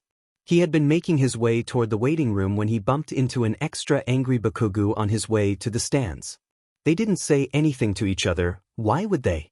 What ended up happening instead was Izuku taking his quirk for his own match. When he opened the door to the room, he was met with Uraraka sitting at the table. He was reminded of the time they spent together just before the match. How he and his 2 friends had been laughing and joking around less than 20 minutes ago. And now it was only him and Uraraka, a heavy, depressing tension plaguing the room. Uraraka was healed for the most part, a bandage over her cheek and a few scraps and bumps here and there. Even though she was smiling when she saw him, it was clear it was strained. He bit the inside of his cheek. He knew a fake smile when he saw one. "Guess I lost, huh?" she joshes, hand on the back of her hand like she had been apologizing for something. He tries to match her energy, taking his seat he comes at her with. "But did you really? I mean, I just saw Bakugo and he seemed pretty beat up about the whole thing." He tries. He was all mopey, doing a dumb wannabe gangster walk. His friend giggles, and if it was forced then he couldn't tell. "I'll just have to try harder next time. Least put an actual scratch on him." She suddenly roars, gritting her teeth and waving around a fist.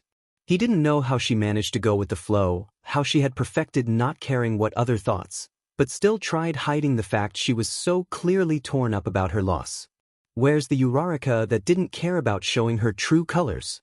Before he could stop himself, he stood, leaning over the table and placing a hand on her head like his dad did with him. He pats it. You are really awesome, Raka, and I can't wait to see that. There is a moment where she just looks up at him with an unreadable expression. Alarms start going off in his head and he realizes just what he had done. He pulls his hand away, using them to cover his burning face in an attempt to cool himself. It was too late, silent tears running down her face. Being the cause of them, he moved to hug her tightly, rubbing the back of her head. Doing what his dad had done throughout his childhood. She sniffs and hugs him back lightly. They stayed like that, Izuku leaning down so he could hug his friend while she sat down and rested her cheek on his shoulder. Neither saying anything, the only sounds being her quiet sniffles. The sudden voice from the intercom system in the room startled the both of them. Present Mike goes on to narrate the tiebreaker between Kirishima and Tetsu. When he announced that Kirishima won, he knew he had to start heading out. He doesn't want to though. He couldn't just leave her. Uraraka ended up having to be the one to pull away, wiping her tears away and laughing. You better win this thing, Yagi. He messed up. No, messing something up sounded like he was a kid who didn't mean to do what he had done, someone who had just made a small mistake. No, he absolutely knew what he had been doing, and this definitely wasn't a small mistake. It didn't help that he had been running, skating, away as fast as he could. As soon as everyone realized what he had done, he knew he'd get into some kind of trouble. Maybe he'd just be lectured on how he should never do what he did again, or maybe he'd be thrown into jail. Okay. Maybe jail was a little much. Well, he knew his dad wouldn't allow that. He doesn't think he would, at least. But the point was that he effed up. It had been a really stupid idea and he was aware of that, but it had been in the heat of the moment, literally.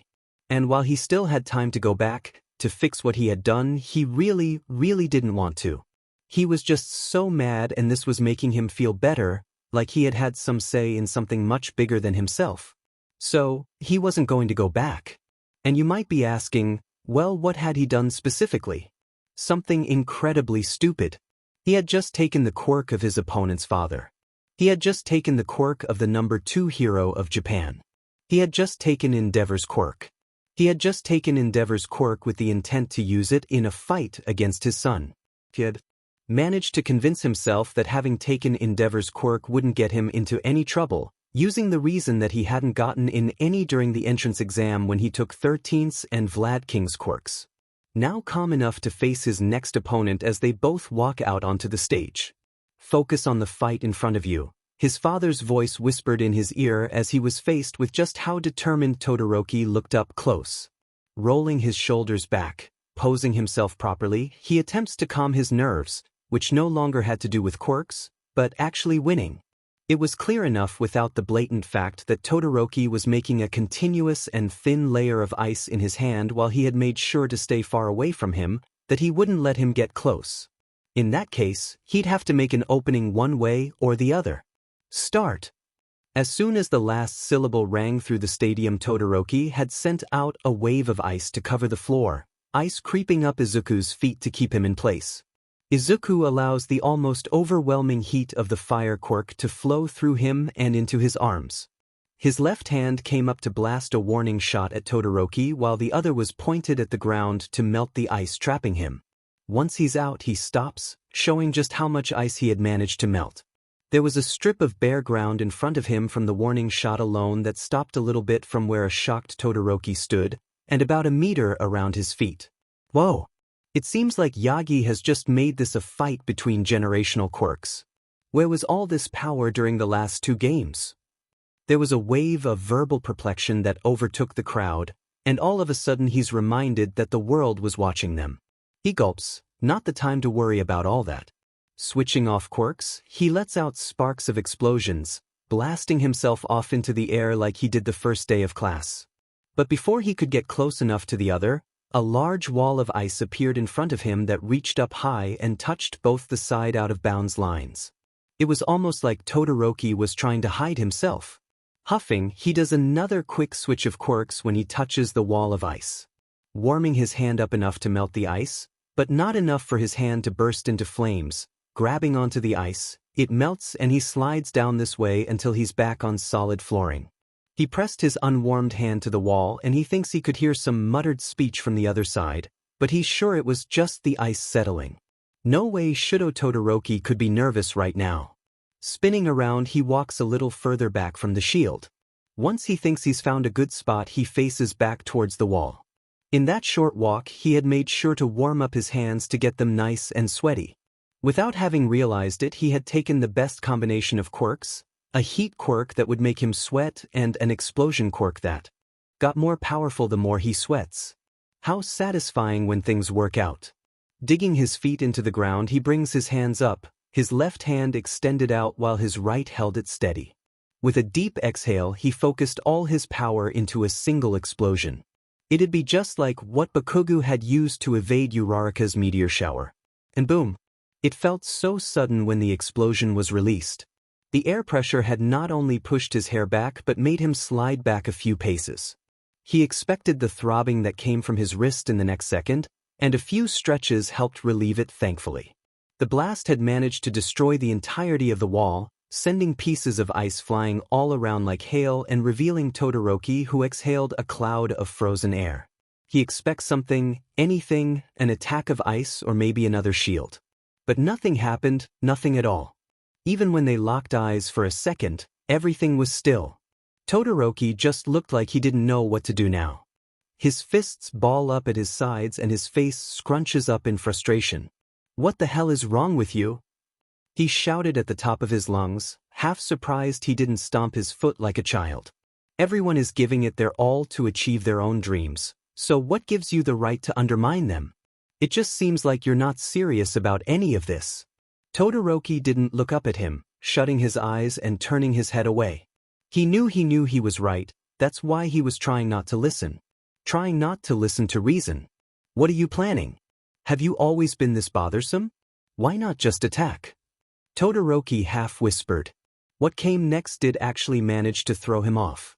A sudden flash of ice was coming for him, and before he could do anything, the avalanche covered him whole. The strike had managed to throw around some dust, causing him to cough and have to fan away the smoke to see right in front of himself.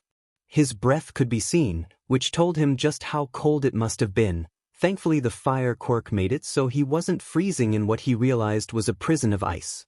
With a sniff he looks at the entirety of the trap. It was almost dome-shaped. It reminded him of a slightly more controlled version of what had happened to Shiro in his own fight against Todoroki. For the most part it seemed to be made of a thick layer of ice, but the further up it went the thinner it became, since light had been able to come through from the closed-off ceiling. He lets himself sigh before stepping up to the wall. Fire erupted from his fist as he reeled it back and punched the wall. There was a half-concerning rumble, but then the makeshift trap started falling in on itself like nothing. The remnants crumbled to his feet as he reappeared back in daylight. He spots an almost disheartened-looking Todoroki as the last piece of ice falls in front of them. "You said you'd win against me, but while I'm still perfectly fine and capable of fighting, you're already shaking." Those last two barricades were strong but too brazen, all things considered. Getting lower to the ground, Izuku let out an explosion that, while it didn't hit anything, not even the floor, created a thick cloud of black smoke. He repeats the action on his other side, and then directly in front of him, making a blanket of black smoke. A smoke screen. He disappeared into the clouds and repeated the attack on the ground several more times, multiplying the amount of smoke and his cover in the process. He twists and turns carefully and precisely, making sure his footsteps are light and barely noticeable as he looks for his opponent. And then to the right of him, he hears a small cough right before tasting peppermint on his lips. With a smirk he steals the flavor for himself and lets the other two quirks return to their rightful owners. He doesn't need them anymore. It was when he took a few more steps and saw the outline of Todoroki that he pounced. His right hand is now on the back of Todoroki's neck, his left knee pressing down on his spine. Todoroki makes a sound of slight pain, trying to get out of his grasp. Sending a cool chill of his own quirk through the hand around the back of his neck was enough to make him jolt and quit squirming around. Fun fact time. Your quirk has always been one of my favorites. I never understood why you never used your fire during quirk counseling in middle school. I honestly still don't. Your quirk is amazing, and nothing like the raging hell of endeavors. Yours is the taste of peppermint and his is just overwhelming and overbearing heat. What the hell are you going on about? Todoroki grunts. It comes out slurred since the side of his face was being pushed into the floor. Izuku lets out a breathy sigh, almost like a laugh before leaning down to the other's ear. There's a part of my quirk that people don't realize I have. He starts, voice low, a conversation between the two of them only, still hidden away in the smoke from the antsy crowd that had been wondering what was going on. He couldn't have cared less about them right now though. I take quirks by pulling on a feeling each power gives off. They're unique to each individual for the most part. Sure, some can be very similar, but no two have ever been exactly the same. It wasn't a surprise to find out that Endeavor's was like a raging fire. But yours? Yours has always been peppermint flavored. It's funny, but it's true. It's nothing like his. It was as he spoke that he lifts his left hand into the air, but it's only when he finishes that he sends out an eruption of fire, clearing the smoke. There's a murmur of confusion that sweeps over the crowd when the smoke is fully cleared. A lot of them have to do with something along the lines of how he managed to actually get the son of the number 2 hero on the ground. While annoying, there was nothing he could do about it. I give, Todoroki says, it's barely above a whisper and it had been suddenly. But before he could question it, Midnight goes on to shout, Todoroki has surrendered, Yagi wins. Why had that caused his heart to drop in the way it did, and make him feel almost nauseous? Since when did winning become so bittersweet? His last 2 wins hadn't felt like wins, barely even felt like accomplishments. Where was the warm and overwhelming feeling he had felt when he had come in first during the obstacle course? Or the relief of finding out his team had been in the winning 4 for the cavalry battle? Why was this so disappointing? Shuto Todoroki finishes in the top 8. As soon as a steady burst of fire was released from his son's palm, Toshinori felt his whole body jolt up. It caused him to stand immediately, not taking his eyes off the fight, even when he excused himself. Even as he walked up the stairs into the stadium halls, he didn't look away. It felt almost like if he were to turn, or even just blink for a second too long, he'd miss the disaster he was so sure was bound to happen.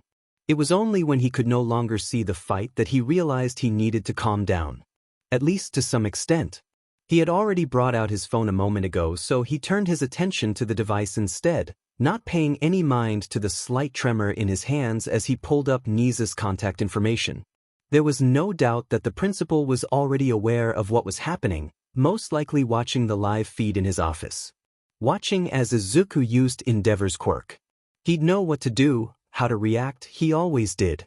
As soon as the line clicked, signaling that it was connected, he starts, Nizu, are you dash? Yes. It sounded almost like a laugh, fond and lively despite the circumstances. I'm watching Izuku use Endeavor's quirk, it's quite entertaining really. The creature sounded so amused he wasn't sure what to make of it. But it definitely didn't stop the alarms and bells that had been going off in his head since the second the match had started. What do I do? Should we end the match? Izuku had taken the quirk of the second strongest hero they had. They couldn't just let him continue to use it freely. Right? There was a pause from the other side of the line. In that moment of still silence, he's faced with the fact that his heartbeat sounded like a drum. He gulped. You wouldn't think he was the number 1 hero with how anxious he had visibly become. Then there was a light, easygoing sigh. If Aizawa and Mike, Midnight and Cementos don't see a problem, then you don't have any need to react to this or even worry. Not unless you want to be questioned and cause any suspicion. Everything will be fine so long as he gives the quirk back once the fight is done. And we both know he will, so there's no reason any of this should cause any issues. He sounded so matter-of-fact as he spoke, and while he wanted to be grateful one of them was acting sane, his anxieties weren't completely gone just like that. There was something wrong, his gut, everything told him something bad was going to happen. But how was he meant to put that into words and not just sound like a worrisome father? Maybe he was just being overprotective? It wouldn't be the first time and he was sure it wouldn't be the last. Trying to reason with himself, he goes over what Nizu had just said. Izuku was just using his quirk, just sparring with a classmate, there was no real reason to feel so uneasy about the whole thing. But as if he knew Toshinori still wasn't fully convinced, Nizu adds. All Izuku is doing is using what he thinks is the best way to win, just like all the other students. He's just participating in a competition. There is nothing to be worried about. And even if there was, there are multiple other heroes there to stop the fight. I'm aware of why you've been more alert as of recently, but as of right this second, there is nothing to worry about. Just go enjoy watching your son's fight, he's doing pretty well. He forces himself to take a deep, long breath in through his nose and out his mouth. Right, he'd let the line between being a hero and a father blur. He was acting like a hero, but worrying like a father, when his first job was being a father to Izuku and cheering him on. Even if it had to be on the inside so as to not seem biased, even though he was, to the other teachers. That was what he should have been doing instead of worrying about something that wasn't going to happen, something he couldn't even name. Thanking his boss, he hung up the call, putting his cell away before heading to see what had happened while he was gone. Everything was going to be fine, absolutely nothing to be worried about at all. Izuku Yagi was never even on his radar, he was just some kid who always tied with him for the highest grade in their classes all throughout middle school. He never talked when he didn't need to, just like he would. He had always been annoyed by their old classmates, just like he had been. He would spend his lunches in the library eating while reading or doing homework, just like him. Neither of them had had friends to speak of or even spoke that much themselves. Despite these similarities, Shudo never thought about becoming friends or even associating with Yagi.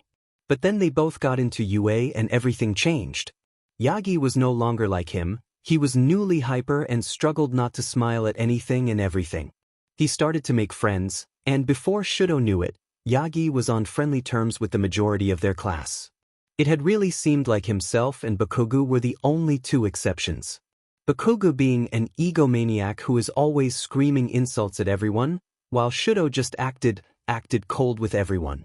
Even to the person who had never done anything to him, who had been exactly like him, and tried to be his friend even before their first year started. It was clear now, he had a lot of rethinking and evaluating to do. So much so in fact that he completely and purposely ignored his father, walking past him like it was the easiest thing in the world. And in that moment, it had been. While Shizuki, Ashido and Kirishima had done their best, they had ended up being beaten by Ida, Tokoyami and Bakugo respectively. Ashido had been no match for the unstoppable duo that was Tokoyami and Dark Shadow. Ida had been far too fast for Shizuki. And Kirishima hadn't been able to keep up his own in a drawn-out fight against Bakugo, leaving Izuku and his 3 classmates in the final 4. And now he'd have to fight against Ida, which kinda SCKD because they were friends. He's starting to get the feeling that the universe was just cursing him with fights it knew would leave him feeling awful no matter the actual outcome. But there was no fighting it now. So he put on a brave face for the audience and the rest of the world watching, and walked out onto the field. Ida, clearly not wanting to get close to him for obvious reasons, stops in his path and nods to him, and Izuku returns the gesture. The starting signal is given shortly after, and before he has any time to think, to get any quirk he must have in his arsenal ready for attack, Ida is right in front of him. He had powered up his crazy fast move he had shown earlier during the cavalry battle. If he remembered correctly, he called it his Recipro Burst. And no amount of training his reflexes could have prepared him to dodge his attack, because while he had managed to duck away from the first roundhouse kick, Ida was quick to recover and send another blow that landed this time. As he was slammed down into the ground, his vision went dark for a moment longer than it would have if it had been a normal blink. The pain shoots all through his body and he isn't able to stop Ida before he'd pick him up by the back of his shirt. A murmured curse leaves him. In a state closer to panic rather than the need to win, he calls for the zap of static electricity that was Kaminari's quirk. Closing his eyes, he let the powerful shock run over his body, not enough to fry his brain like Kaminari had warned him against, but enough to hurt his opponent. The shock makes Ida seize up, immediately dropping Izuku like a hot pan. With a grunt, he places his left hand to the floor, ready to use Todoroki's ice to trap him. But what he ends up seeing instead is Ida trying to stop himself from running off the field. His friend swerves to the side, however, Like a car that had been going too fast, he ends up falling and does a little bit of a flip. Ida's upper body ends up on the other side of the white line by the time the roaring from his engines comes to an abrupt end. Ida is out of bounds, Yagi moves on. Izuku lays there for a second, wondering if he really did just watch that happen. Ida had gone so fast he hadn't been able to stop himself. His greatest strength had ended up being his greatest weakness, and his own downfall at the end of the day. The irony and overall hilarity of the situation was only doubled by the look of utter disbelief that Ida made, his eyes narrowing like he was trying to understand what had just happened. Izuku had to clear his throat to keep from bursting out with laughter as he finally stood up. But despite this, he still ended up saying, "I think someone needs their brakes checked." His eyes widened and he covered his mouth with his hands, waiting for someone to reprimand him for such an insensitive joke at the worst possible moment. He had been sure Ida would say something, his friend staying quiet with a deadpan expression as he blinked at him. Lowering his hands and opening his mouth to apologize profusely, he's cut off by a small snort of laughter. "Oh, thank goodness." Izuku laughs almost humorlessly at this point as he reaches out his hand to help his friend up to his feet. Nothing like a bad joke to lighten the mood, right? "Yagi, excuse my bluntness, but if I were to lose to anyone, I'm glad it was you." Ida half sighs as he shakes the hand he had hosted him up with. "I actually really appreciate that, Ida, thank you." Finally, a win that felt like somewhat of a win instead of one that made him question everything he was doing. Hopefully the next fight will end on an even better note then. He had already had a set plan for the next and final fight. Whether it'd be against Tokoyami or Bakugo, it should work. It was bound to work. And all he needed was to get one person's permission. He supposed he could just do it without asking, but it would be so much fun for both of them if they agreed. And if they did not agree, then there was always Plan B. Oh, but he does hope to go with Plan A, seeing as he wouldn't be the only one to benefit from it.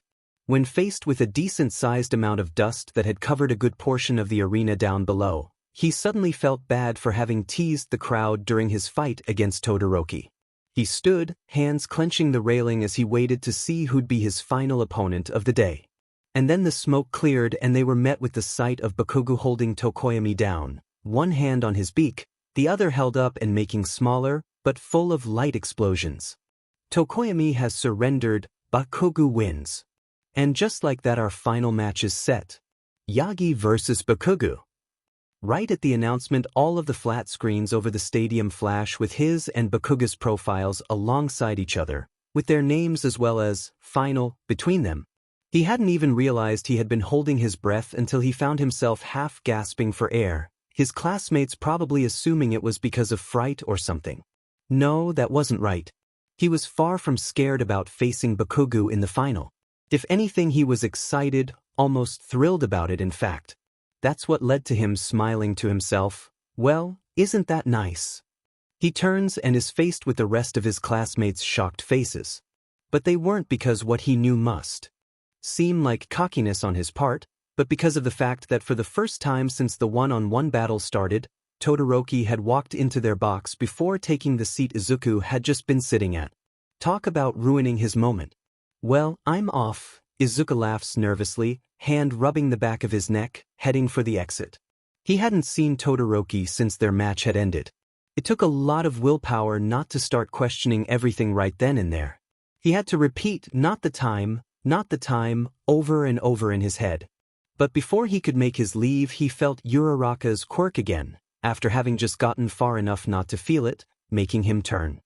He sees her in the middle of trying to jump over the row of chairs. "What are you planning, Yagi?"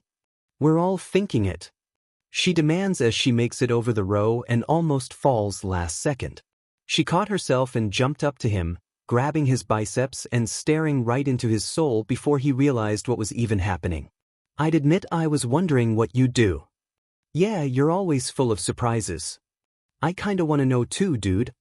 While it was flattering to see that everyone was curious and had been expecting something big from him, what fun would it be just telling them straight out?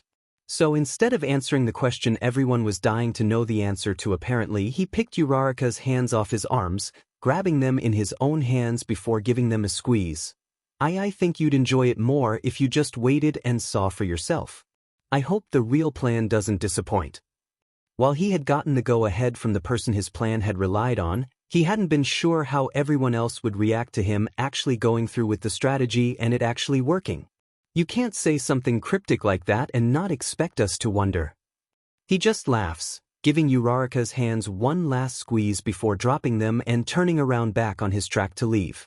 Turning back one last time when he reaches the doorway, he sees Uraraka give him a nod, holding her hands up in fists close to her face. Good luck out there. Izuku had been walking down the stairs heading towards where his exit gate was when he tasted burnt caramel. And before he could think about heading a different way, Bakugo had already spotted him. He had been looking at his phone on the platform before the next set of stairs, now glaring at him instead. Not wanting to seem like a coward, he walks down until he's also standing on the platform.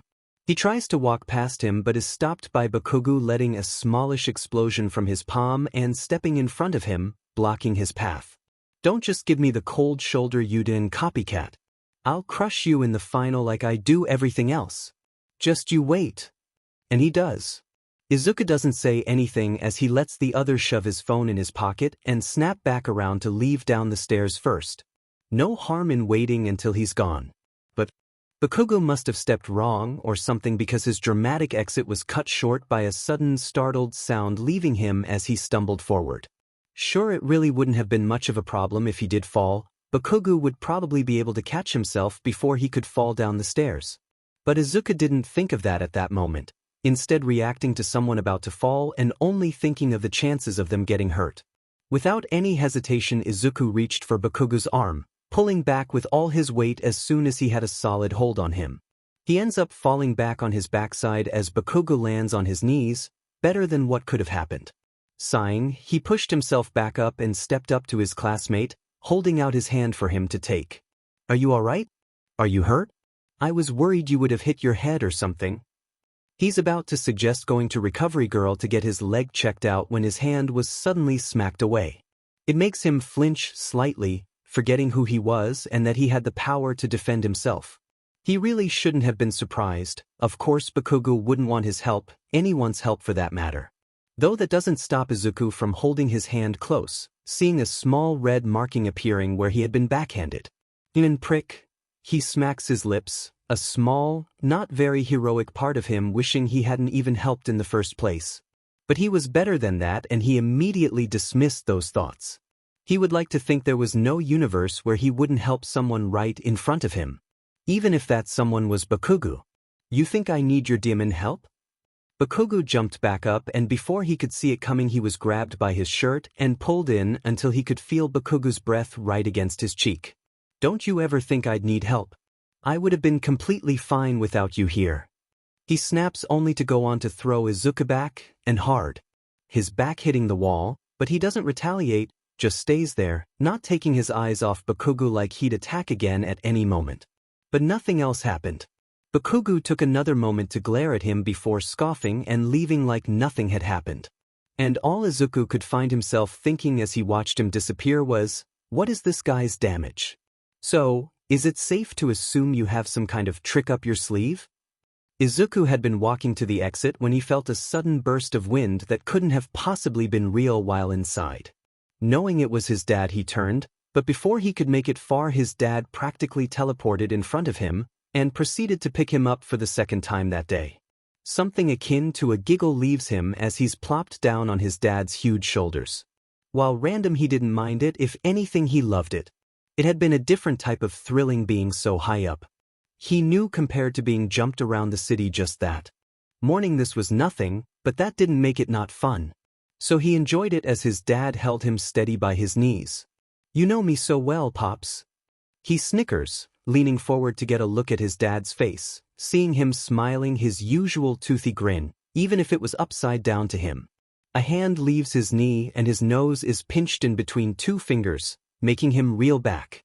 While his dad had carried him around a number of times when he was younger, piggyback rides had always been limited to the house. Or the backyard that had been protected from nosy neighbors by overgrown bushes and trees. But if today was any consolation, it seems like his dad has given up on being as overprotective about him and their secret as before.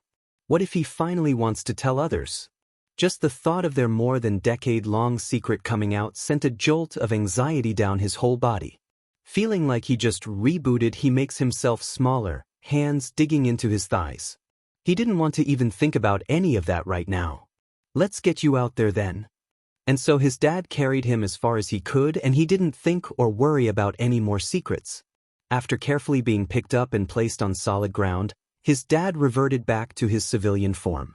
He hadn't wanted to waste any time, but before they officially parted ways, Izuku stole a quick, tight hug. Running off, his dad called out, "Good luck, my boy." Unlike all the other times walking out into the field, he wasn't frightened. The loud cheers and yells were nothing more than background noise, and he wasn't even anxious about the match ahead. Not at all, because beating Bakugo was going to be too much fun to be worried about anything else. But trust when he says this wasn't arrogance talking, he was all too aware of weaknesses he had. His quirk wasn't all-powerful, and he knew that. He didn't deny any of this. However, he spent enough time second-guessing himself and his abilities. With the quirk in his possession, he'd win, and the owner of the quirk would be rightfully rewarded for helping him. He'll make sure of it. And he'd make his dad proud. He was going to win because there was no other option but to do so. Bakugo and himself march onto the arena, not taking their eyes off each other. At last we've made it. The best of the best among UA's first-year Hero Corps students will be decided. Bakugo snarls, baring his teeth in what he thinks is his way of trying to be intimidating. He was clearly just as ready to get the match started with as Izuku was. It's the final match. Bakugo versus Yagi. On the other hand, Izuku knew he must have looked somewhat calm, allowing his face to stay deadpanned and unbothered, while his hands stayed in his pockets. Because hell, if he'd let Bakugo even think for a second that he was scared of him. Never in a million years. Now start. Throughout the whole sports festival, Bakugo had been blowing away the competition. His explosion quirk had seemingly left him with the ability to fire off never-ending attacks, even if he knew that wasn't true from personal experience with said quirk. He's blasted himself into the finals and has stayed on everyone's line of sight since the start of the games. And while the audience probably saw Izuku as the complete opposite, he knew he should have gained enough attention in his fight against Todoroki and then Ida. He had shown off enough that people should have realized by now that even against an opponent faster and stronger than him, he'd be able to keep his own with a quirk or two in his arsenal. Anyone could have rightfully assumed that they would both try and attack right away, neither wanting to waste any time and risk letting the other get the upper hand that came with making the first move. So, imagine the shock that came when neither of them moved at the start signal.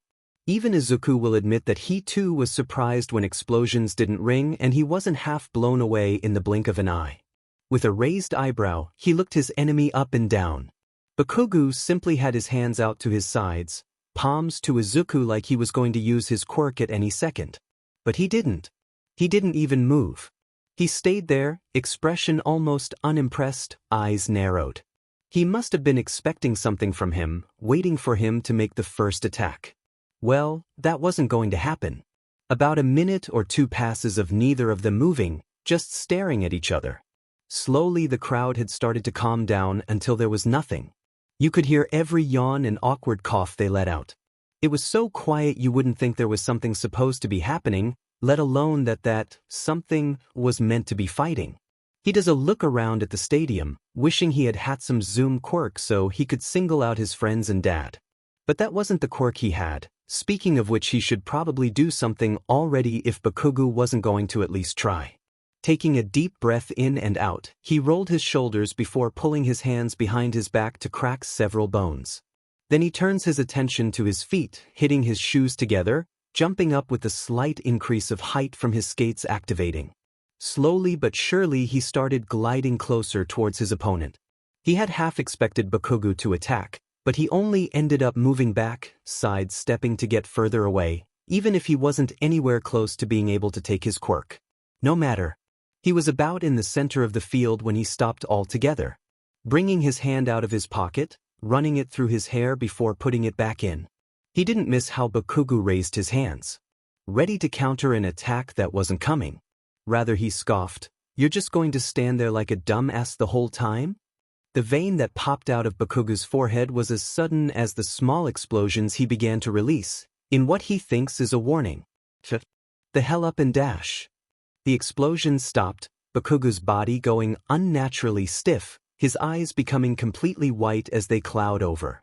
Quiet taking over the stadium again. Izuku raised his head, clearing his throat, not wanting to risk losing his focus. Now turn around and walk out of the ring. Bakugu turns around back towards the way he had jumped away from when trying to evade Izuku. Watching with bated breath, he didn't take his eyes off his opponent. It's only when the other is clearly on the other side of that cursed white line that he releases the quirk altogether and lets himself breathe finally. What the hell? Bakugu screams in the still very silent stadium, his voice loud enough to echo. He thinks he even saw a flock of birds flying away because he frightened them. It doesn't matter, he wasn't done. He turned to the announcer's booth in a similar fashion to what Shiozaki had done when she spoke out against Present Mike's assassin comment earlier. The quirk I just used is called brainwashing. It belongs to Hitoshi Shinso, from the General Studies course, who sadly didn't get to use it himself since I took it during our initial match. He spoke clearly and precisely, like he was being interviewed for something or another, like a man on a mission. And he was. The mission being to get Shinso the recognition he deserved. But, instead of cheers, even hesitant ones, following his announcement, it's still deadly silent. Though he did understand why. He doesn't think he'd be too pleased if the sports festival ended with some kid pulling a fast one on not only the person he was fighting but everyone else. He's sure they had been expecting some cool and epic fight, something like his and Todoroki's fight at the very least. While sorry to disappoint, he isn't sorry for ending things as quickly as he could when given the opportunity to. Someone clearing their throat who wasn't Present Mike over the speakers breaks the silence. It was Mr. Aizawa. Well, isn't that neat? It wasn't satirical like some might expect, but rather amused and almost smug-sounding. He understood why almost immediately. Of course Aizawa found it wonderful that a student with a quirk that could be seen as somewhat similar to his own just won the final like nothing and in a logical way. That was Mr. Aizawa's whole thing, no unneeded flashiness and only strategic thinking. It made him smile up at the booth. Mr. Aizawa's comment was followed by the sound of rustling and "now," which made him half laugh. There was then some soft bickering he couldn't quite make sense of before Aizawa just sighs. Seeing as how Midnight and Present Mike are dumbfounded nitwits, I'll take this one. Bakugu is out of bounds, Izuku Yagi of Class 1A wins the sports festival. While weird to hear Aizawa's monotone voice announce it, it was still the official declaration of him winning, so he'll take it. Though he was the only one excited about it. Everyone was stunned into silence. It seemed he laughed awkwardly, wondering if he left now or not. His sign to leave ended up being abrupt cheers and clapping from one spot in the stadium and one specific person. Wincing, knowing full well that it was Mirio, he hid his face and ran off towards the exit. We'll be taking a brief intermission before the award ceremony. Was the last thing Aizawa said before he was officially out of sight. IT had been right after his match with Ida. Instead of walking into his class's viewing box, he goes past it and heads for Class C's. Standing at the doorway, he quickly spots a head of purple hair. Shinso, he calls out, walking up to the boy who sat in the front row. Shinso does a double take when he sees him but doesn't say anything. Izuku takes that as an invitation to sit in the unoccupied seat next to him. What are you doing here? Aren't you supposed to be fighting next? He asks, with obvious apprehensiveness in his voice. Izuku just gives him a smile, knowing full well that Shinso's worries are to some degree justified. He doesn't think he'd trust it if some random guy he just met who beat him in an important, possibly life-changing fight, went out of his way to find him. No matter. Shinso will listen to him when he explains why he's here. What would you say to the chance of FING with a bunch of people for your own benefit? Shinso side-eyed him, and then looked back to the empty ring. There was a pause. And then, I'm listening. The intermission was brief enough that Izuku had been able to find an empty bathroom to laugh hysterically about everything that he'd gone through until he was crying. He wouldn't lie, it was mostly because of how surprised everyone looked when it was official that he had won. And while weird he had needed it, because soon enough he was standing atop a literal pedestal with an oddly silent Bakugo on one side and Tokoyami on the other. If it weren't for the fact Ida hadn't been there, he would have probably paid more attention to the warning signs Bakugo was emitting by simply being there and actively being quiet. It was when Midnight mentioned how his friend had been called away due to family matters, he looked towards Uraraka. A quick glance to the third-place platform was enough to get across what he was asking. She shakes her head slow, mouthing later. His face creases, attempting to decipher and decode what family matters could possibly mean when suddenly his dad and all his hero glory jumps onto the field in front of them. I am here with Dash. Everyone's hero, All Might. Quick to realize that she had cut off the other, she puts her hands together and apologizes. His dad waves her off, saying something about not wanting to step on her toes seeing as she was the official spokesperson. Eventually he does get to the actual distribution of the medals. Tokoyami was the first to get his third-place medal. Congratulations, a piece of advice, followed by a hug from his father.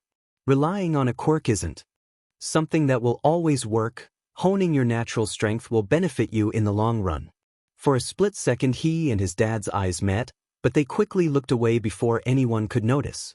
Well, it seems like he'd have to talk to Tokoyami about becoming sparring partners. Izuku watched as All Might moved to the still quiet Bakugo, who seemed to have been dissociating, staring off into the distance, not even blinking. Whatever, he thinks, doing his best not to scoff at whatever mess Bakugo is probably thinking about, or not trying to think about. His dad does the same routine he had done with Tokoyami. There's a thin line between watching what someone does and hesitating. Waiting isn't normally your style. Why did you second-guess yourself? Bakugo finally moved, but only to stare up at the hero with an unreadable expression on his face. Izuku had to close his eyes before he accidentally rolled them. This was none of his business. When the silence from the side of him grew too much for his dad to bear, the man half huffed. Very well, you children have just started your path to becoming heroes. Remember that there's always room for improvement in everyone. The medal must have been placed around Bakugo's neck, because his dad gets off the pedestal and finally comes up to his. He was able to forget about everything that just happened like nothing. And finally, Yagi, congrats young man. You've surprised a lot of people today, myself included. The gold medal is dropped around his neck, and he's given an awkward hug like the other two. He'd get a real and better dad hug later on though, so he didn't mind acting for now. Tying up the end of the ceremony with a nice little speech of encouragement for everyone's sake, the sports festival ended, the crowds and students dismissed. However, you'd have to be an idiot to believe that the events of the day, even the ones apart from the festival, in a city some hours away, didn't have long-lasting effects on the students. Good or bad, the day was far from over, and Izuku should have realized that sooner rather than later. It was after walking out of the stadium, his class having been excused to the main building so that they could go to the locker rooms and get changed, when he pulled Uraraka to the side. Everyone else was talking amongst each other, mostly just commentary about the games, so it was easy enough for them to step aside without being noticed. What happened to Ida? Where is he? Izuku asks, voice hushed, hand covering his mouth so only his friend could hear him. Uraraka leans in closer, raising her hand to the side of her mouth as well. He got a call from his mother, apparently his brother, Ingenium, a villain, got him. He's in the hospital. Izuku's heart dropped, and he honestly didn't want to believe her. But why would she lie about something like that? Uraraka might like to joke around, but there was a line, and he was sure he knew her well enough to know she wouldn't cross it. Not with something like this. Which only meant what she was saying had to be the truth. Ida's older brother, a well-respected and well-known hero, someone Ida and so many others looked up to, got hurt badly enough to get him in the hospital. Suddenly reminded of a time when he ran through hospital halls, his Uncle Dave hot on his tail, telling him not to run so fast. He hadn't listened to him, overcome with panic as soon as he was told his dad had been hurt.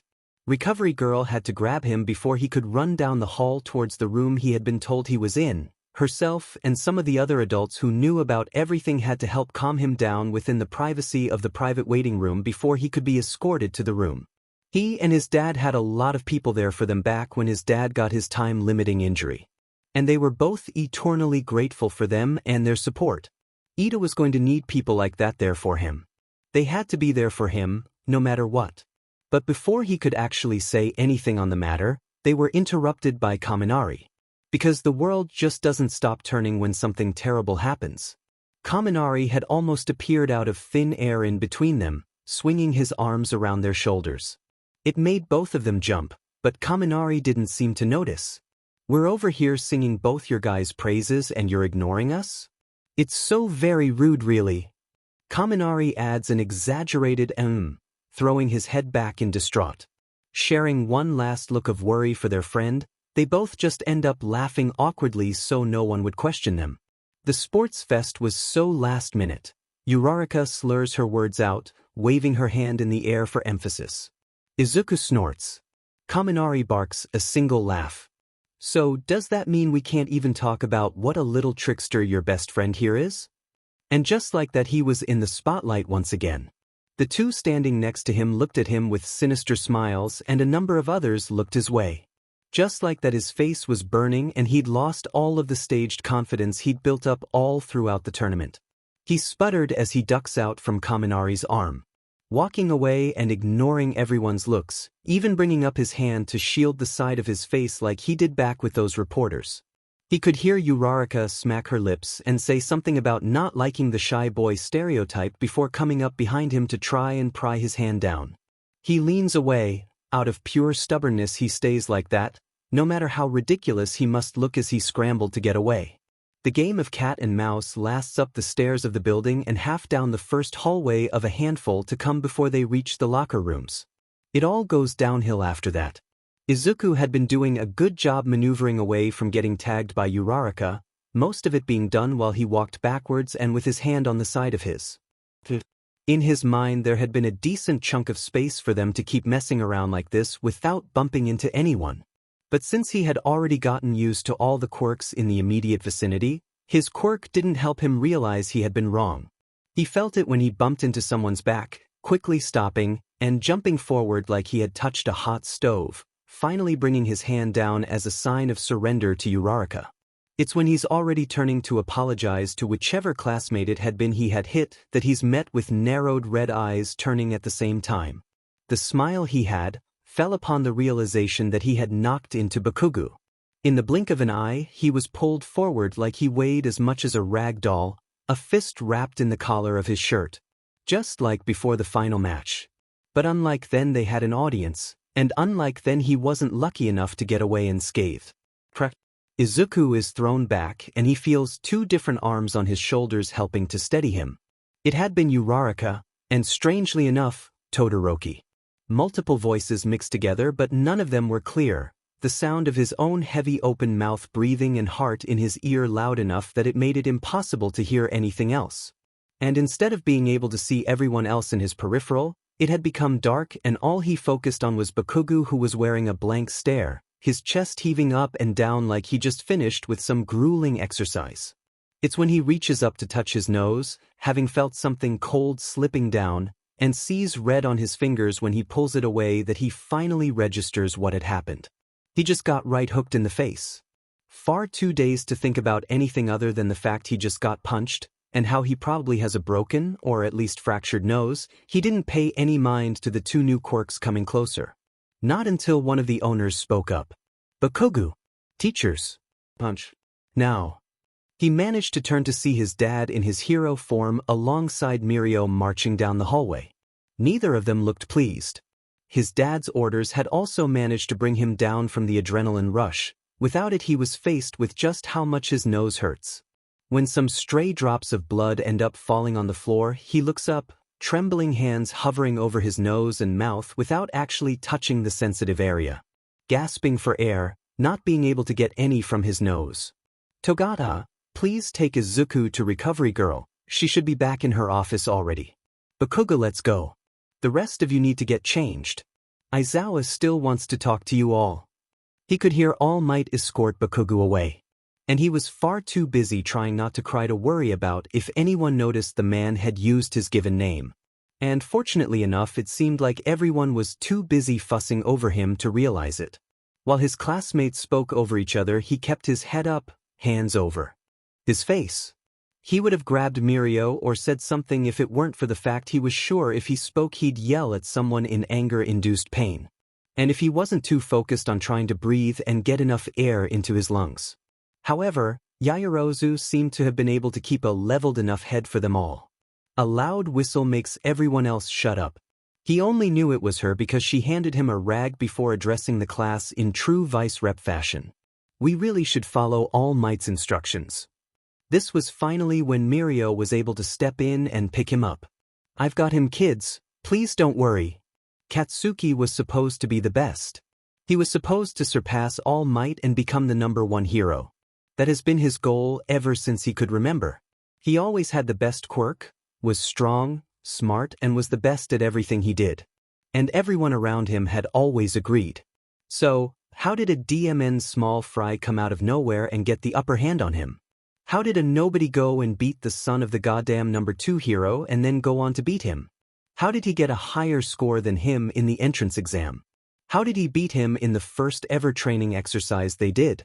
And all like it was nothing more than a little game to him, smiling and laughing like it wasn't anything but another regular day. The door opened and he looked up to see Aizawa had stepped in, still covered in all those dumb bandages. All Might walks in after him, shutting the door behind him. How did someone so great not block a simple but punch to the face and end breaking his FNG nose? You're expelled. Recovery girl smooths out the bandage on the bridge of his nose. A troubled look on her face all the while she did so. When she's satisfied, she stepped down from her step stool, turning to grab some gummies.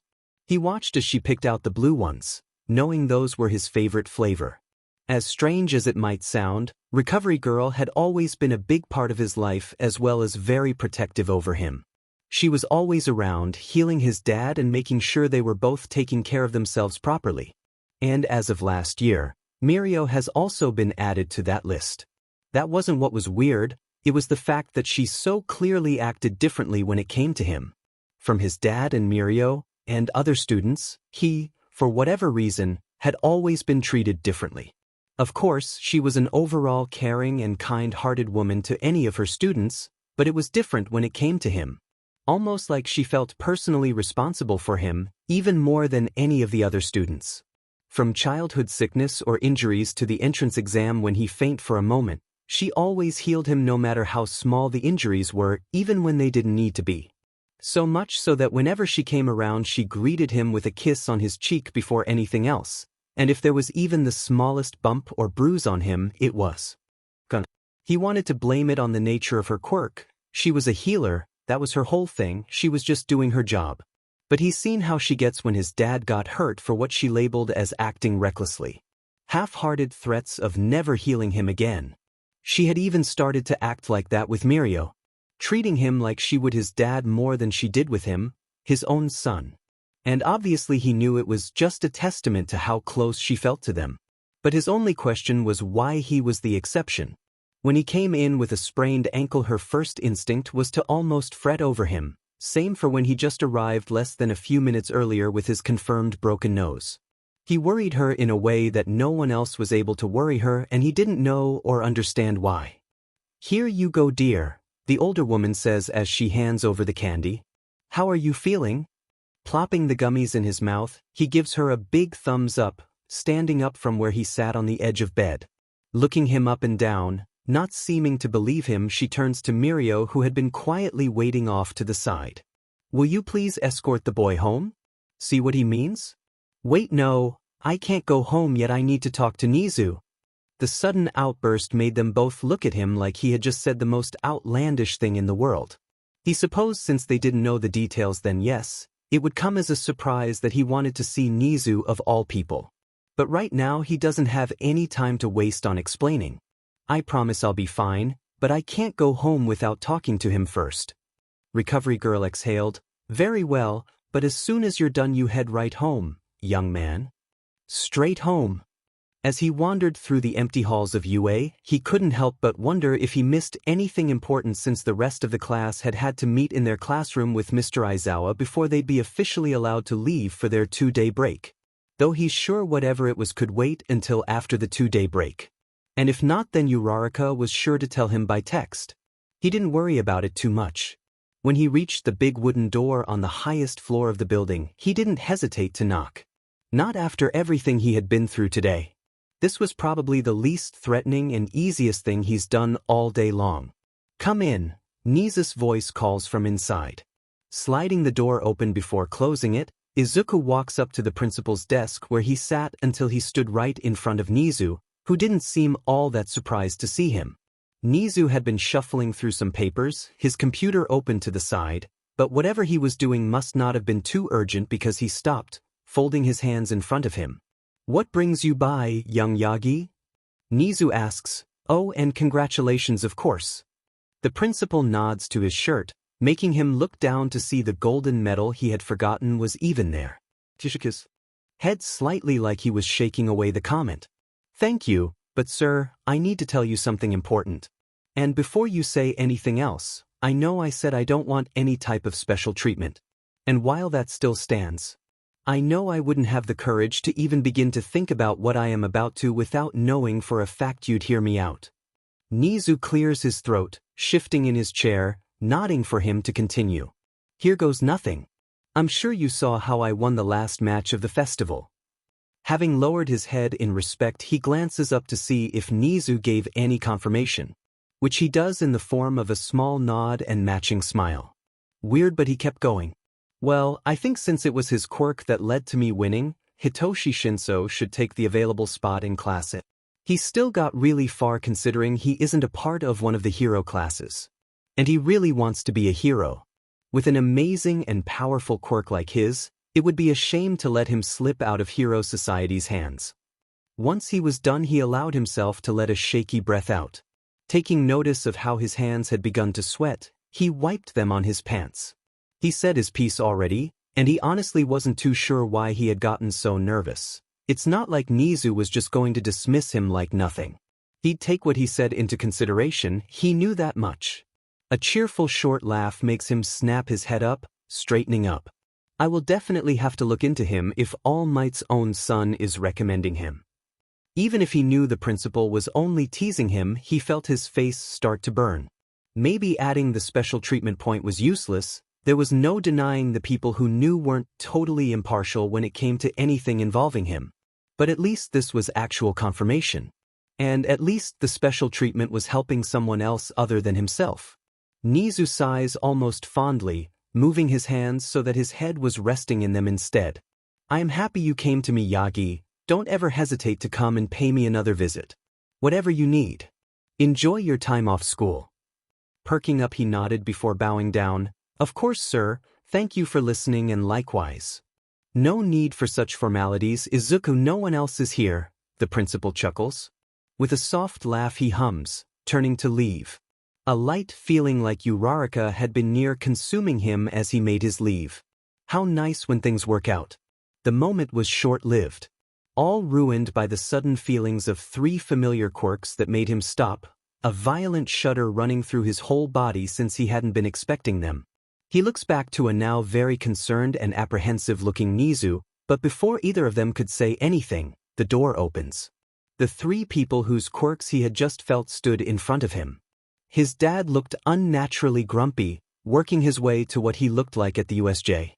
And even though Mr. Aizawa had his face covered in bandages, his eyes narrowed, looking just as disappointed as when he expelled that one guy on the first day.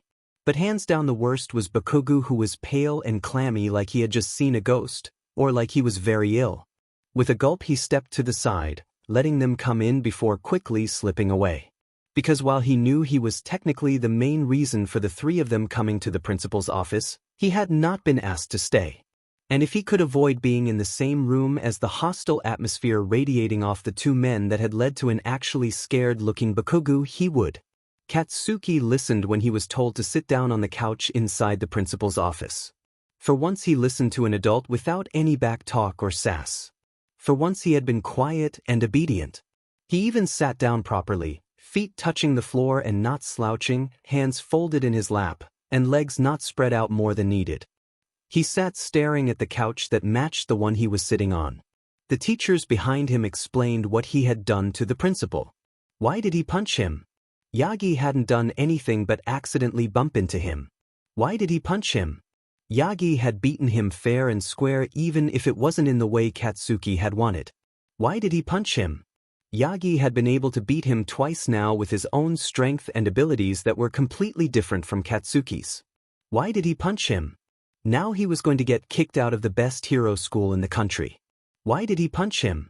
There was another hero school out west, Shiketsu. If he remembered correctly, maybe he could transfer there. Why did he punch him? He'd probably have to take their entrance exam, and who knew if they'd even want him. Why did he punch him? What kind of hero school wanted a student who punched one of his own classmates in their program? Why did he punch him? Why did he think he was something when there were two boys in his class from hero families?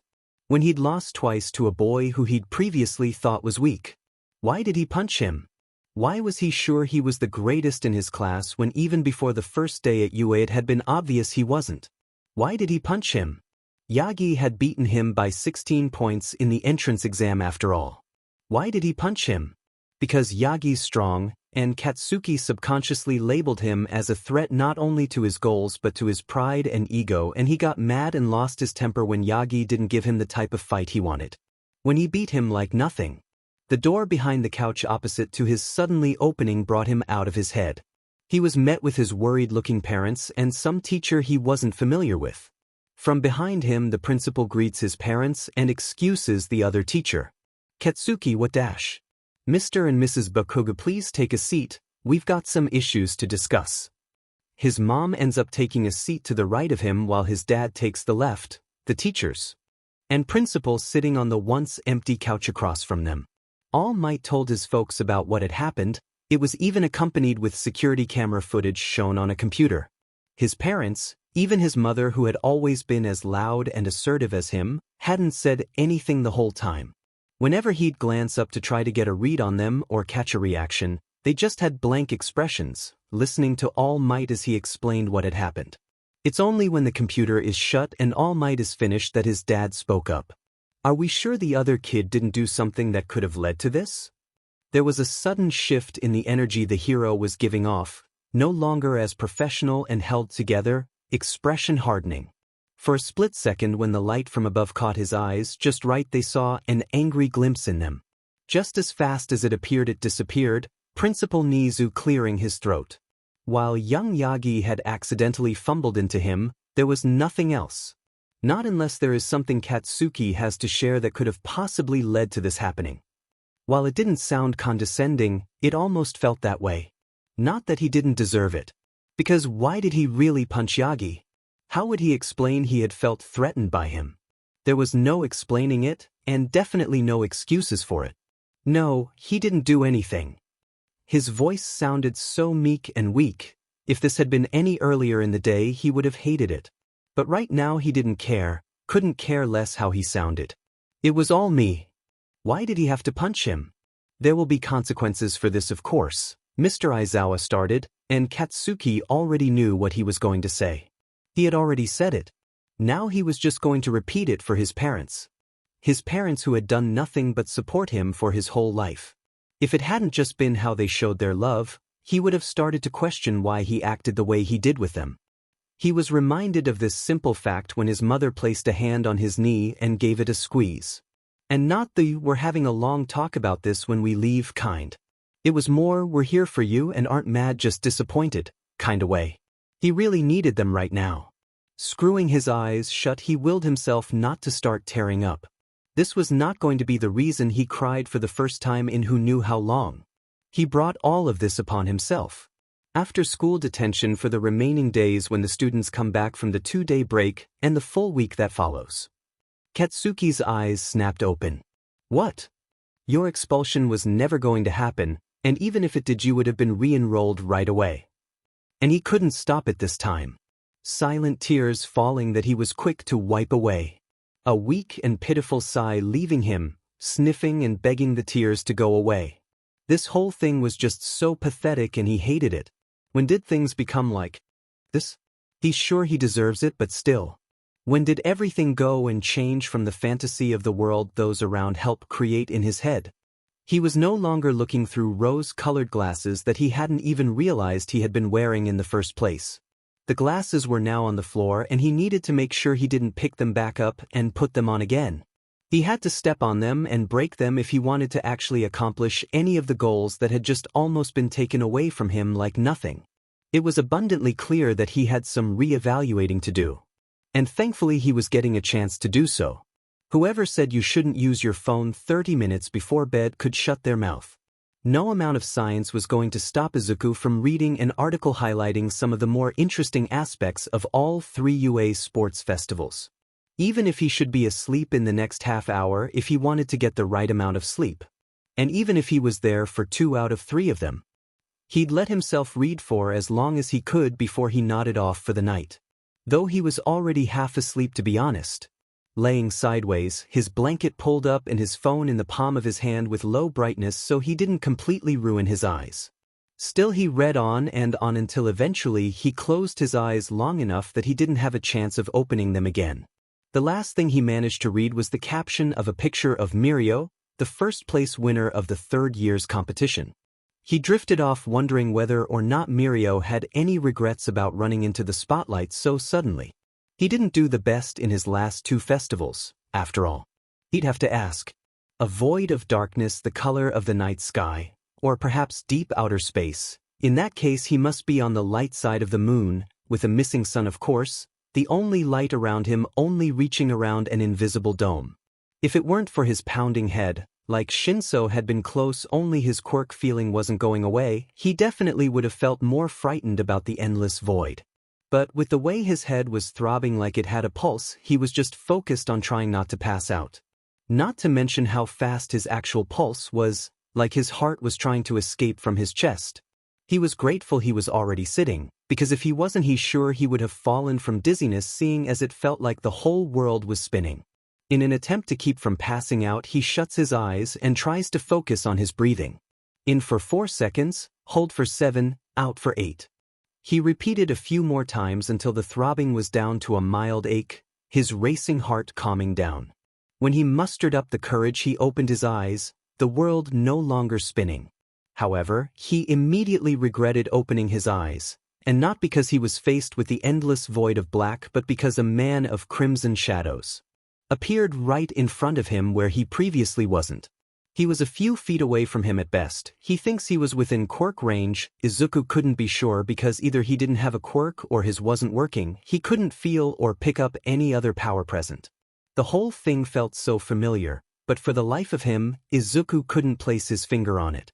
There was a moment where everything was still and it was only him staring at the shadows in a very defined shape of a man with steady puffs of smoke. You wouldn't think it was gas. The moment ended when Izuku dared to take a shaky breath of air. Some invisible force picked him up into the air, and even if nothing was there he could feel how tight of a hold it had on him, enough that he didn't have any control of his body or room to shift too much.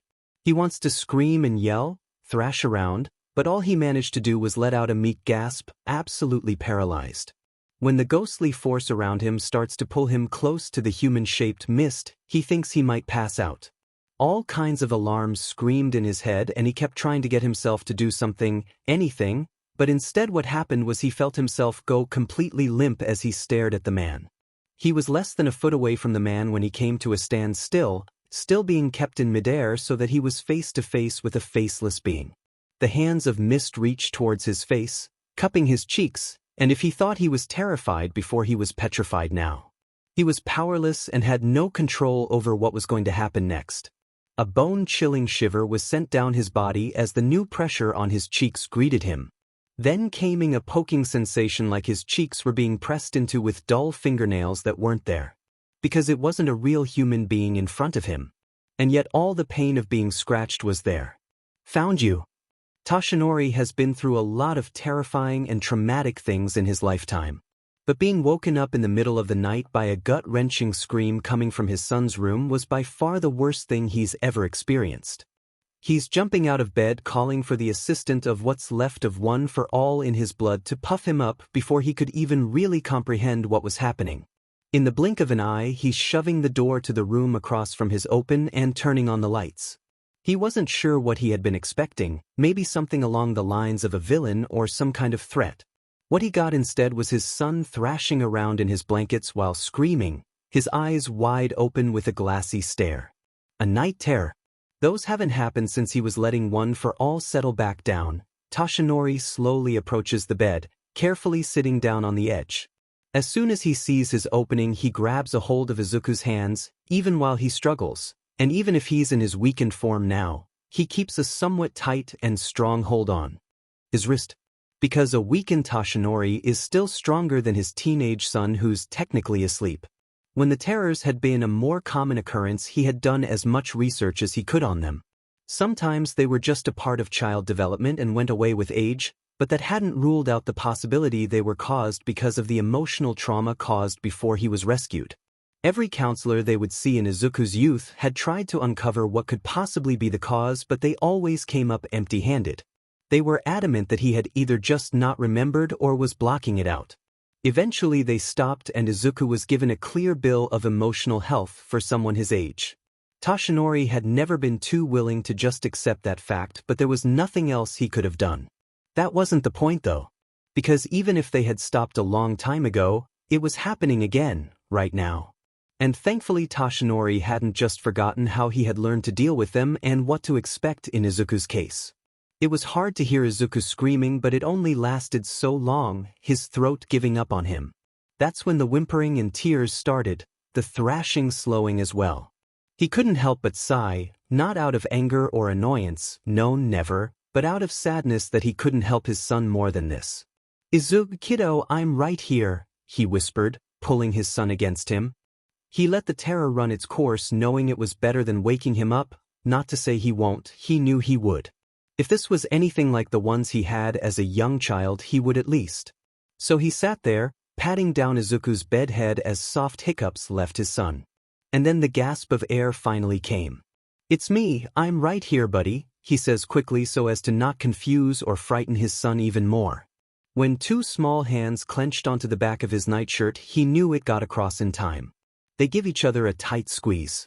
A quick glance at the clock informed him that the whole thing lasted around 20 minutes. Just like the ones from when he was a toddler. "Papa, please don't go, please," Izuku begged against his shirt with a sniffle. "Never," he hums, placing his hand under his son to bring him closer, making it easier to pick him up. He walked them out of the room, turning off the light and walking towards the stairs. This had been their routine in the past.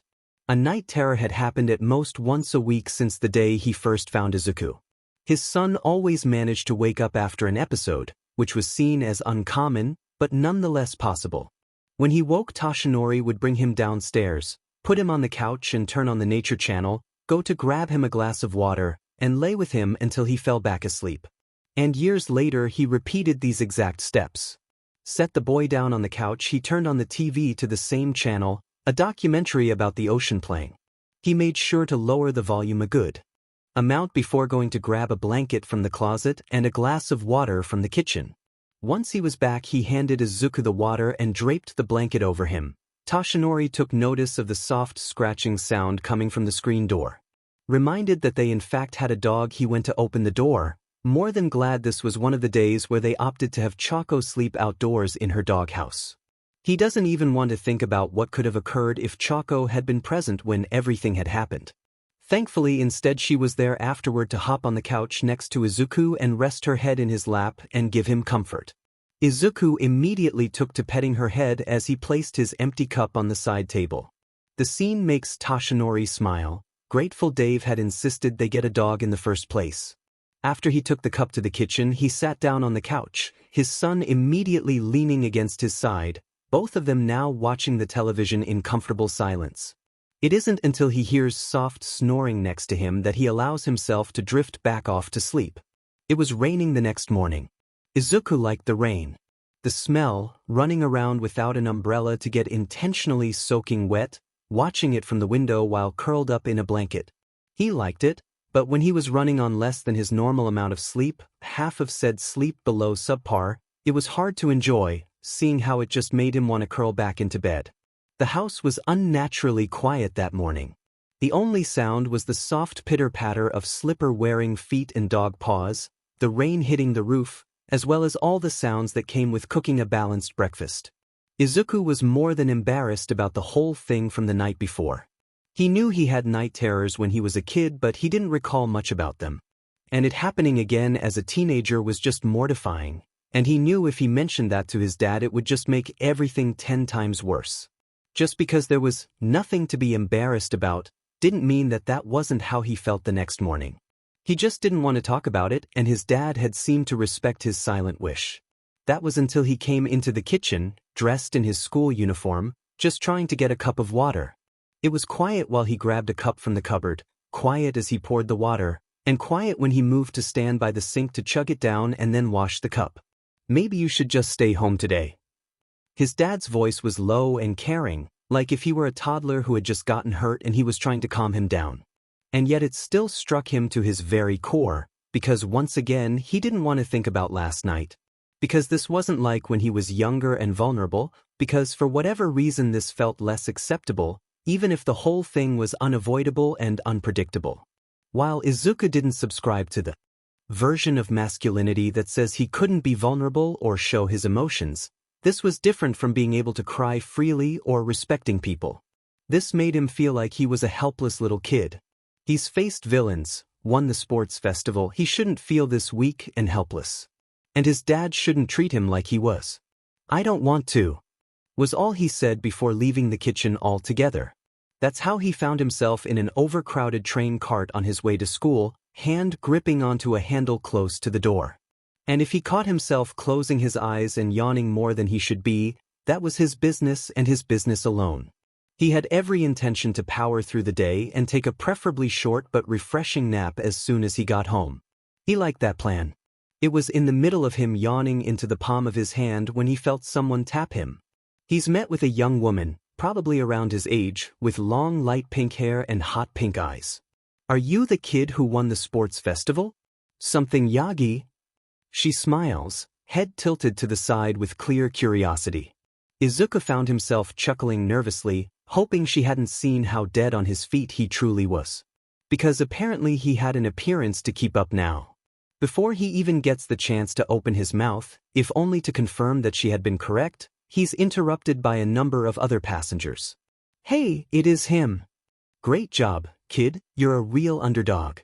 Didn't expect the winner to be this short." Everyone in the car seemed to have the need to make some sort of comment having to do with his first place win, all of them talking over each other, not letting him get a single word in. Though, he wasn't sure what he'd even have to say other than thanking them for all the positive reinforcement. Honestly, he barely had the energy for this whole situation to begin with. This is why he thinks even if the next stop hadn't been him, he would have taken his chances and gotten off either way.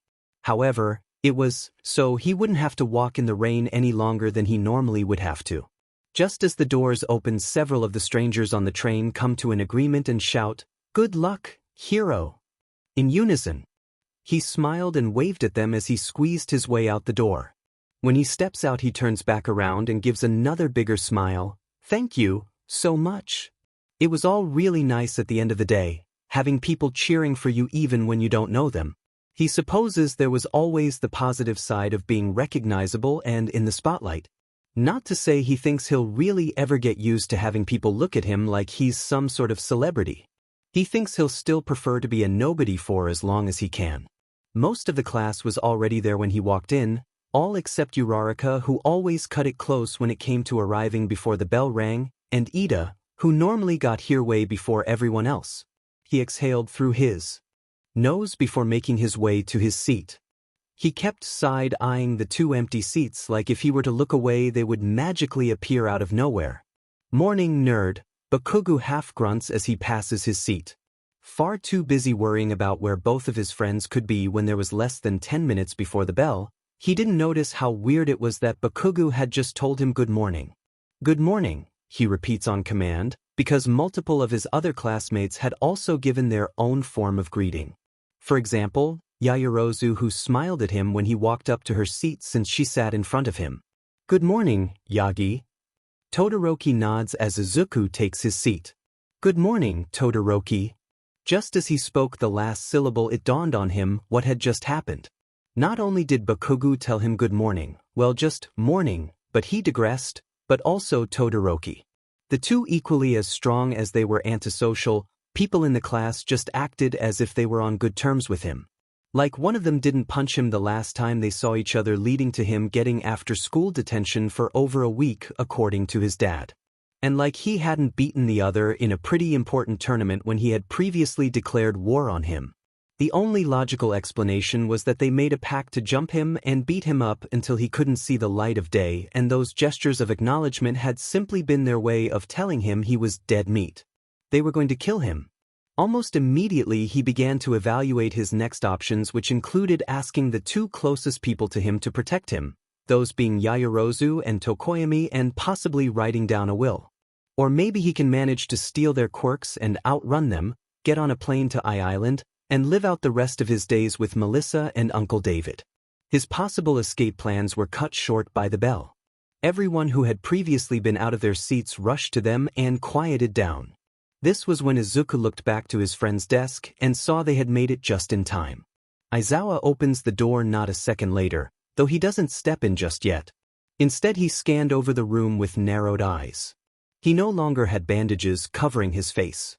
He did, however, have a pretty noticeable and deep-looking horizontal scar underneath his eye.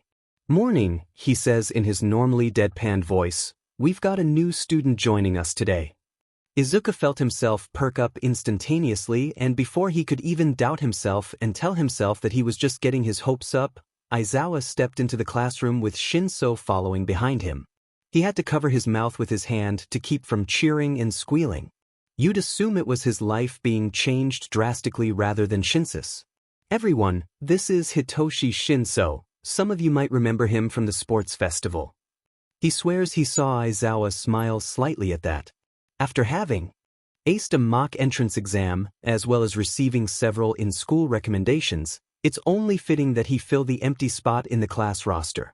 If anyone has any problems with this, tough. Now, everyone after Shuji, please take the seat behind you. Todoroki, you're up front now. Before long, Shinso was sitting in Shuji's seat, and everyone who had had to move settled into their new seats. As everyone was getting comfortable, Mr. Aizawa continued with homeroom. "Now that that's all done with, today we've got a hero informatics class. And a special one at that. Shinso chose a great first day." Aizawa then does what he does best, messing with them, opting to take a long, dramatic pause as they anxiously wait for what their next challenge could possibly be. "You'll be coming up with your hero aliases, code names, whatever you want to call them." They shared a collective sigh of relief, but before they could even think about bursting out in excitement at the news, Mr. Aizawa was giving them an unimpressed look. "But first, we have to discuss the pro draft results."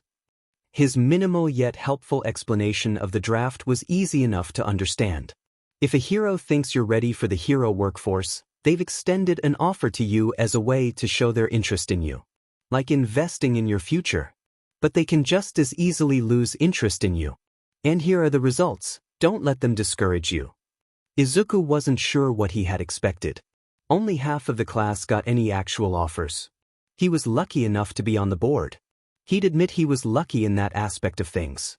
The only issue was the fact that of those 10, Izuku Yagi, the first-place winner of the first year's sports festival, landed in last place with only 2 offers, while the top 2 spots were stolen by Shudo Todoroki and Katsuki Bakugu, who both had offers in the thousands. What kind of bullshit is this? Izuku yells, slamming his hands onto his desktop as he shoots out of his seat. Everyone looked back at him, but he didn't care, his anger getting the better of him. "I won and only got 2 offers, while those 2 get to take all the glory." Todoroki wasn't even in the top 5. What kind of nepotism, power factoring system, bullshit is this? At least that's what he would have said if he didn't feel like curling into himself with overwhelming shame and frustration. Catching several of his classmates looked back at him with pity and confusion. Instead, his heart just sank to the floor. His face was burning hot and his eyes started to tear up. His hand comes up and squeezes around his mouth, almost like he was trying not to puke, as he willed himself to relax. Shutting his eyes, he takes a low but deep breath. "Calm down. Half the class didn't get any offers at all. Everything will be okay." The taunting numbers are taken off the board like that, and Aizawa continues like nothing. The panic subsides.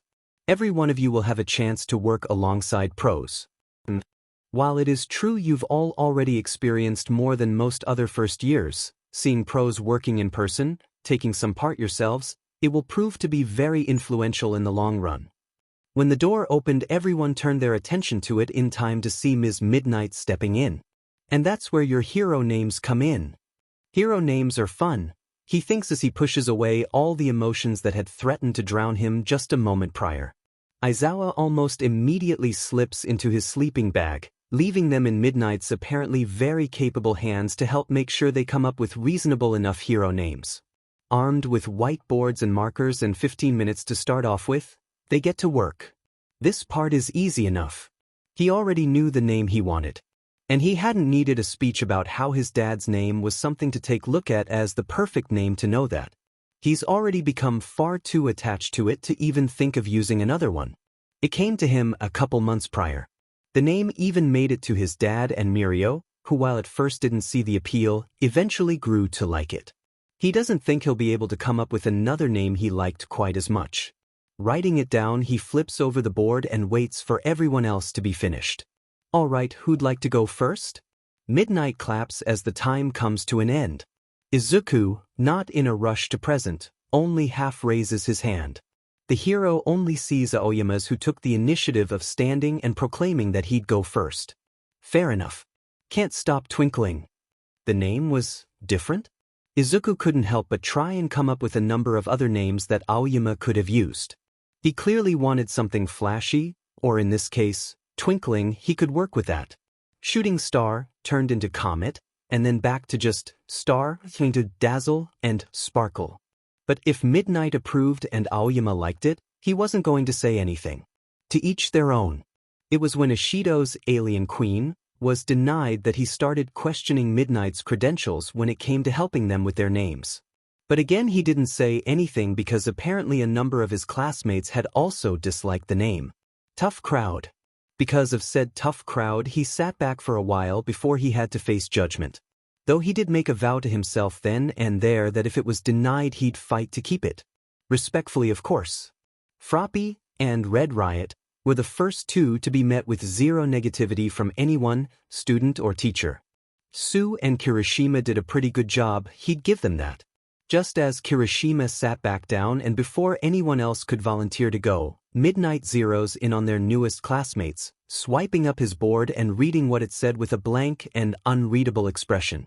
Shinso makes a weird sound, shrinking into himself. There was a moment of still silence before she picked up Shinso's marker and wrote something on the book. She then flips it around with a smile. Everyone meet mine Jack. She had drawn a little doodle of some stars and herself giving a thumbs up. Putting the marker and board down, she walks back next to the podium. Who wants to go next? Izuku's hand shot into the air and he was called up. It was now or never.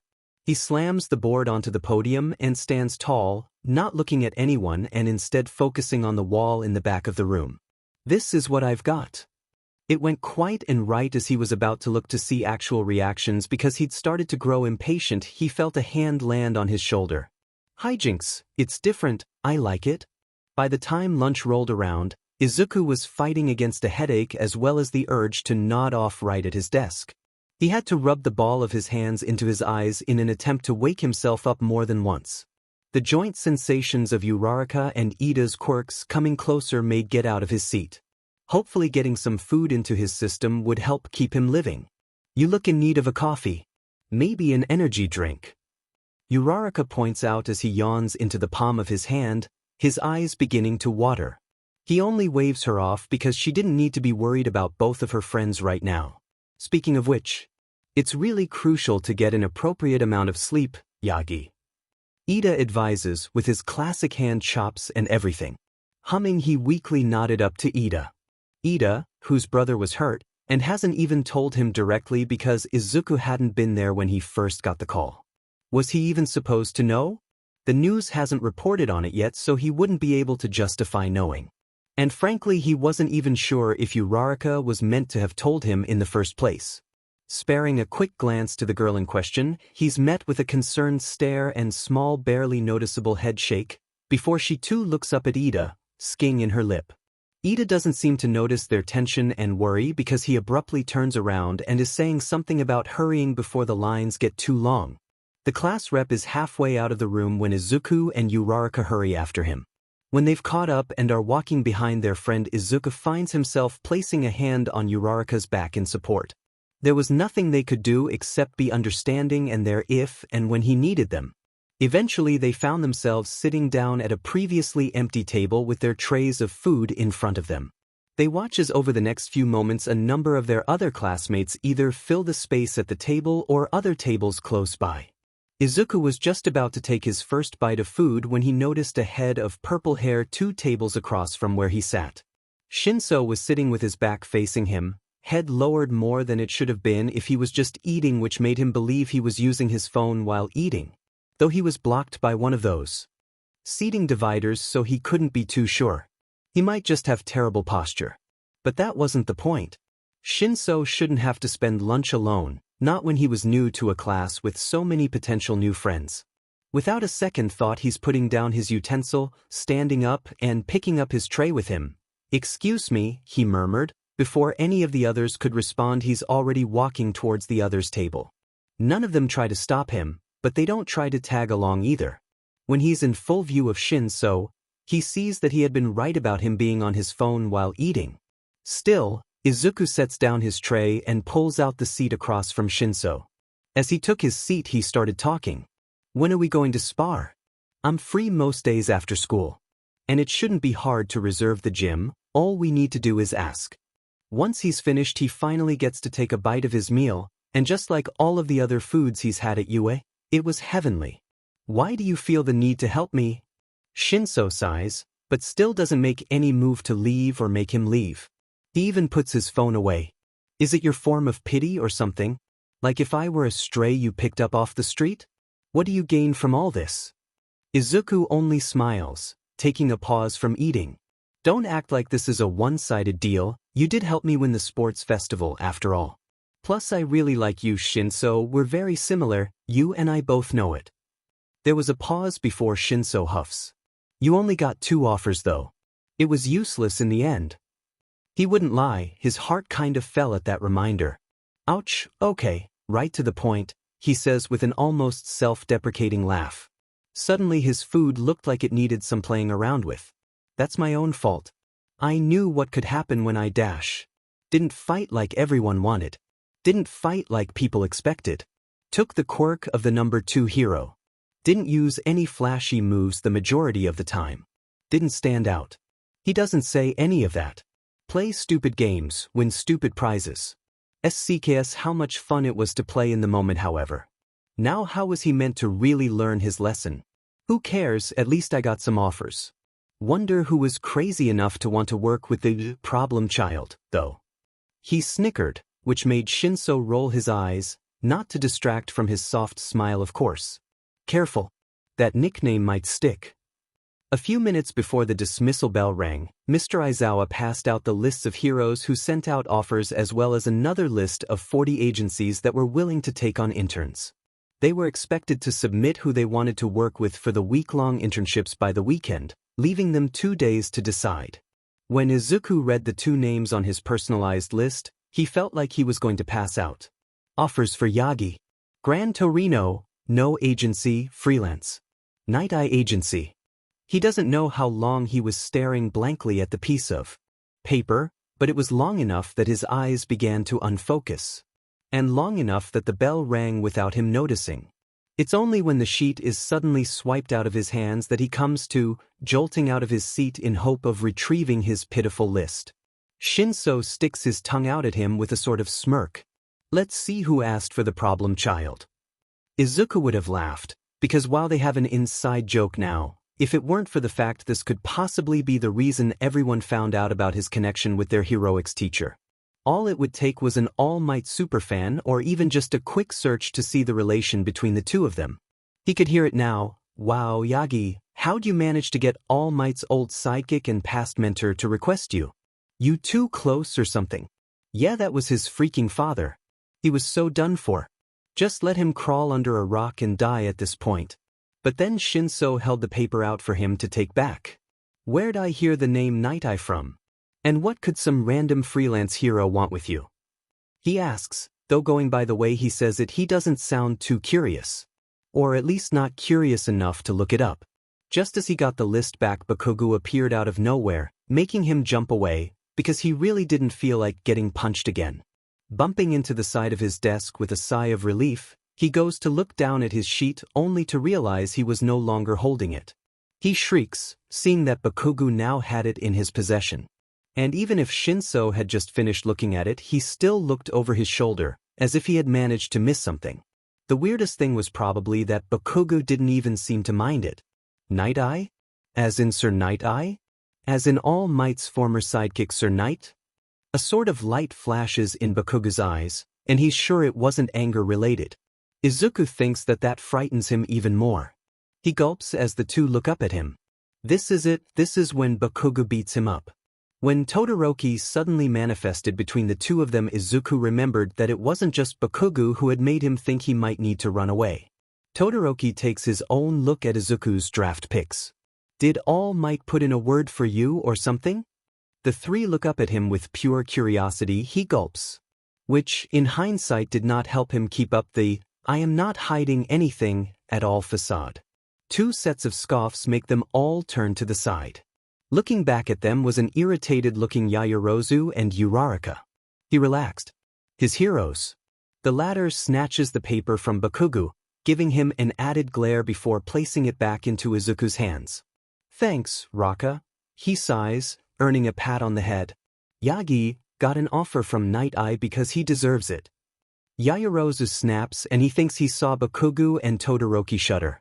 Yaoyorozu mutters something about huge egos and turns back to grab her own things. She does, however, send a smile. His way before stalking out of the class. In the middle of this, Shinso had put his hands up in surrender and stepped away undetected by the others. Izuku makes sure to send him a little wave that he gets back before Shinso leaves completely. He needed to leave too. He needed to go talk to his dad about all of this. Though, he was more than sure he was already aware that Gran and Sir had requested him. He really wasn't looking forward to this topic of conversation. He turned to his best friend, who was in the middle of staring down Bakugo and Todoroki some more. And Ida? He just got up and left as soon as the bell rang. The guilt of having to leave Uraraka to walk to the station alone was interrupted by the door bursting open with excess force, making everyone still in the room shoot around to see who it had been. As soon as Izuku saw who it was, he huffed. "Zu, someone wants to see us, we gotta go." Mirio sang, nodding to the side. 1 second. All he asks is for 1 second where he isn't being pulled every which way. Figuratively, literally, emotionally, and physically. Aren't you the guy who won the third-year sports fest? His eyes widened, quickly rushing to slip away from everyone, ducking and sliding around desks and classmates until he could push Mirio out the doorway and shut the door behind them. Normally, Izuku wouldn't have hesitated to fall into step with Mirio, or at least not fall out of step with him as much as he was. Even when they first met, the day he gave him the tour, he had only walked a step or two behind him. But right now he might as well have been chasing after him because that's what it looked like, Mirio almost completely out of his quirk range. And it wasn't his fault, but Izuku's. After he had pushed him out of his classroom, for a moment Mirio grabbed his hand and was leading him down the hall, and when they were finally walking besides each other, he let go. That was when Izuku quietly started to slow down and walk further behind. And all of it was because he was trying to find the words to tell Mirio about how he only got 2 offers and one of them was from the guy he was working with. On one hand it felt like he'd disappoint him if he found out, and on the other they had the fact they'd be able to work together more closely. But they also had the mess that was Night Eye and his father's strained relationship. He knew it was probably not likely that Mirio would actually be disappointed in him. He'd probably be more furious on his behalf if anything. Though, an angry Mirio wouldn't be that great either. He hated how much he had to overthink every possible thing. Whatever, he needed to say something, and now. Before they met up with his dad. Mirio! The sudden volume of his voice didn't only surprise him but Mirio, who stopped in his tracks and turned to him with a mix of concern and surprise. Izuku half cringed, either he thinks too much or he didn't think enough. There was almost never any middle ground. sighed and nodded to himself more than Mirio. "Sir Knight, he drafted me." There was a second where Mirio just looked at him with the same worried and concerned look on his face before he turned back around like nothing. "That's awesome and totally fine. Everything's fine." With the way he laughed, Izuku wasn't very convinced. Night Eye and All Might have been sidekick and hero, respectively, working alongside each other for years, but that was a long time ago. To his knowledge, the last time his dad and his old partner had even been in the same room was while the former was in the hospital recovering from his injury. Izuku had just left his uncle in the waiting room with Recovery Girl and was now being accompanied by Gran Torino down the hall to the room his dad was in when an angry Night Eye came out and all but stomped down the hall, passing them like they were complete strangers. The only sign of acknowledgement was when the two of them made brief eye contact and Night Eye's expression changed to that of pure sadness. He was about to call out for the man he had considered an uncle when Gran Torino stopped him, telling him to go wait in his dad's room while he went to go see what had happened. Izuku had listened and it was still one of his biggest regrets because that was the last time he ever saw Night Eye. Since then the most contact they've had was the yearly birthday gift Night Eye sent him.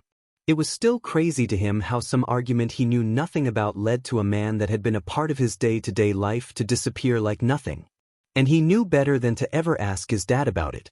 When he had first walked into the hospital from that day, he had found him sitting on the edge of his bed, face in his hands. As soon as he realized Izuku had been there he picked himself up. Elementary-aged Izuku played it off like he thought it was because he was sad he was hurt. After that no one needed to confirm that something had happened between the two, and even if he really wanted to ask, he didn't. Instead he made up a false reality where Night Eye had just wanted to go pro and for that needed to stop being his dad's sidekick, and that life got too busy after that. That there was no real fight or argument and it had just been time for the two to go down separate paths. Despite knowing that most likely wasn't it, or at least not all of it, he made himself believe it was. For years Izuku was fine with this conclusion. It was only when Mirio told him how Night Eye had offered him a spot at his agency that he was forced to remember he wasn't actually right and the two heroes still haven't had a good relationship since that day. Since that day the delusion hadn't been the same, and he hadn't been able to believe in it nearly as much. Either way, Izuku made sure to tell Mirio to be delicate when he eventually had to tell his dad about it. Apparently, though, it was an unneeded warning because the very next day, not a full 12 hours after, Mirio went into the agency and accepted the offer. All Might called him and asked to meet him at the beach. Izuku had been asked to stay back so he had only known what happened after the fact. Mirio texting him everything that had happened. All Might had congratulated him on his new position as Sir Night Eye's more than likely future sidekick and even told him how he thought Night Eye seemed like a much better teacher than he could ever be. And that's why when Night Eye called him asking about his chosen successor and if he could extend an offer, he'd given his blessing. It was almost surreal to find out the two had actually talked for what seemed for the first time in years. Again, Izuku would have liked to believe they've been in touch this whole time, but that simply wasn't true. If it was, Izuku would have already seen Night Eye again, even if it was only once. At least he was sure he would have if that was the case. He'd like to think that if the two weren't still fighting he wouldn't have to go without seeing someone he saw as an uncle. Someone who was still one of his emergency contacts on his school forms for goodness sake. Mirio had been able to really confirm neither of them had been in any real contact with each other. Because why else would they dance around the topic that was the other whenever they asked their shared student about his day and training? And why would Night Eye have to ask Mirio about Izuku if he could just ask his dad? But even then when Mirio had first told him how without fail Sir would ask about him every single time he'd go into the agency, it made him feel like he was going to cry. Because until then he was sure Night Eye had only ever thought of him with that same sad look in his eyes as the last time they saw each other. That he really didn't want anything to do with the Yagis. But if that was true, why ask about him and why have All Might memorabilia posted in his personal office and can always be caught shamelessly watching All Might videos? It was clear enough they still cared about the other, enough to make sure they asked Mirio the right questions for him to end up at the very least mentioning the other's name at least once. Never actually asking about the other but still asking at the same time. Without knowing what had really happened that day, Izuku will never fully be able to understand why the two had a falling out, but he did know that neither of them seemed to enjoy not being in each other's lives. And it was about time for someone, Izuku and Mirio, to try to fix that. Both of you will be going with Gran Torino next week. He's been wanting to meet you, young Togata. Toshinori smiles innocently, standing up from the seat across from where Izuku and Mirio sat on the couch. It was hard for the both of them not to break and show how much their obvious failure to try and help patch things up between All Might and Sir Night Eye affected them. They both had to sit unmoving as to not say something they might regret or act in a way that might have been seen as disobedience. His dad wasn't strict by any means, but in that moment he could have been a military general with the way he managed to make them feel like one misstep and they'd be forced to do 10,000 push-ups. What happened instead was the man walked up to them and sat his hands on their heads, ruffling their hair with a small laugh. It was hard to enjoy but nonetheless. I have to go, I'm in charge of overseeing young Bakugu's detention. He's already opening the door but before he leaves he turns to Izuku and adds, I'll bring home takeout tonight. Get some rest. The door shuts and not a second later Izuku groans loudly, falling to the side so his head hits the arm of the couch. From beside him he heard Mirio exhale before laughing humorlessly. Worth a shot. Izuku groaned even louder. What shot? They might as well have been blindfolded if that was their best shot. The hero hadn't even let them get a word in about the topic. He'd already decided they'll be going with Gran instead of Sir before they even walked in. Literally what happened was they walked in, he made them tea and asked about their day, and just as Izuku was about to mention who had drafted him, he said that they'd both be going to work with Gran. And then he left. So, Gran Torino, he was All Might's old teacher and close with his predecessor? Yeah. He's cool, I'm sure he'll like you. Izuku hummed, and because he loved messing with him he added, probably. He thinks he heard Mirio gulp but he couldn't be too sure. It wasn't much longer before the week of their internships started and Class A filed onto a bus that was meant to take them to the train station. The vehicle was filled with lively chatter from the back to the front, everyone talking about how excited they were and who they were working with officially. Izuku was far too busy simultaneously texting an anxious Mirio and Toshinori to join in. Mirio wanted peace of mind that Gran Torino would like him and approve of him as his dad's successor. And his dad kept making sure he packed everything he'd need for the week, and reminding him to watch over Gran to make sure he didn't mess with Togata too much, and of course that he specifically stayed safe. That part made him want to laugh. He'd be with Mirio and Gran Torino. The only way to be any safer is if Toshinori was with them. Since when did he become the most level-headed one of the three? He was in the middle of debating on blocking them for a minute when Uraraka tapped his arm. Turning off the ringer he turned his phone upside down and smiled up at his friend. You never said who you ended up choosing. She points out with an unknowing smile. Of course not. Whenever someone asked he'd swiftly change the topic or point the spotlight back to them. He didn't need more attention on his choices than he'd already received the first day they got their lists. So, evidently he did that again. Or at the very least he tried to. With a wave of his hand, as if he was saying it didn't matter he starts to say, "You're going dash." A finger touches his nose, making him so cross-eyed to look at it. I asked about you. With a stiff smile he answered through gritted teeth, this older hero, he's retired now but he's super cool. I know I can learn a lot from him.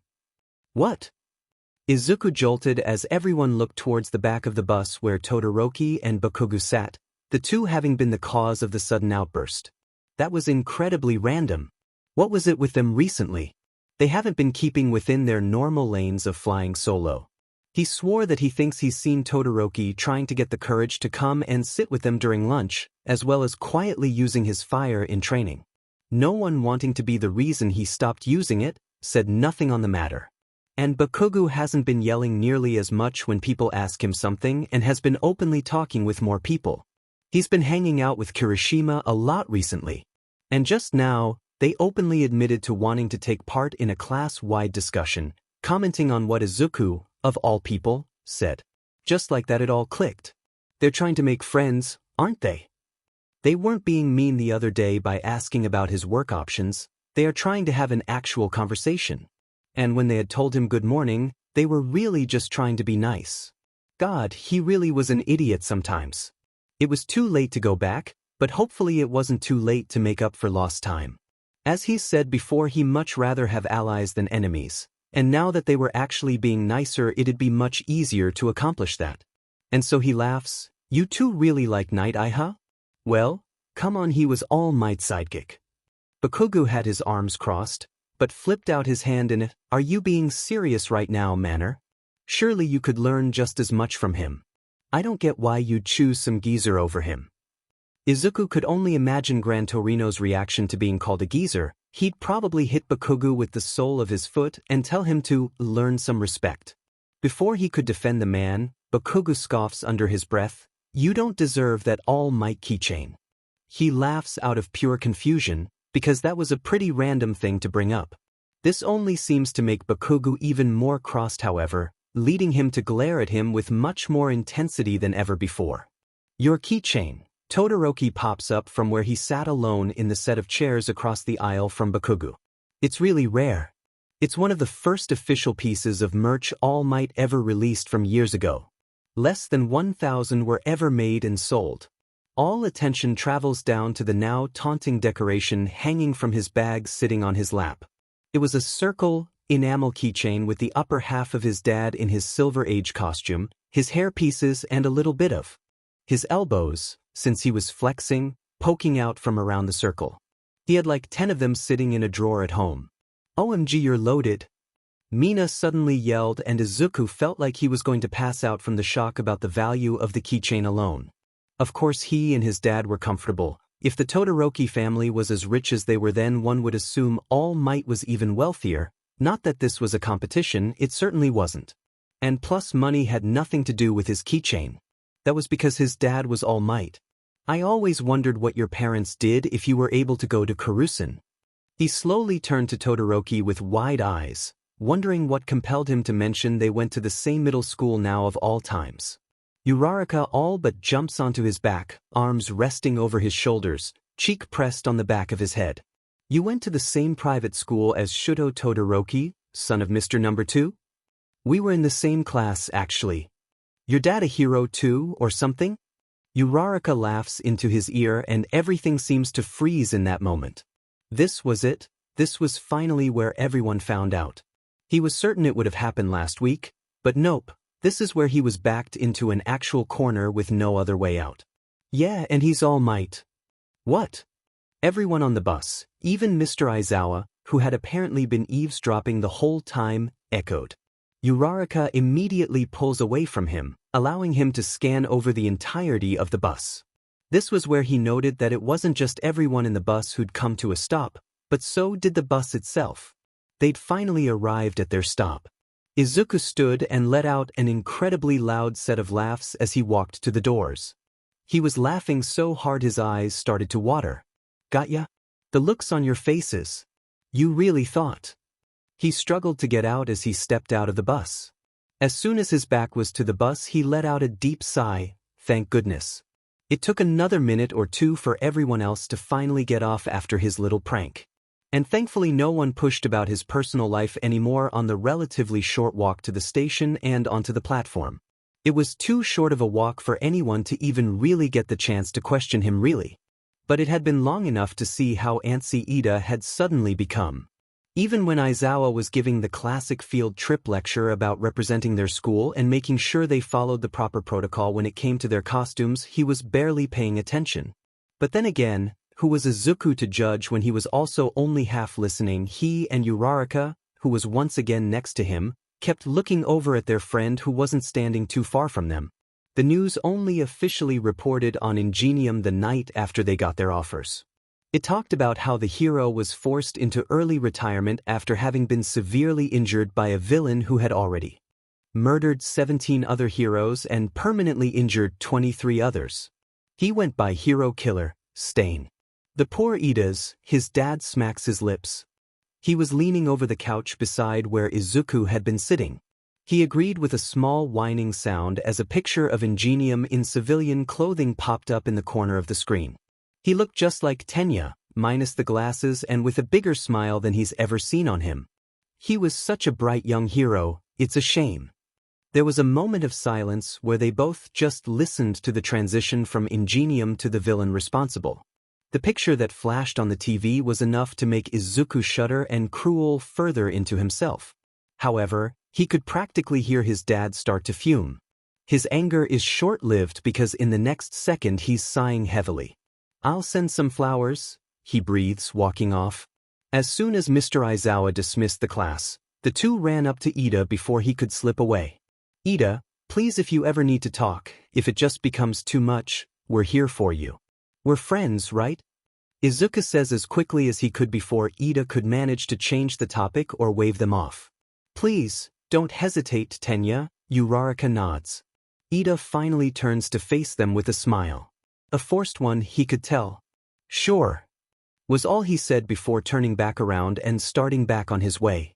Izuku's gut screamed at him to say something else, and he's opening his mouth before he even has a concrete answer as to what he was going to say. "Izuku!" Shutting his mouth, he snapped around and quickly spotted Mirio waving from further down the platform. When he turns to see if Ida was still there, he's found that he had already disappeared. "Damn it. I gotta go, see ya, good luck," he told the girl still standing next to him. She gives him a single nod and hum before he runs off. At the time he hadn't wanted to push because it could have done the exact opposite of what he was trying to accomplish. Ida could have found him irritating, maybe he would have snapped at him, built up even higher and thicker walls around himself. If he could go back he would have risked it, because in that scenario he had the possibility of at least saying something that might have actually stuck with Ida. But, even in a superhuman society, the ability to go back in time isn't something that has been discovered, a quirk or otherwise. Instead they're left to deal with the consequences from their own and others' actions. Just like everyone else. The building had to be the perfect example of not judging a book by its cover. Too bad Mirio decided to be shallow for whatever reason. Even when Izuku tried to explain that the inside was actually nice and well kept, he wasn't having it. "Are you sure this is the right address?" Giving Mirio the benefit of the doubt, he did try not to cringe, not very well, but he did try. "Listen, me and my dad would never let him live here if this was how it looked inside."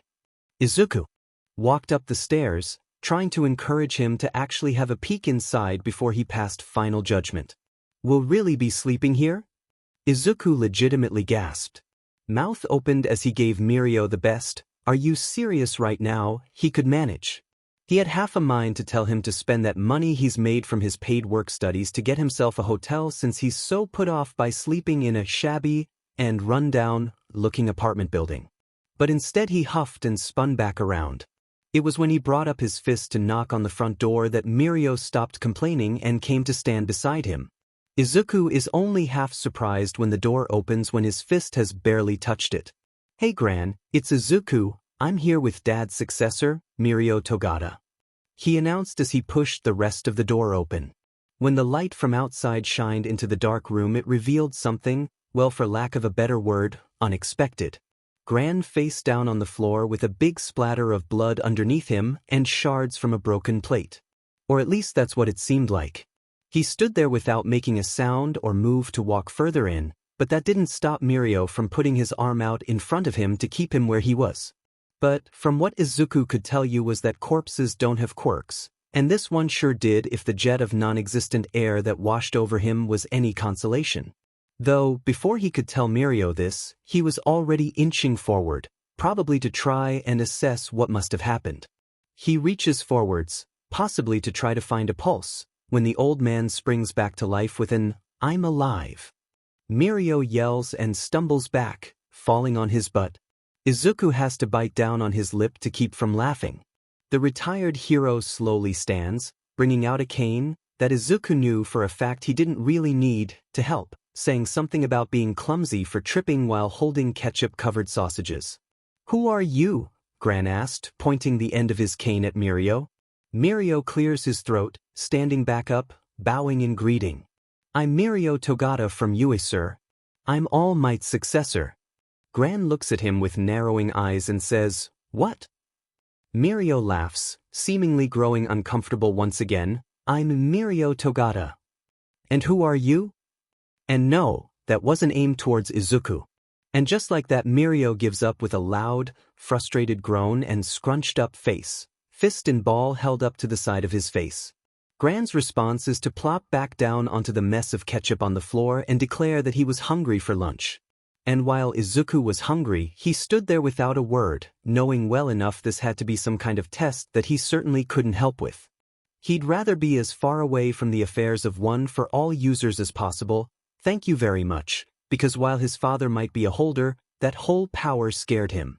The one quirk he couldn't take, it was clear it was a power that needed to be respected and well feared. See what he means when he says he wasn't meant to be the next holder? Therefore he wasn't about to get in the way of the teaching of the next holder. Gran Torino all of a sudden hits his cane on the floor. Tasha Nori. Izuku sputters and Mirio looks about ready to leave or fight him. Maybe both. Because of this he put on a very serious face not a second later, putting a hand on his shoulder in solidarity like he hadn't just laughed at him.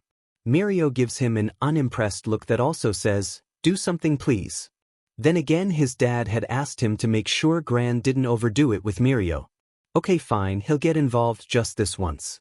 Stomping his foot, he turned to scold the elder, only to find him rummaging through the cases containing their hero costumes they'd previously placed down. They both let out a sort of shrieking sound at the sight, making him turn. Nice costumes. He points at Mirio with the end of his cane. Your performance at the sports festival was impressive, but you keep straining yourself using One for All. You're too tense when you use it.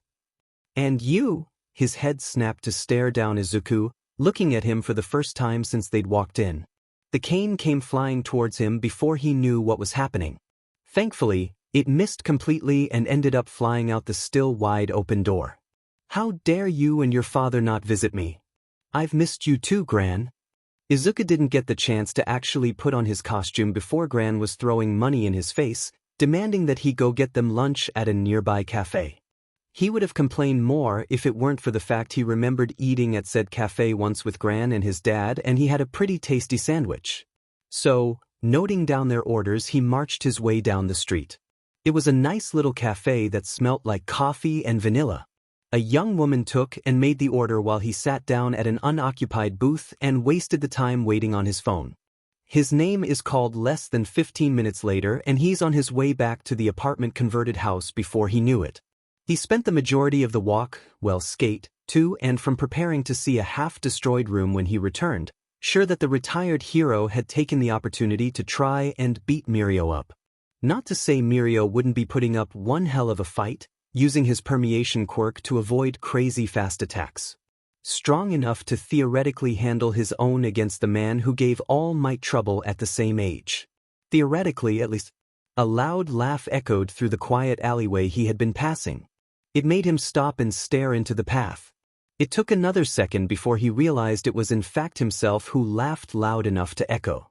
A cold shudder makes his whole body shake, unrelated to a quirk, his hand coming up to cover his traitor mouth. Why had he done that? His belittling thoughts were one thing, but actually laughing about them? Would the thought that Mirio wasn't as strong as he seemed make him laugh? It didn't make any sense. He knew firsthand how strong he was, how strong his quirk was, and how difficult it was to learn to control. Mirio had worked so hard to get where he was, so why did that sudden thought pop into his head? Izuku shook his head and forced himself to get going. It was just a random intrusive thought. There was no point in dwelling on something he couldn't control. So, confusing and out-of-character actions aside, he didn't lose sight of his goal to deliver the food. When he's walking up the stairs to the front door, he realized that, surprisingly enough, there was a clear lack of sound from inside. No sound of things being crashed into or the grunts and groans you'd expect from an intense sparring session. Instead it was just quiet, the only sound from anywhere being cars driving in the distance and some birds chirping. Izuku held his breath so as not to disturb whatever peace Mirio and Gran had managed to find between themselves. His hand is about to press onto the slightly ajar door when he manages to hear the end of whatever Gran Torino had been saying. Looked into Toshinori and Izuku's futures. Izuku stopped. Stopped breathing. Stopped moving. Stopped every coherent thought. His heart also stopped, but that hadn't really been his choice.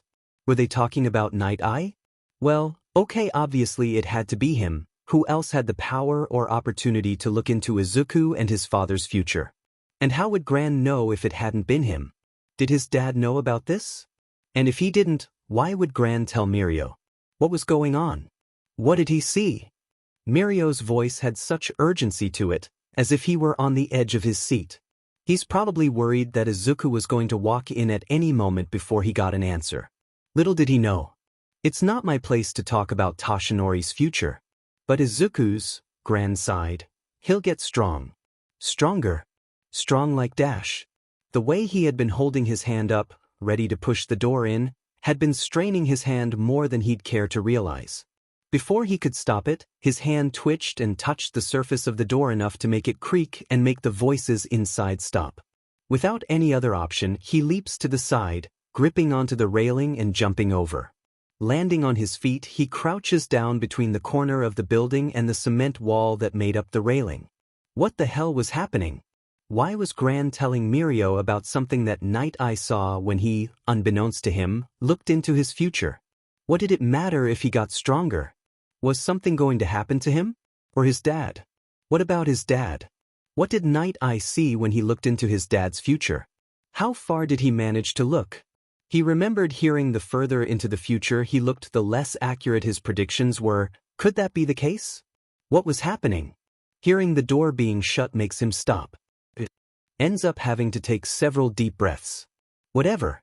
Everything is fine. All he heard was he'd get strong. That's not bad, it's a good thing. And before he could question why no one told him anything, if that was truly it, he stood back up, throwing the bag of food over the wall. He hoisted himself up onto the ledge and jumped down onto the front step like nothing happened. Smoothing out his school uniform, patting the sides of his hair and dusting off the dirt clinging to his pants, grabbing the bag, he goes to open the door like nothing had happened. Because nothing had happened. He went to and from the cafe without any problem whatsoever. Mirio and Gran were sitting at the table and smiled when they saw him walk in, holding up the plastic bag. "I am here, with lunch." He laughs because what else was he meant to do? What else was there to do? Everything was completely 100% fine and perfect. Izuku had appointed himself as the trash collector, so as soon as they were done with their lunch, he began to gather all the trash. Just as he was finishing, he and Gran made brief eye contact. Something's up. The only piece of trash left, a napkin, was accidentally knocked off the table.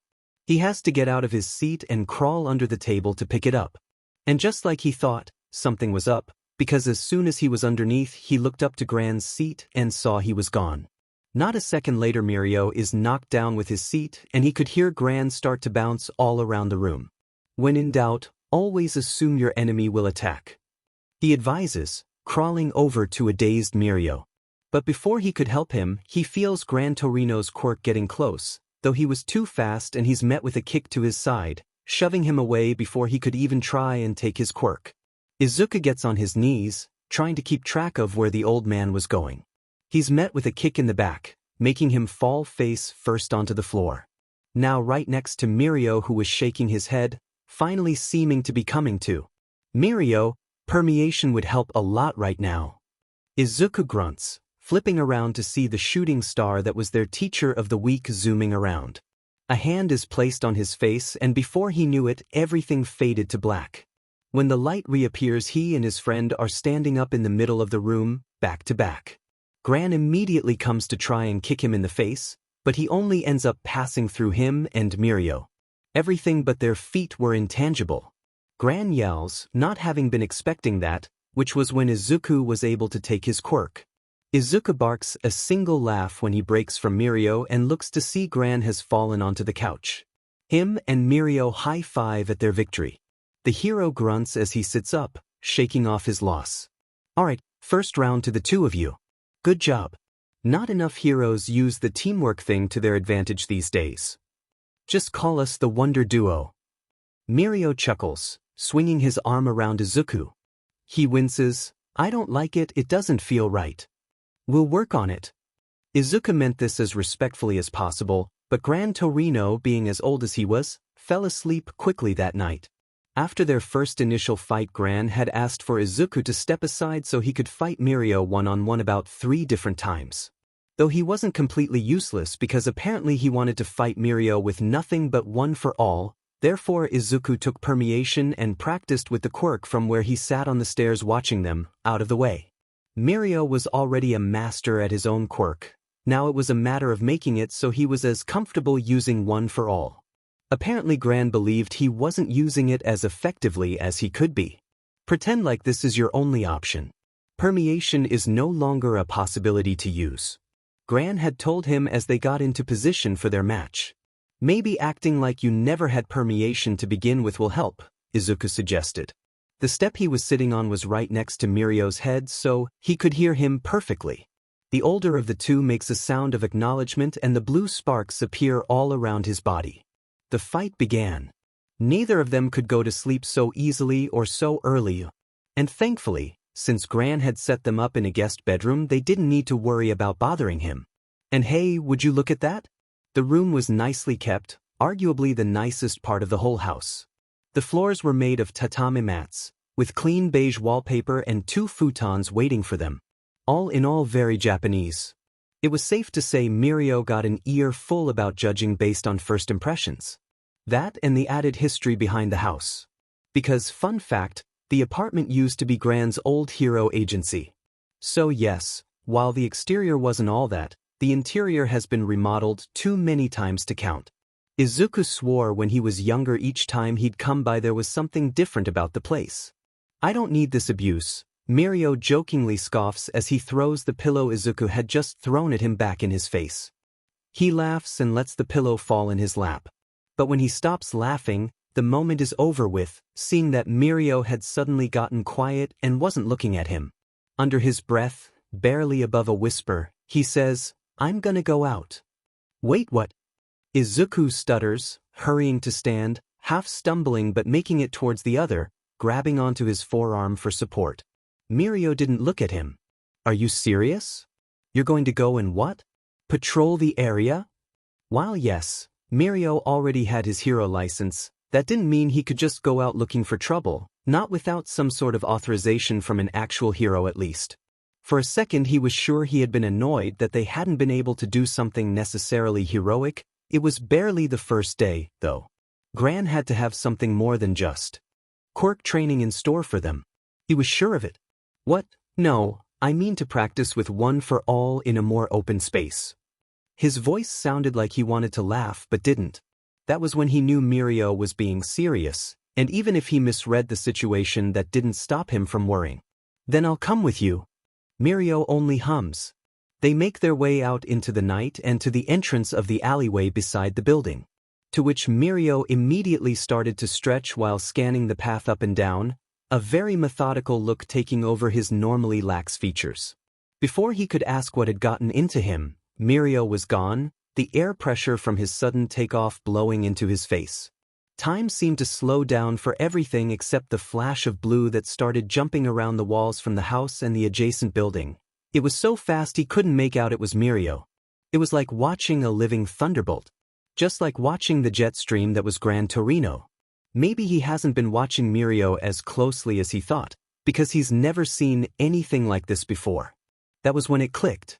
The only time he's been able to see him use one for all was during the sports festival and when he fought Gran that same day. No, that can't be, that doesn't feel right. But the more he thought about it, the more it became true. The only time they would spar had been before he got one for all while cleaning the beach, and that had always been quirkless combat. Since receiving the quirk, it's gotten too busy for them to have any time for a match, quirkless or otherwise. And when would he have the time to watch Mirio train when he was busy doing his own? That meant the first time he's ever actually seen Mirio use the quirk was during the sports festival while he cheered him on in the stands. His overanalyzing was interrupted by the lightning coming right for him. He didn't have the reaction time needed to react, no matter how well he'd like to think his reflexes were, to the intense speed.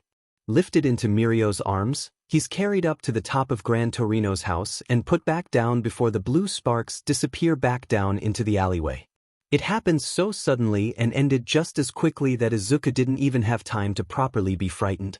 In a sort of state of shock that left him unable to say anything, he steps away, turning to see the view from where he stood. They were in a semi-big city. Glowing lights shone from the taller building in the distance, less bright than Tokyo, maybe a little brighter than little old Mizudafu ever got. A basic, yet enchanting city skyline view. Without any real rhyme or reason, Izuku walked closer to the edge of the building, sitting down where a piece of railing had been broken off, his legs dangling off the edge. Their street was quiet, some people, only a handful, still out and walking about, probably home for the night.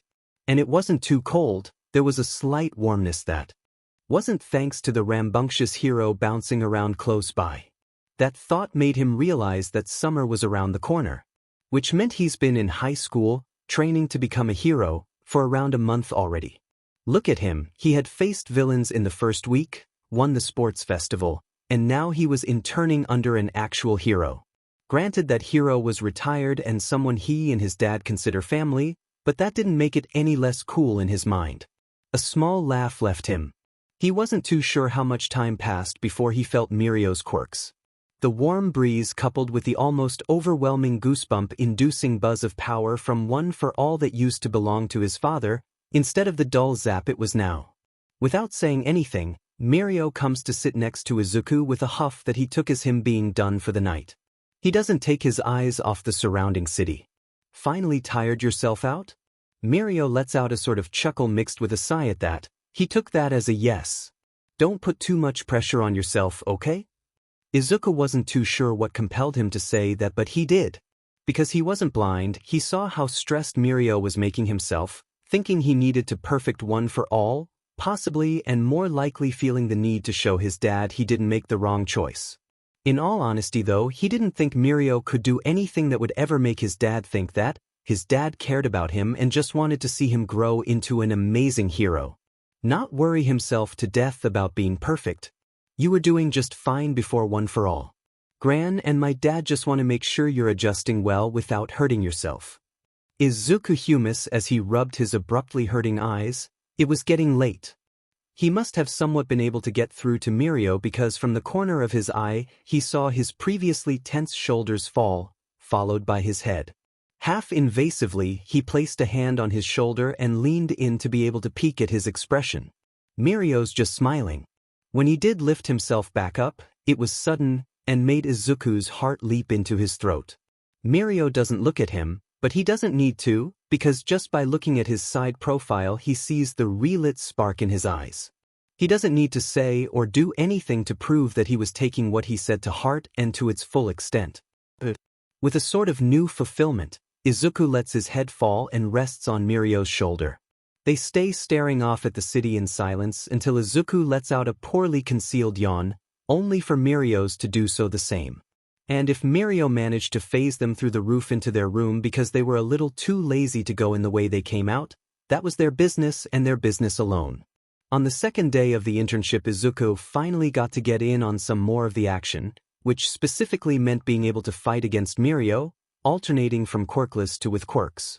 And even if Mirio won the majority of the time, with the exception of a quirkless match or two, Izuku didn't enjoy it any less. When he woke up on the third day he had assumed they'd be doing the same thing, because he honestly thinks Gran enjoyed watching them beat each other up. However, unexpectedly while eating breakfast the hero announces that they'd be hunting down villains later in the evening. In other words, they'd be patrolling. Not saying that Gran didn't have them go at it until around 5 when he told them to get dressed in their costumes. Izuku was in the middle of putting on his utility belt when he grabbed his phone, seeing an unread message from that morning. Stay safe and stay with Gran and Togata. Love you. It was from his dad. Since he had left his phone in the room, he hadn't seen it until just now. His dad had messaged him that morning asking about what they had planned for the day. He had done the same yesterday. And he knew well enough his dad would be worried when he told him about going out patrolling, but he also wasn't about to lie to him. Opening his phone, he started to type out a text. Me, heading out now. Me, love you pops, tell you about everything later. He didn't wait for a response, putting his phone into the pouch in his belt and running out the room to meet Mirio and Gran downstairs. Izuku sat across the aisle from Gran and Mirio when they got on the bullet train for Shibuya. He left the two of them to make conversation, content with just listening to the music blasting through the one earbud he had on while aimlessly using his phone. About halfway through the ride it was broadcasted over the speakers they were about to pass through Hosu City, the city Ida was doing his internship in. Izuku almost immediately opens up the text conversation between the two of them and sends one to his friend. It just said how he was passing through Hosu and asked how he was doing. On one hand it was a surprise for Ida not to answer in the first few minutes a text had been sent, but on the other what had he expected? Ida was more than likely busy. However, when he desperately opens the text back up, he's met with a read underneath his aforementioned message that left a bittersweet taste in his mouth and overall uneasiness in his stomach. Without much else to do, he sighs and puts his phone away as well as his earbud, opting to join in on whatever it was Gran Torino and Mirio must have started talking about. While standing up in his solo row so he could sit in the seat closer to the two, he happens to overhear something from another passenger. That building, did it just explode? It had him stop where he was standing. When he looks back to the window he had been next to, trying to see what had happened, an announcement comes on. Passengers, please hold on to your seat. Too late. The train came to a sudden stop that made him lose his grip on the middle armrest, throwing him into the chairs in front of him before. Gravity made him smash his right side into the armrest before he fell flat on the floor. That was going to leave a bruise, he thought as he hissed in pain, hand out to hoist himself back up. He was trying to sit up when something crashed into the train, causing it to shake before leading to an explosion that greeted them with smoke and dust. At this point he couldn't and wouldn't let anything else stop him from standing back up. When he was back on his feet, he hadn't expected to see something that had the same exposed brain as the Nomu from the USJ. It had longer limbs and was a blue-green color though. It seemed just as strong however, considering it ripped through the side of the train like nothing, just to get who he was just realizing had been a hero. Meaning that thing that had made the cart shake had been said hero crashing into the side. Izuku, stay! Gran Torino yells at him before he literally jumps into action, tackling the villain out of the cart, leaving with it. Blue sparks hot on his tail. Wait, no! He yelled in vain. They were long gone. Damn it, guys! Half annoyed, he rushed towards the hole they had left from. It'd be a lie if he said he hadn't 100% been planning to jump out right then and there. What stopped him was seeing how dark smoke rose from all across the city. From all across Hosu. Which meant that not only were Gran and Mirio now somewhere in the city, off fighting something that looked like a Nomu, but that Ida was out there somewhere as well. Hitting his shoes together to activate the skate function, he leaps out of the hole before he could second-guess himself. He thinks he might have heard someone tell him to come back, but he couldn't be too sure. In the end he doesn't stop. In what world did Mirio and Gran Torino think he would just stay still on the train? And if he did, then what? He loses them all night, not knowing what happened or where they went. Never. He really should have known that something more was going on with Ida. That he wasn't just destroyed about the fact his older brother could no longer work as a hero. That the reason he hadn't wanted to talk about it was because he already thought of a way to cope.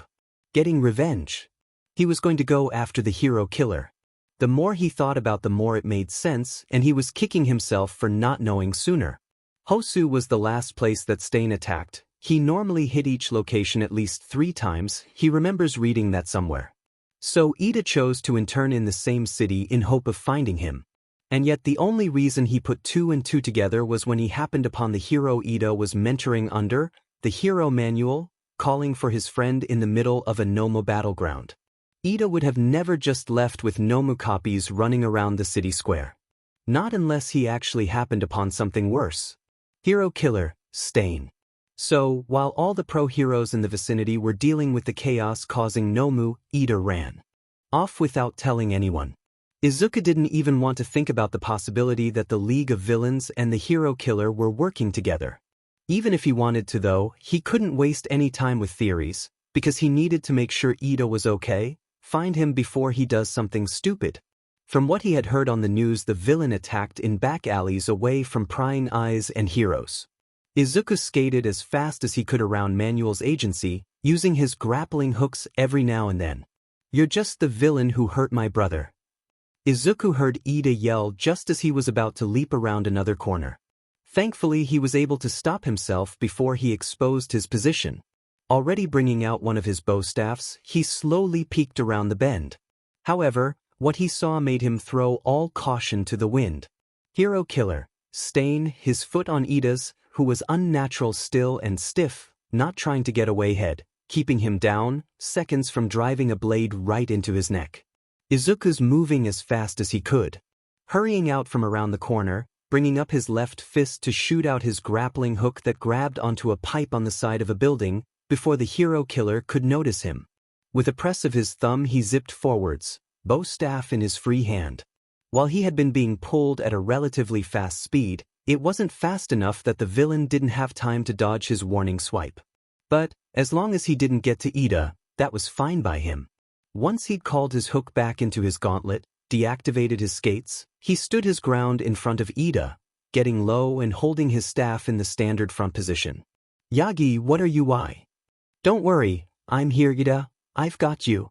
Tightening his grip, he tasted the bitter taste of blood. Assuming it was the hero killer's quirk, he took it. It wasn't like Vlad King's quirk that had the standard taste and smell of iron. This taste made him feel almost lightheaded. Can you move? I can't. He cut me, it must be his quirk. Unfortunately, even if Izuku took his quirk, that didn't mean effects from the original user just disappeared with it. There had been someone else a little further down the alley, too far to take his quirk. He thinks it was the pro-hero native. Before he could even try and play with the idea of being able to get them both out of the alley, Stain turned back towards him, with more than obvious annoyance. The blade he had tried to kill Ida with caught the light perfectly, making it shine for a moment, as if he needed the reminder he had deadly weapons on hand. Yagi, leave. This has nothing to do with you. Ida yells through gritted teeth. It was sudden and unexpected enough that it made him consider hitting Ida over the head with his staff. Before he could yell at him for being stupid, for not just talking to him or Ochako, or anyone in general, Stain starts talking. So, a friend shows up and says, I've got you. What a good line. But that doesn't change the fact it's my duty to kill these two. And if you get in the way and we're forced to fight dash. He holds his blade out to the side before slashing it to point at Izuku. The weaker of us will fall. A slight shudder runs down his body, and he thinks he starts to shake slightly, but he doesn't back down. Couldn't and wouldn't. Instead he wills himself to carefully slip his hand into his side pouch, pulling out his phone and hiding it behind his back, managing to send out his location. Someone would see his message and realize something was wrong, Mirio preferably, but until then he had to make sure Stain didn't add the three of them to his body count. When he's putting it away, Ida starts to yell nonsense again. No. Stop. I told you to run. This is none of your business. A true hero helps even when they aren't asked to. He snapped, wanting to glare back at his friend to get his point across but doesn't want to risk letting Stain out of his line of sight. Meddling when you don't need to is the essence of being a hero. That was something his dad always told him, and even when he didn't realize it, Izuku practically lived his life in accordance with that principle in mind. So no, Ida wasn't going to get rid of him so easily. Thankfully, he finally quieted down, and with a deep breath Izuku was able to take his quirk. Feeling the slight pressure of the exhaust pipes ripping through his costume as they appear on his calves. Izuku charged the villain. Stain responded by reeling back his katana. He counters it with his staff, the two metals clashing when they hit each other. Stain attempts to push hard into Izuku's hold, but he doesn't break. Watch out! Ida had managed to warn him about the villain pulling out another knife with his free hand, giving him enough time to power up the engines in his legs so he could leap into the air, jumping over the two blades that tried to swipe at him. While in the air he made the split-second decision to twist his body around and aim a kick right into the side of Stain's head. The hero killer is thrown to the side and Izuku lands, the metal soles of his shoes screeching as they skid against the concrete. This was where Izuku made his first mistake. He hadn't been on guard nearly as much as he should have been, thinking he had a moment to breathe without having a good reason to. Because all he saw was his opponent staggering slightly, head lowered, and not the way he fidgeted with the throwing knife in his hand. He felt the edge of the knife cutting into his shoulder before he could avoid it. Son of a dash, he cut himself off, instead biting down on his tongue and making a grunting sound in the back of his throat, fighting against the instinct to drop his staff and hold the wound in his hand.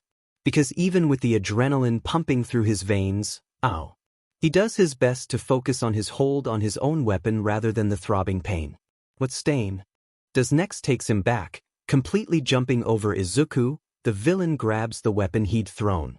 Izuku pulls his staff over his head and is charging at him, ready to hit him with his staff, but before he could he was gone. Snapping around, the villain is a couple paces down the alley, only to give him a sinister smile as he brings the throwing knife to his mouth before liking it. Izuku had to resist the urge to GG. There was a second or two where nothing happened, Stain seemingly waiting for something to. That was when he remembered his quirk.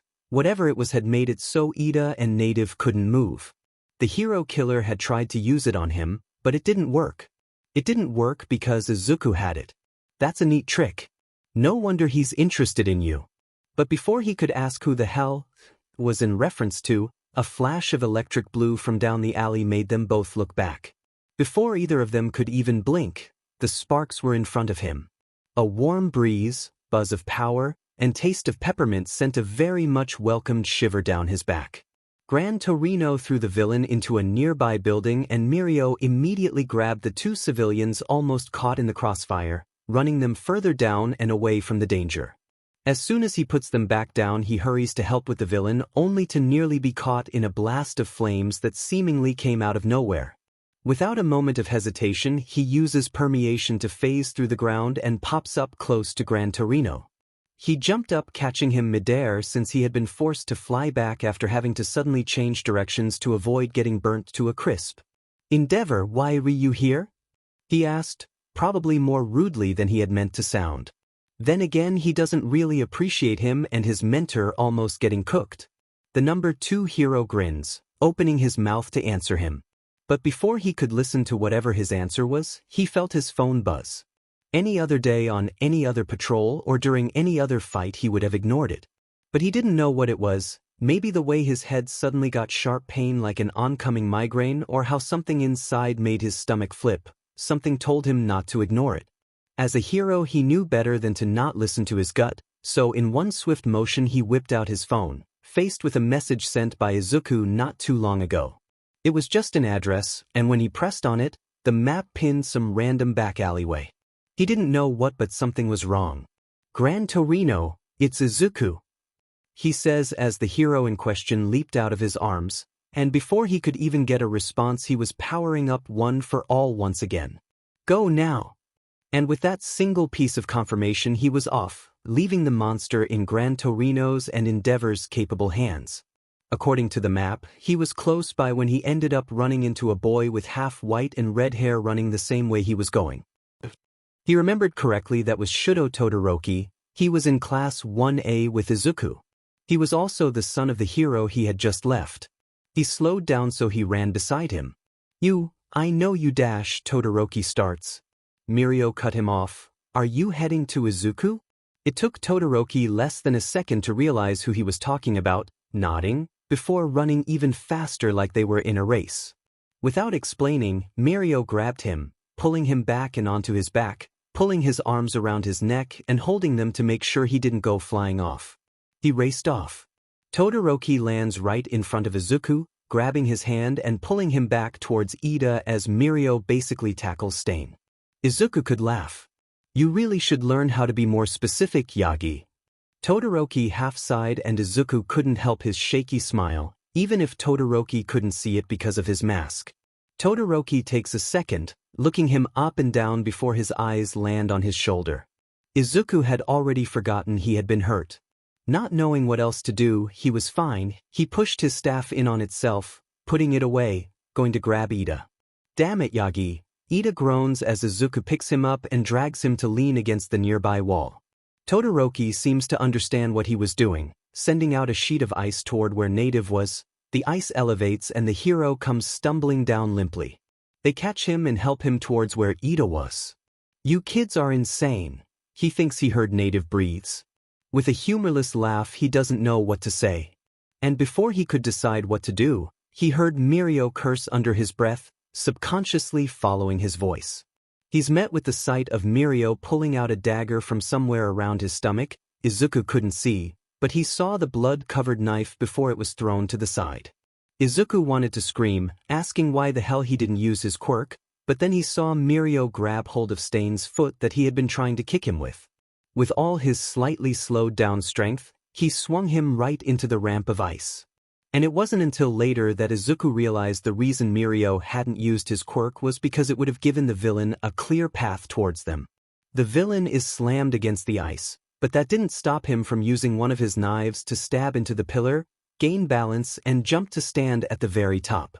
Before Mirio could grab him, Stain grabbed the knife he'd previously used and threw it towards Todoroki, who had been standing directly in front of his two original targets. The knife scraped his cheek, and before either of them could react, Stain was right in front of them, bringing out another blade. "You have a lot of friends, Ingenium," he says. Before Izuku has the chance to try and help, Todoroki has already created a shield of ice as well as a burst of fire to block the knife and scare the villain off. But he doesn't see the katana that at some point had been thrown into the air. With the help of Ida's quirk, and using Shudo's knee as a step, Izuku jumps to grab it before it could hit anyone. As he landed, he held the long blade properly. He thinks he prefers bow staffs. Stain immediately tries to get it back, but Mirio stops him, appearing out of thin air with the help of permeation, bringing the attention back on himself by gifting the villain with a heavy-hitting uppercut. "Pick on someone your own size. Why are you all Ida grunts? Just stop it. I've inherited my brother's name. I have to do this." He and Todoroki look at each other, then at Ida, and back at each other. "Not the time, dude," Izuku thought, ignoring Ida as he kept his eyes on Mirio and Stain as they exchanged blows. That didn't stop Todoroki though. Izuku didn't get to hear whatever he said to Ida because he saw Stain leap into the air, trying to drive a knife into Mirio. Dropping the blade he was holding, he powers up his friend's quirk, bouncing off the wall and towards Stain, grabbing him by his blood-red scarf. About to kick him away while in midair, he's met with an elbow in the back, just in the right spot that made his whole body shake, and he falls hard. What happened next was too fast to stop. Stain drove the blade he had been trying to stab Mirio with, right into Izuku's abdomen, immediately followed by dragging the edge against his thigh. Everything went quiet. Or it might have just been him, because the only thing he could hear was his shaky breathing and heartbeat. But he couldn't hear anything. Actually, he couldn't feel anything either. He willed himself to lift up his hand, and he did, but it felt like lead. It fell flat against where he had been punctured. Shudo grabbed him from under his shoulders, dragging him across the floor. The only reason he knew it was him was because of the taste of peppermint.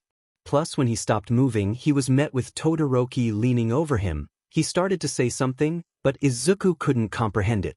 Couldn't hear it. Izuku shakes his head. Todoroki stares at him for another second and then looks up. He starts to yell at someone. Izuku thinks it's Ida. Mirio was the other way, so it had to be him. When Ida joins Todoroki to look down at him, Izuku sighs. The quirk had worn off. Ida opened his mouth and Shudo suddenly got up and rushed away. Izuku wouldn't pretend to be able to read lips, but there was only one thing Ida could be telling him with that desperate look on his face. Taking in a deep breath that only ends up hurting more than helping anything, he gives Ida his quirk back. Ida's off like that. With Mirio, Shudo, and Tenya against Stain, he knew they'd be fine. In a matter of no time he'd be tied up and taken to jail, and then they'd be able to be done with this crappy night. This very, very crappy night.